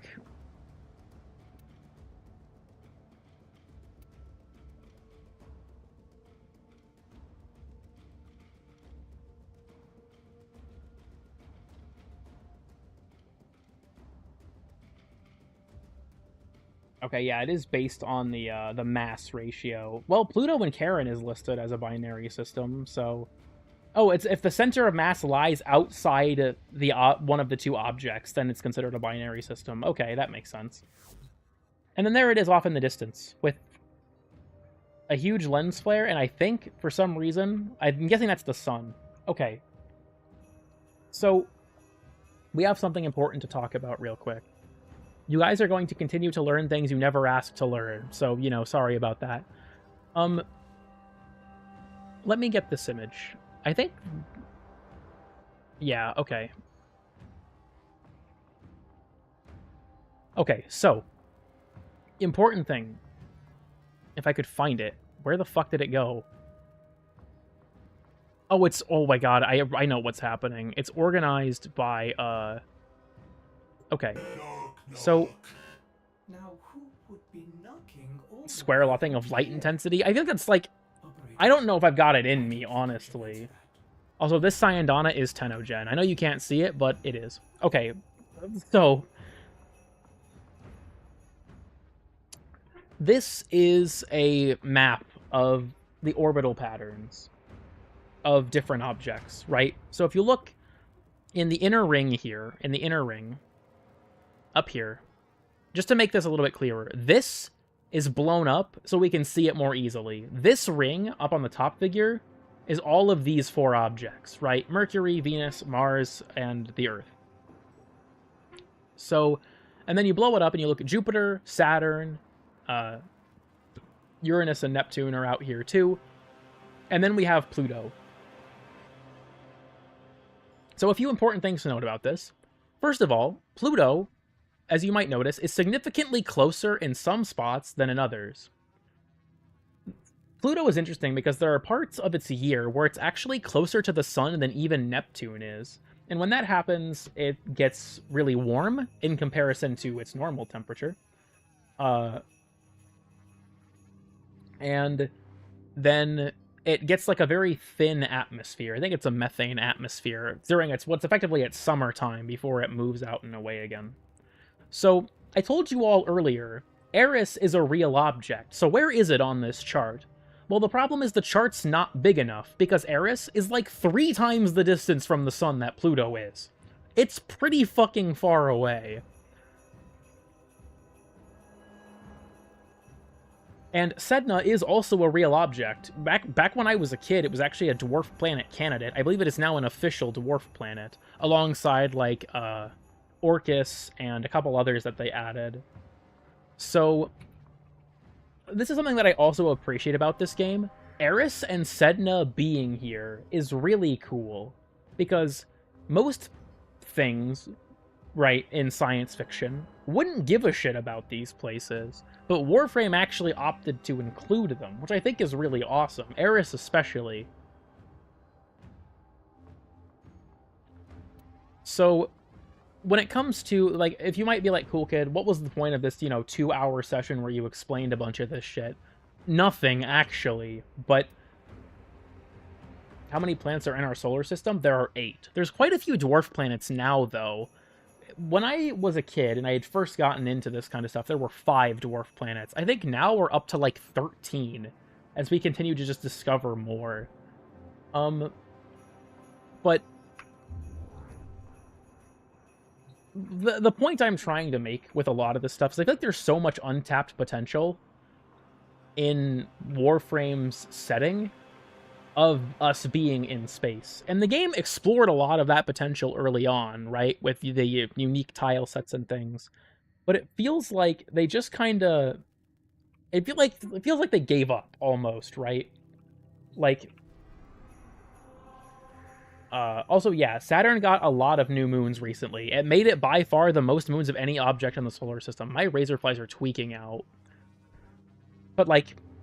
I just wish Neptune got something, Pluto got something, Sedna got something, Mercury got something. There are so many places that I wish were unique that aren't, and I'm just kind of sitting here like, damn. Like, there's so much potential. Or even for extensions of the star chart. Like, Europa's already here. Why not add a different moon? Why not add Titan, right? Why not add, I don't know, Triton? Why not add Umbriel?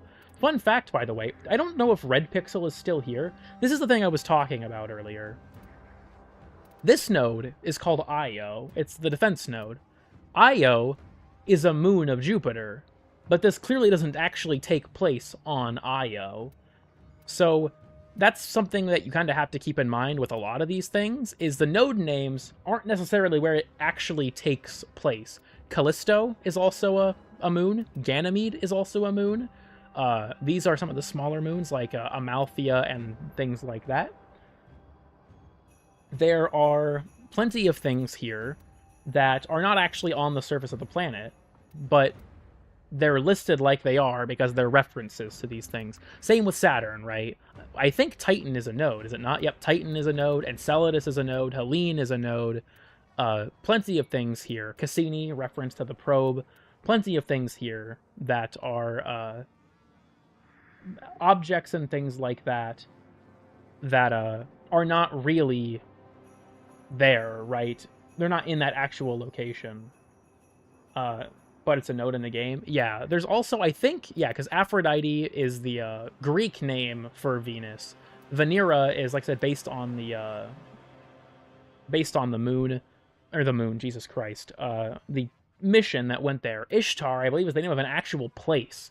Like, I believe there are areas named, like, Ishtar and Aphrodite and things like that that we've mapped on Venus as well. And yes, Earth did have a Lua node back in the day. There used to be a node called Lua until it became its own location. And a lot of these are named after, like, various scientists and mathematicians and things like that, right? Pavlov was a psychologist, I'm pretty sure. I don't know if we have anything on the moon named after him, to be honest with you. But that's besides the point. The point of all of this ranting is just, damn, this stuff is really fucking cool. Egyptian Aphrodite, okay, that makes sense. But this stuff's really cool, and there's so much cool stuff we could do with it. And I feel like we've moved away from that, and I get why, but at the same time, I'm still sad. One more thing before we go. One more thing I want to show. This is actually in the Saturn atmosphere. We can see the ring system. Saturn 6, this prison, was actually on Saturn. Which I think is really cool, but also, wouldn't this be a fucking awesome tile set? Wouldn't it be cool if we had a mission like Grenier Prison Break or something, and we actually went down into one of the prisons like Saturn 6? See way too much of the rings? I believe so. I'd have to look. There's been artist renditions and stuff, and as well, like, the cloud layer just kind of conveniently opens up where the rings are. Maybe we're just that high in the atmosphere, but... Already rescue Grenier dissidents? Kind of. I think there could be potential for it to be something else. Because you're thinking of defection, and that's true. That mission does already exist. But, hell, you could have a defection with a twist in one of these areas. But yeah, this is a very beautiful skybox. I wish it was used literally anywhere else in the game. 7 a.m. stream? Yeah, I got on the space rant again. Sorry, everyone. I don't know, there's so much cool stuff in this game, and like I said, with like Pluto and Karen and things like that, so much like interesting environmental storytelling that's never really elaborated on, and I want to know what it means. I want to keep exploring the space setting of this game, but it's just not what we're working with.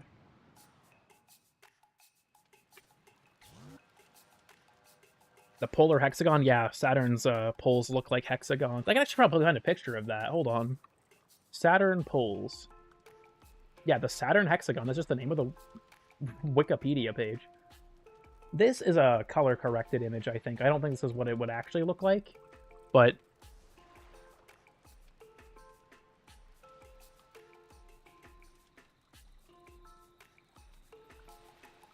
Grab this.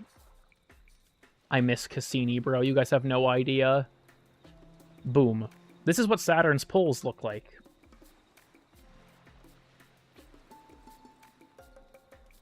Vaguely European city-state. I think Hulvania is great. I think the labs are great. I think the Zeraman's great. But I'm a space nerd, and I want more space in my space game. Now, for those of you wondering, why'd you go to the Dog Days scene? This is awesome. Let me toggle advanced time again. I just like the Milky Way rising that takes place on this area. The skybox here in general is honestly very pretty. There's Lua in the distance and all that stuff. Was the last true space update? I think, actually, yes. Railjack was the last true space update. After that, we kind of stopped caring about it. Well, not Railjack. Sisters of Parvos, I think. Or Call of the Tempestari, one of those two. But also for that, they would never return to touch up those things. They literally have, is the thing. We have tile set reworks. The Gas City is completely different from its launch. Earth was actually a tile set rework, the modern version of Earth, at least. The Corpus ships got reworked. Like, they've given us tile set overhauls. It's just stuff that never really happens. So I feel like, I don't know, like I said, there's so much in this game that I wish we would explore, and it makes me sad that we probably never will. I'm turning off depth of field. It won't even affect the skybox. Just annoying that I looked at that rock and it was fucking blurry. It's like I had my glasses off. 3 to 5 years ago, Sevagoth was 2021. So it would have been about 4 years ago now. And yeah, Tau is a solar system. It's based on a real-life star. I believe it's, what, Tau Ceti?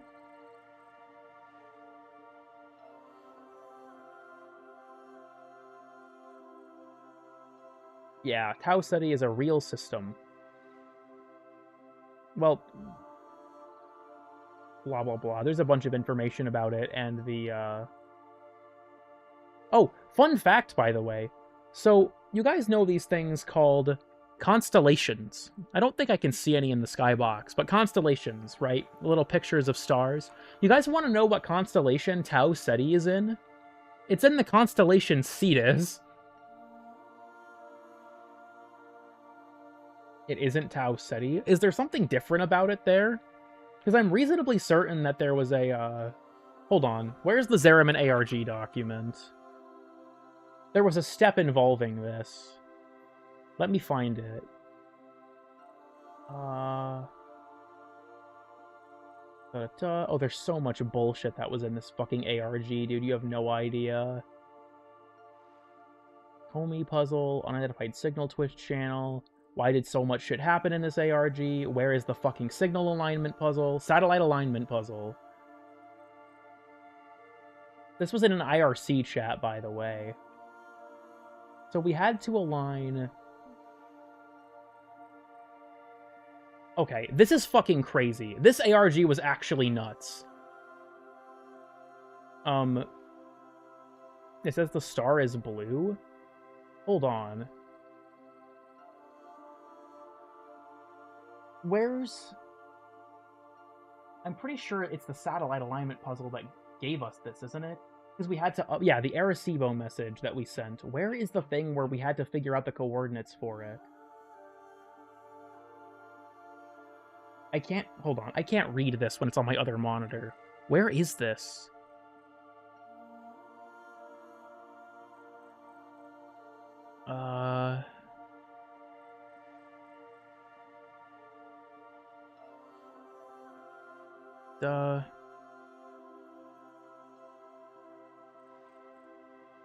Sorry, this is taking me a moment to find. This is going to be pretty boring for a second as I'm looking through the Zeraman ARG page. Because I'm pretty sure...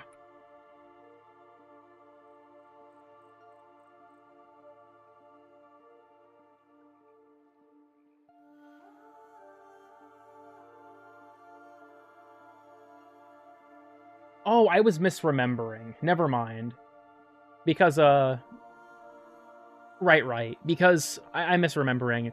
So this was a hint for the ARG. I thought that we were looking... So there was a part of the puzzle where you had to align a satellite and send, like, an Arecibo message that contained some basic information about the Zeraman mission. I thought that we had aligned it to...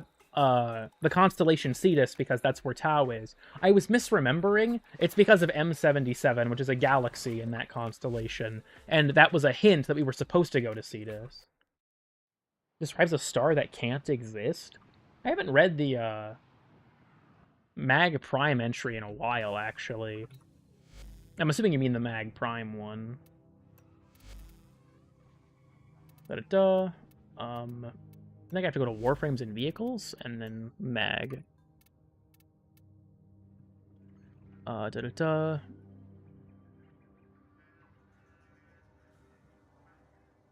I have to look through a little bit. Yeah, about the Tenno. Where's the part where the ship fucking blows up?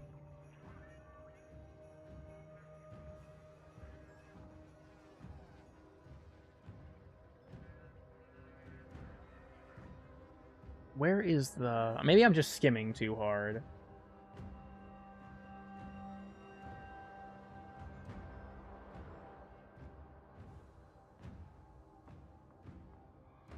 The alien blue star was dark and blinding. Yeah, the alien blue star was dark and blinding beyond us.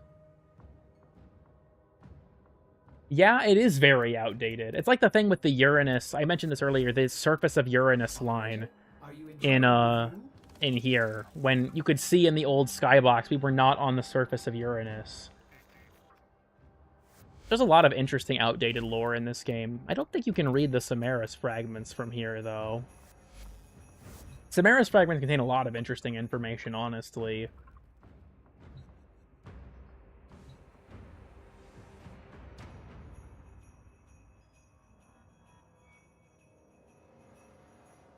Relates to the proto-frames. The proto-frames were experimented on using existing warframes, like batches. They were... Do they have a souvenir shop in Tau? Maybe. Because, yeah, Tau Ceti in real life is not a blue, not a blue star. Because, generally speaking, blue stars burn hotter and don't last as long as red stars, because they're higher energy and they burn through their fuel faster. Massive oversimplification, by the way. But... let me look. Tau, so what's the spectral classification for Tau Ceti? In the constellation Cetus, spectrally similar to the Sun. Okay, so it's similar to us, but it's only about 78% of the Sun's mass. Distance of just under 12 light years from the solar system. Relatively nearby star and the closest solitary G-class star. Well, there you go, I guess. Alien blue star? I guess they ended up in the wrong spot. Like, that's what the problem was for the DAX soldiers in that lore entry. They just were in the wrong place. Whoops, my bad, everyone.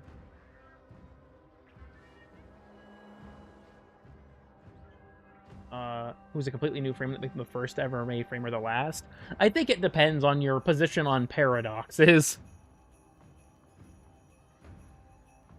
Corpus women are brainwashed into the Corpus religion. That I can't remember what the modern codex entry says. I can find it real quick, though, because we read all these on a previous stream. Yeah, this is for automated manufacturing and producing robots.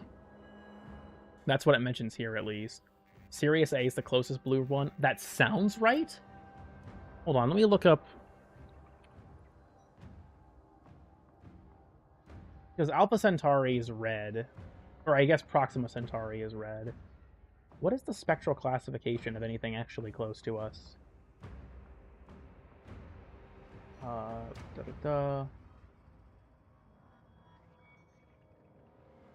This chart is something I could not even show on stream because I can hardly read it.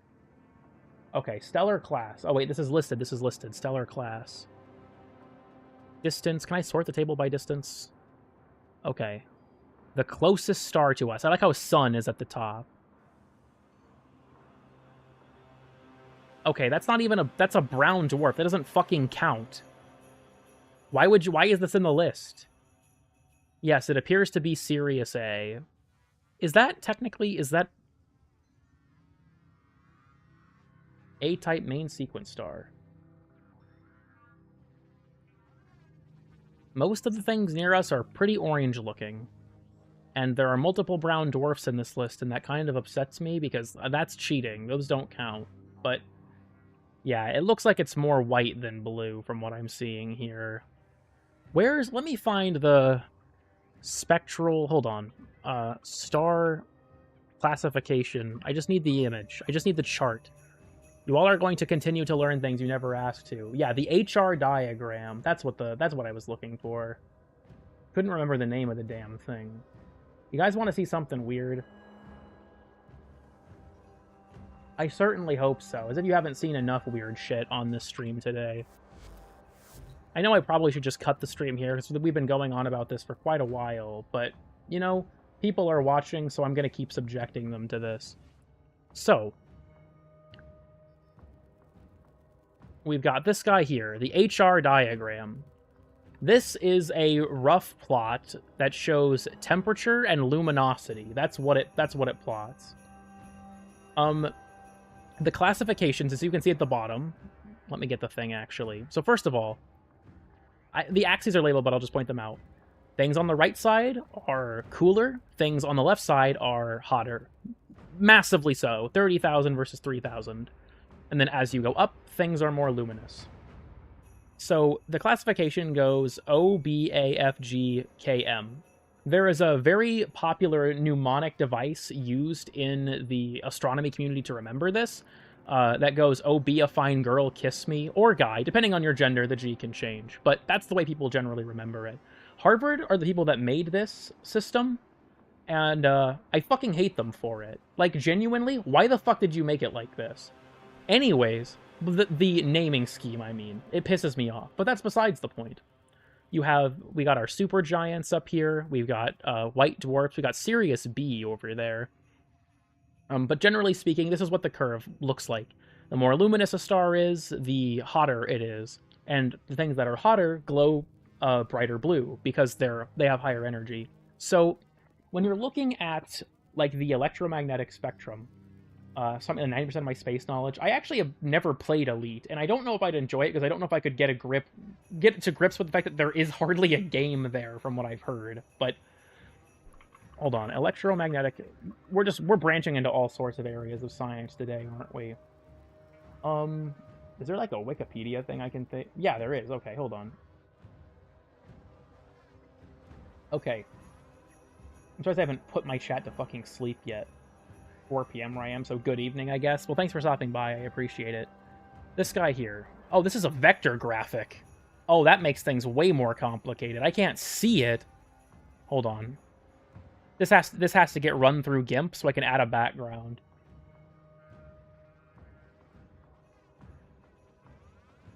I have to add a background image so it actually shows up. Put the SVG in here.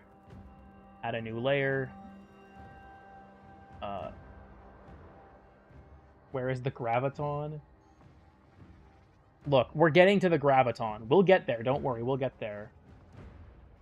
That's black, not white. Whoops. Okay, this is much easier to look at.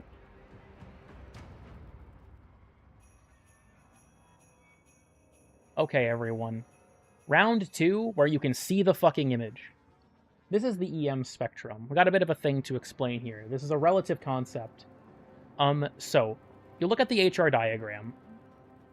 This is a fucking clusterfuck mess. I'm sorry. We gotta get the red arrow here, too. So, the EM spectrum. As you move across it, this is our range of visible light, but there's a lot more going on here. You have radio waves, which have really long wavelengths, and then you go to, you have your infrared, your visible, things like that. So what did I wake up to? Don't worry about it, dear. Anyways, so this is why things are more red or blue depending on their temperature, because they're emitting, lower or higher energy electromagnetic radiation. So if you look at, if you look at the stars here, these low temperature ones are more red because it's on that end of the spectrum. Well, these ones are more blue because they're more on that end of the spectrum. So that's why this has this sort of color gradient that looks like this. Actually, I just realized, if you guys look at this image, wait a second, I didn't even notice this. This HR diagram is actually coming in super clutch for this.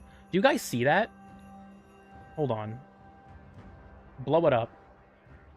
Tau Ceti is right there next to the sun.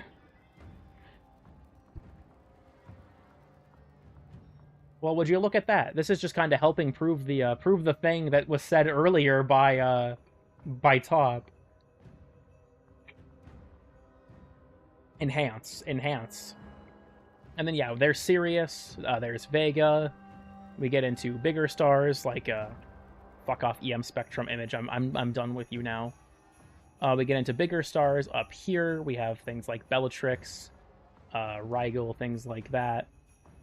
Beetlejuice, which might blow up sometime in our lifetime. We actually don't know. Pollux, Arcturus, Aldebaran. Where's Castor? I don't know what class it is. Altair, that's another one. Polaris. There's a lot of cool stuff on this chart. Because, look. Yeah, Proxima Centauri, a bunch of ones for Gliese. There's a lot of cool stuff on this chart. I like it very much.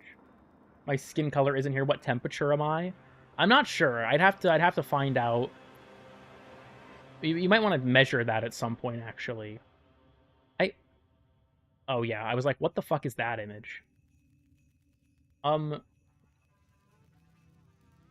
So yeah, that's a brief thing that has nothing to do with Warframe. It's just star science. Now I'm back to this. Cool. Look, I'm sorry that the stream has continued to go on with this crazy shit.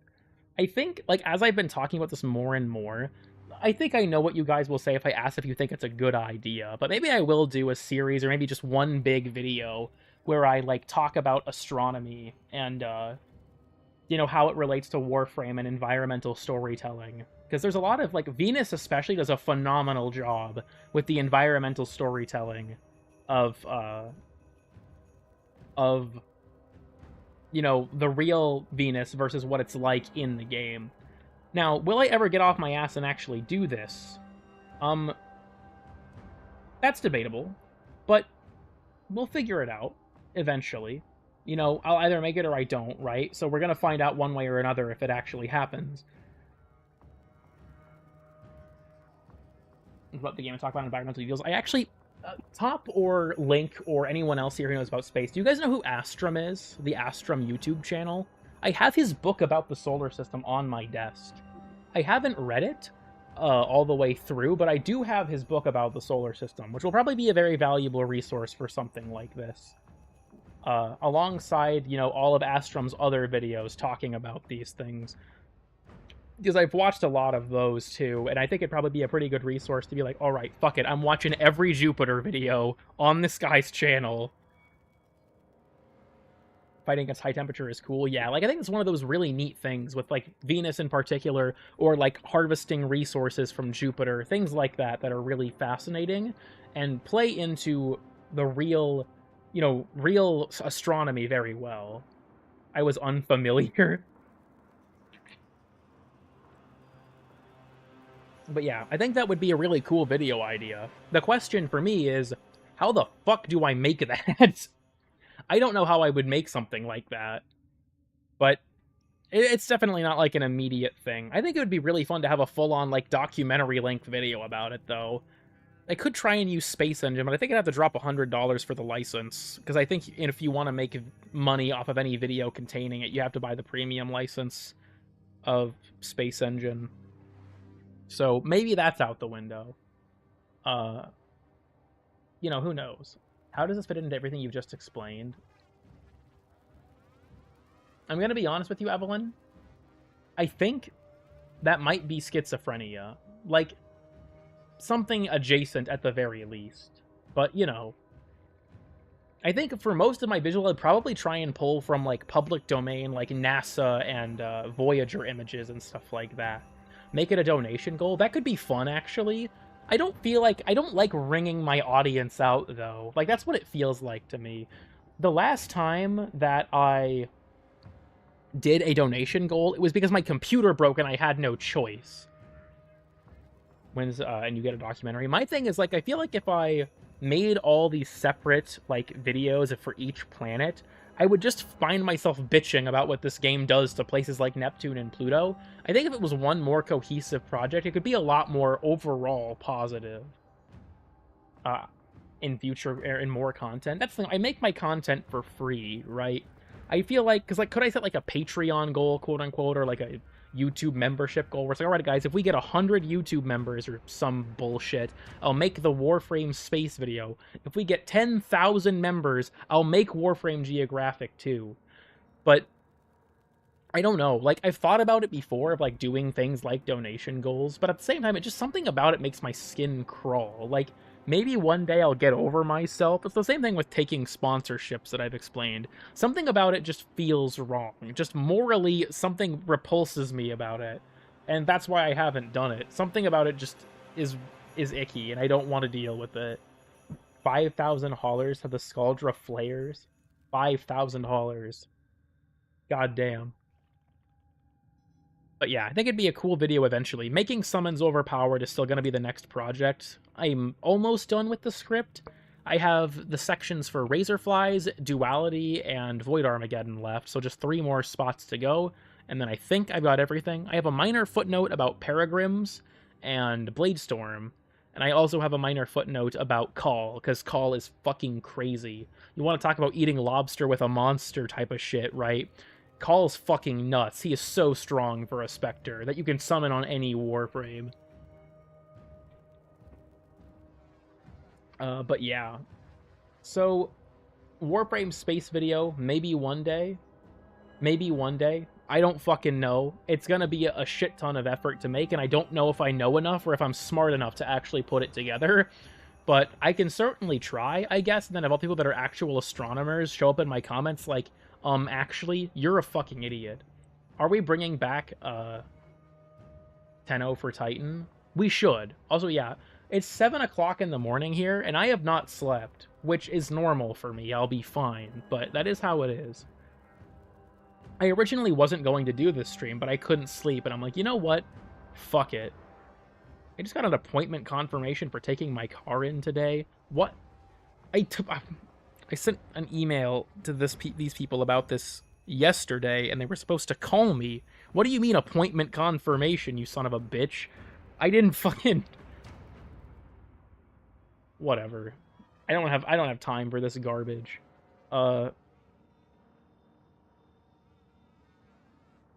Sounds about right for you guys. Also, it's not a scam. I did put in a request to have my car worked on today, and they never replied to me, so I assumed they just didn't receive it.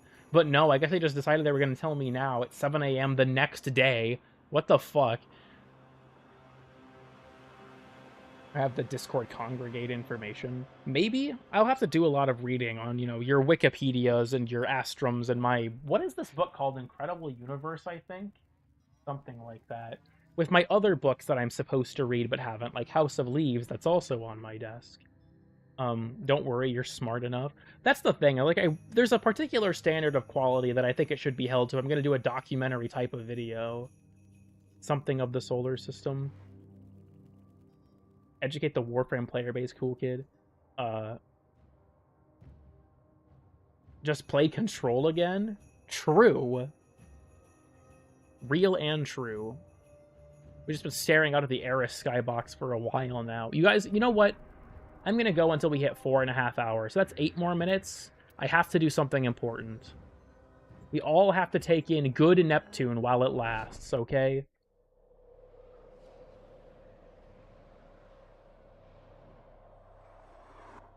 Then inspired by, the book was not inspired by My House. Other way around. My House was inspired by House of Leaves. To iron out certain details. I don't know any actual astronomers, though. And also, there's the element of the Warframe lore that they wouldn't know.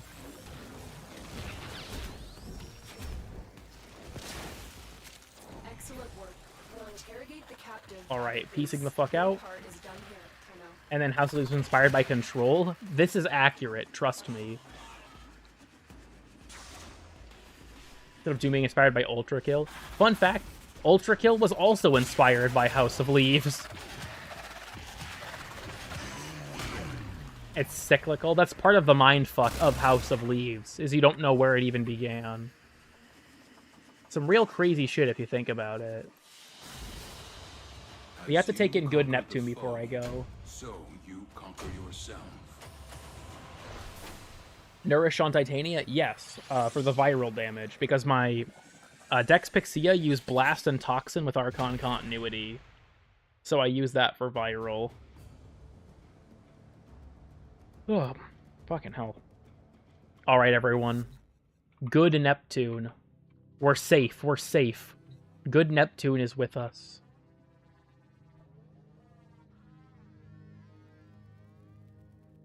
How is Ultra Kill inspired by House of Leaves? The level 7-S. 7-S is very much inspired by House of Leaves, and there's a lot of references to it in there. So, good. You know what? This will be our final certified lurker moment of the stream. Also, my arcane is Enervate, because Enervate is a flat crit chance buff like Avenger.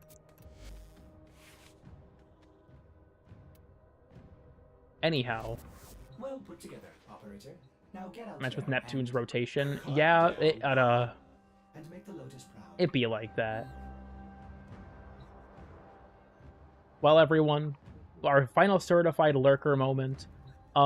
Before I go, just to make sure that you're here and that you're alive if you've been lurking and, you know, just kind of hanging out, if I could just have blue, just go ahead and type blue to let me know that you're here and that you're okay. We'll have a couple of blues before we leave. I'll always miss Blue Neptune. You guys have no idea what NASA took from me. It wasn't even NASA that recolored it, by the way. It was someone else. I'm just blaming them. Blueprint? Yeah, exactly. I'll always miss you, good Neptune.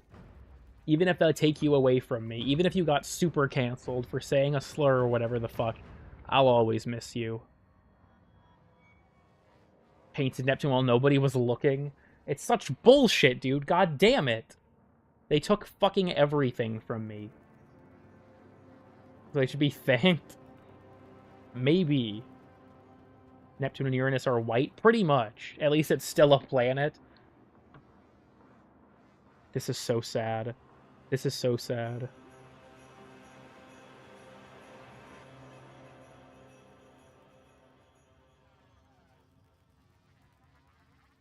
Weekly YouTube recap analytics.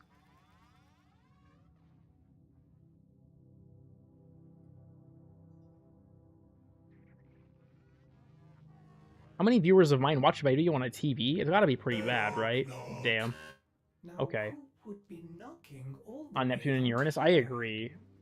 Operator, I don't think you should Is with answer its people. Honestly, I actually agree that Pluto being moved to being a dwarf planet actually made sense. It was either that or start classifying a bunch of other shit as planets, which just didn't seem right. Eternal landscape in space. That's an interesting opinion of yours, Evelyn, but one I will respectfully discard. Also, the Exalted series is currently on hold. I'll get back to it eventually, but it is currently on hold. Should have added more planets. We would be up so many planets. I think someone said on one of my last streams that there was apparently a brief period where kids were taught that Ceres was a planet in school before we reclassified it.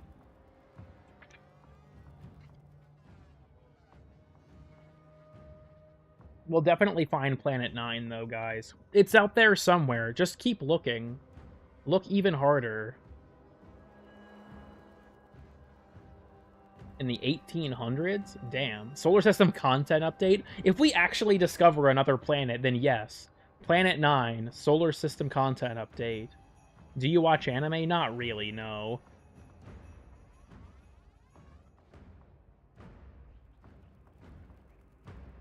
Just a week away? It's just like Tau, guys. Planet 9 tomorrow. Dude, imagine they actually discover solid evidence of Planet 9 tomorrow.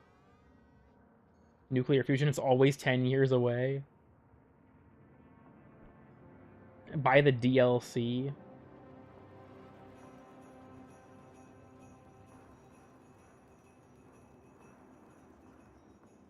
I be out here in situations. I be making discoveries and shit, okay?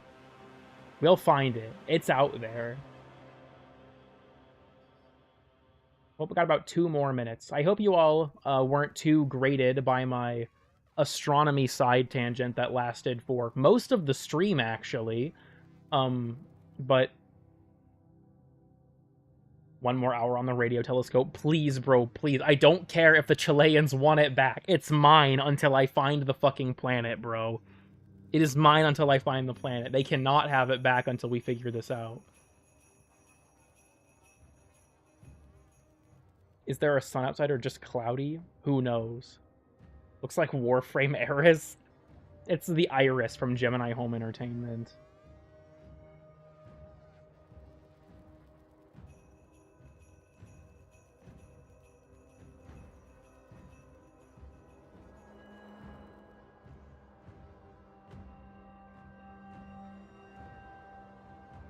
There is no sun. True. Kronos ate them all. Was the iris. It's like, alright, it's fucking over. Just the Death Star or some shit for the autistic tangent. You know, I appreciate that some people find me being a nerd about some stupid shit somewhat interesting. I think I'll have to take some notes and figure some stuff out, but I think I will do some kind of, like, Warframe and astronomy, like, lore, real-life tie-in discussion someday. We'll figure out a video for it or something, but I don't know when that will be. I have a thing to probe you all on real quick. Also, Zert, I'm taken, so sorry, but, fuck you. That was pretty mean. I respect you, Zert, but at the same time, you're from Belarus, and they have Pan Pushka there, actually. Never mind, you're cool. Just to confuse the matter? True. You and still find you interesting? Yeah, I feel like there's a lot of reading I'm going to have to do to make this video good. You know, reading the Wikipedia pages, reading the Astrum book, watching videos. But I think it would be a really cool piece of content, you know, to put out there for the wider Warframe community. Now, will people don't always carry romantic intent? Why? Okay, never mind. It's not worth digging into this any further. But I think it'd be really interesting. I just also kind of am like, I don't know if people would care to watch it, because it's inherently a very niche piece of content, you know what I mean? Like, would people watch a video like that? Like, you guys probably would, because you're still here. But it's like, would I want to put, you know, hours and hours of effort into a video nobody wants to see? That's always the thing. That's always the thing I gotta ask myself when making bullshit on my YouTube channel, right? That's always the question. So, making summons overpowered is the next thing on the horizon. I've said this several times. That's the thing I want to do next. But I've been kind of thinking what the project after it will be, because I'm not really sure. Where's Wally? He's reacting. You can see him in the corner. But the thing for after making someone's overpowered is, do I go for a small project or a big one? I think I'm gonna make another weird and obscure after it, probably. But then the question is, like, after that, what do I make? I had an idea for a video that I talked about a long time ago, and I guess you guys can give me your opinion if you want to see this or not. But I want to do a video called Warframe Weapon Modding Beginner to Master. The idea being that it's split up into sections, and each section explains some fundamental modding concept based on where the player probably is in the game at that point. So, like, Section 1 is you literally just started, and then Section 2 is, okay, you're earning weapons that have a status or crit slant. How do you build into those? And then, you know, Section 3 would be, like, different, more specific mods that you get from the star chart. Section 4 would be Steel Path and Arbitration level. And then Section 5 would be, Section 5 would basically be, like, beyond just the weapon and talk about, like, primers, heat inherit, more advanced mechanics like that. I think it would be a very valuable resource, for people to be able to access and see, like, you know, okay, how do these things work, and, like, learn the system. But I'm gonna be honest with you all, a full modding video like that would genuinely probably be, like, 3 fucking hours long. There's so much content I would just necessarily have to cover to explain what I'm talking about. Like, if I'm gonna tell you how a status weapon works, I'm gonna have to tell you what all the status effects do. And there's stuff like that that crops up multiple times, where it's just like, shit, I need to explain a larger concept for this to actually make sense. So that's where I'm kind of at with it. Like, that video would be massive, and if I missed anything in it, I would want to die. Because there is so much content there that would have to be made. But at the same time, I think that it would be really good for newer players, and even veteran players alike, to see, you know, why things work the way they work. That's the ultimate goal. Never see you for 8 months. And that's the thing, is it would take fucking forever to make. Give new ways of getting needed mods like element mods. I guess we'll have to see, right? One day I can hope we'll get more tile set reworks. If they rework the Corpus Outpost tile set, I am going to cry. It doesn't need it compared to the others.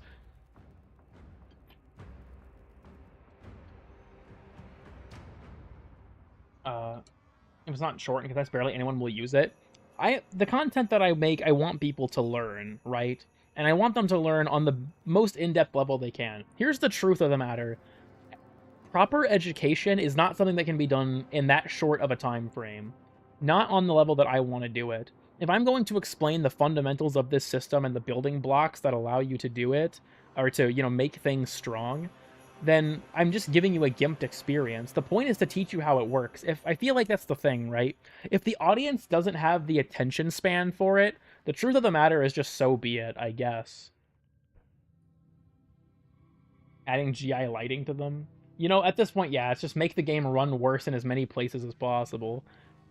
But I do want to do that video eventually.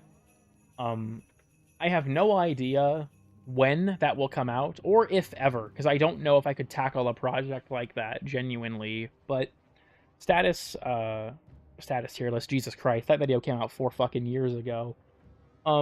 Making Summons Overpowered is next. I'm gonna finish writing it and ideally finish revising it today, and then I'm gonna get into recording it in chunks. So that's kind of my goal there. Why not do it as a series? I feel like doing it as a series would cause problems, and the reason for that is because there are foundational things that you need to know from previous sections to understand later ones. Like if I explain, for example, elemental mods being multiplicative with base damage, and then in a different section where I'm actually explaining status effects, and I explain how they consider elemental mods in their formula, it would be really important for you to know the thing from earlier, or you're probably not going to understand what the numbers on your screen mean. I feel like doing it in a series opens up a lot more potential for people to watch the parts out of order and then get mad at me because they don't know what I'm talking about. But I don't know. I'd love to make a video like that. I think it'd be a very valuable community resource, but I don't know if I should because it's going to be such a massive undertaking. But for the time being, the thing is making Summons Overpowered. That'll probably be like an 1.5 hour long video. I'm not even kidding. The script for it's already almost 30 fucking pages, which is longer than the original Overguard video. And then, you know, once that's finished, we'll kind of go from there, I guess. I think it'll be a great video. Like, I really have enjoyed all the testing I've done and messing with stuff for making Summons Overpowered, and I think that it'll be really cool. There's a lot of stuff people don't talk about that I don't even think people know that's in that video. And so I'm excited to see what people think of it once it's actually done. Maybe it'll get like 6 views and no one will give a shit. Hopefully the YouTube watch time can save me on that one. Save me, Susan Wojcicki. I don't think she's even the CEO of YouTube anymore. But good morning, welcome, Sci-Fi. You've joined at an odd time. I'm actually in the process of ending the stream. I've been dragging it out explaining my content ideas, but making Summons Overpowered, like I said, definitely next. Gonna be a long-ass video. No idea if it's going to, Didn't Susan fucking die? Didn't her son die? I thought that it was her son that died. Well, shit. Someone, we need real Super Earth Patriots to fact-check this claim. Is Susan Wojcicki dead? Because I thought it was her son that died. Then she did? Is this like a double whammy? What the fuck? Susan died within the last year? Hold on. Does it say was on the Wikipedia page?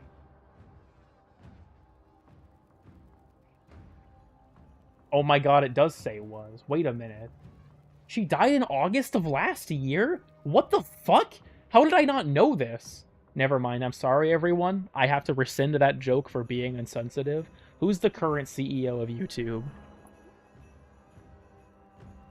Neil Mohan? Okay, that's not nearly as funny. Never mind, joke canceled.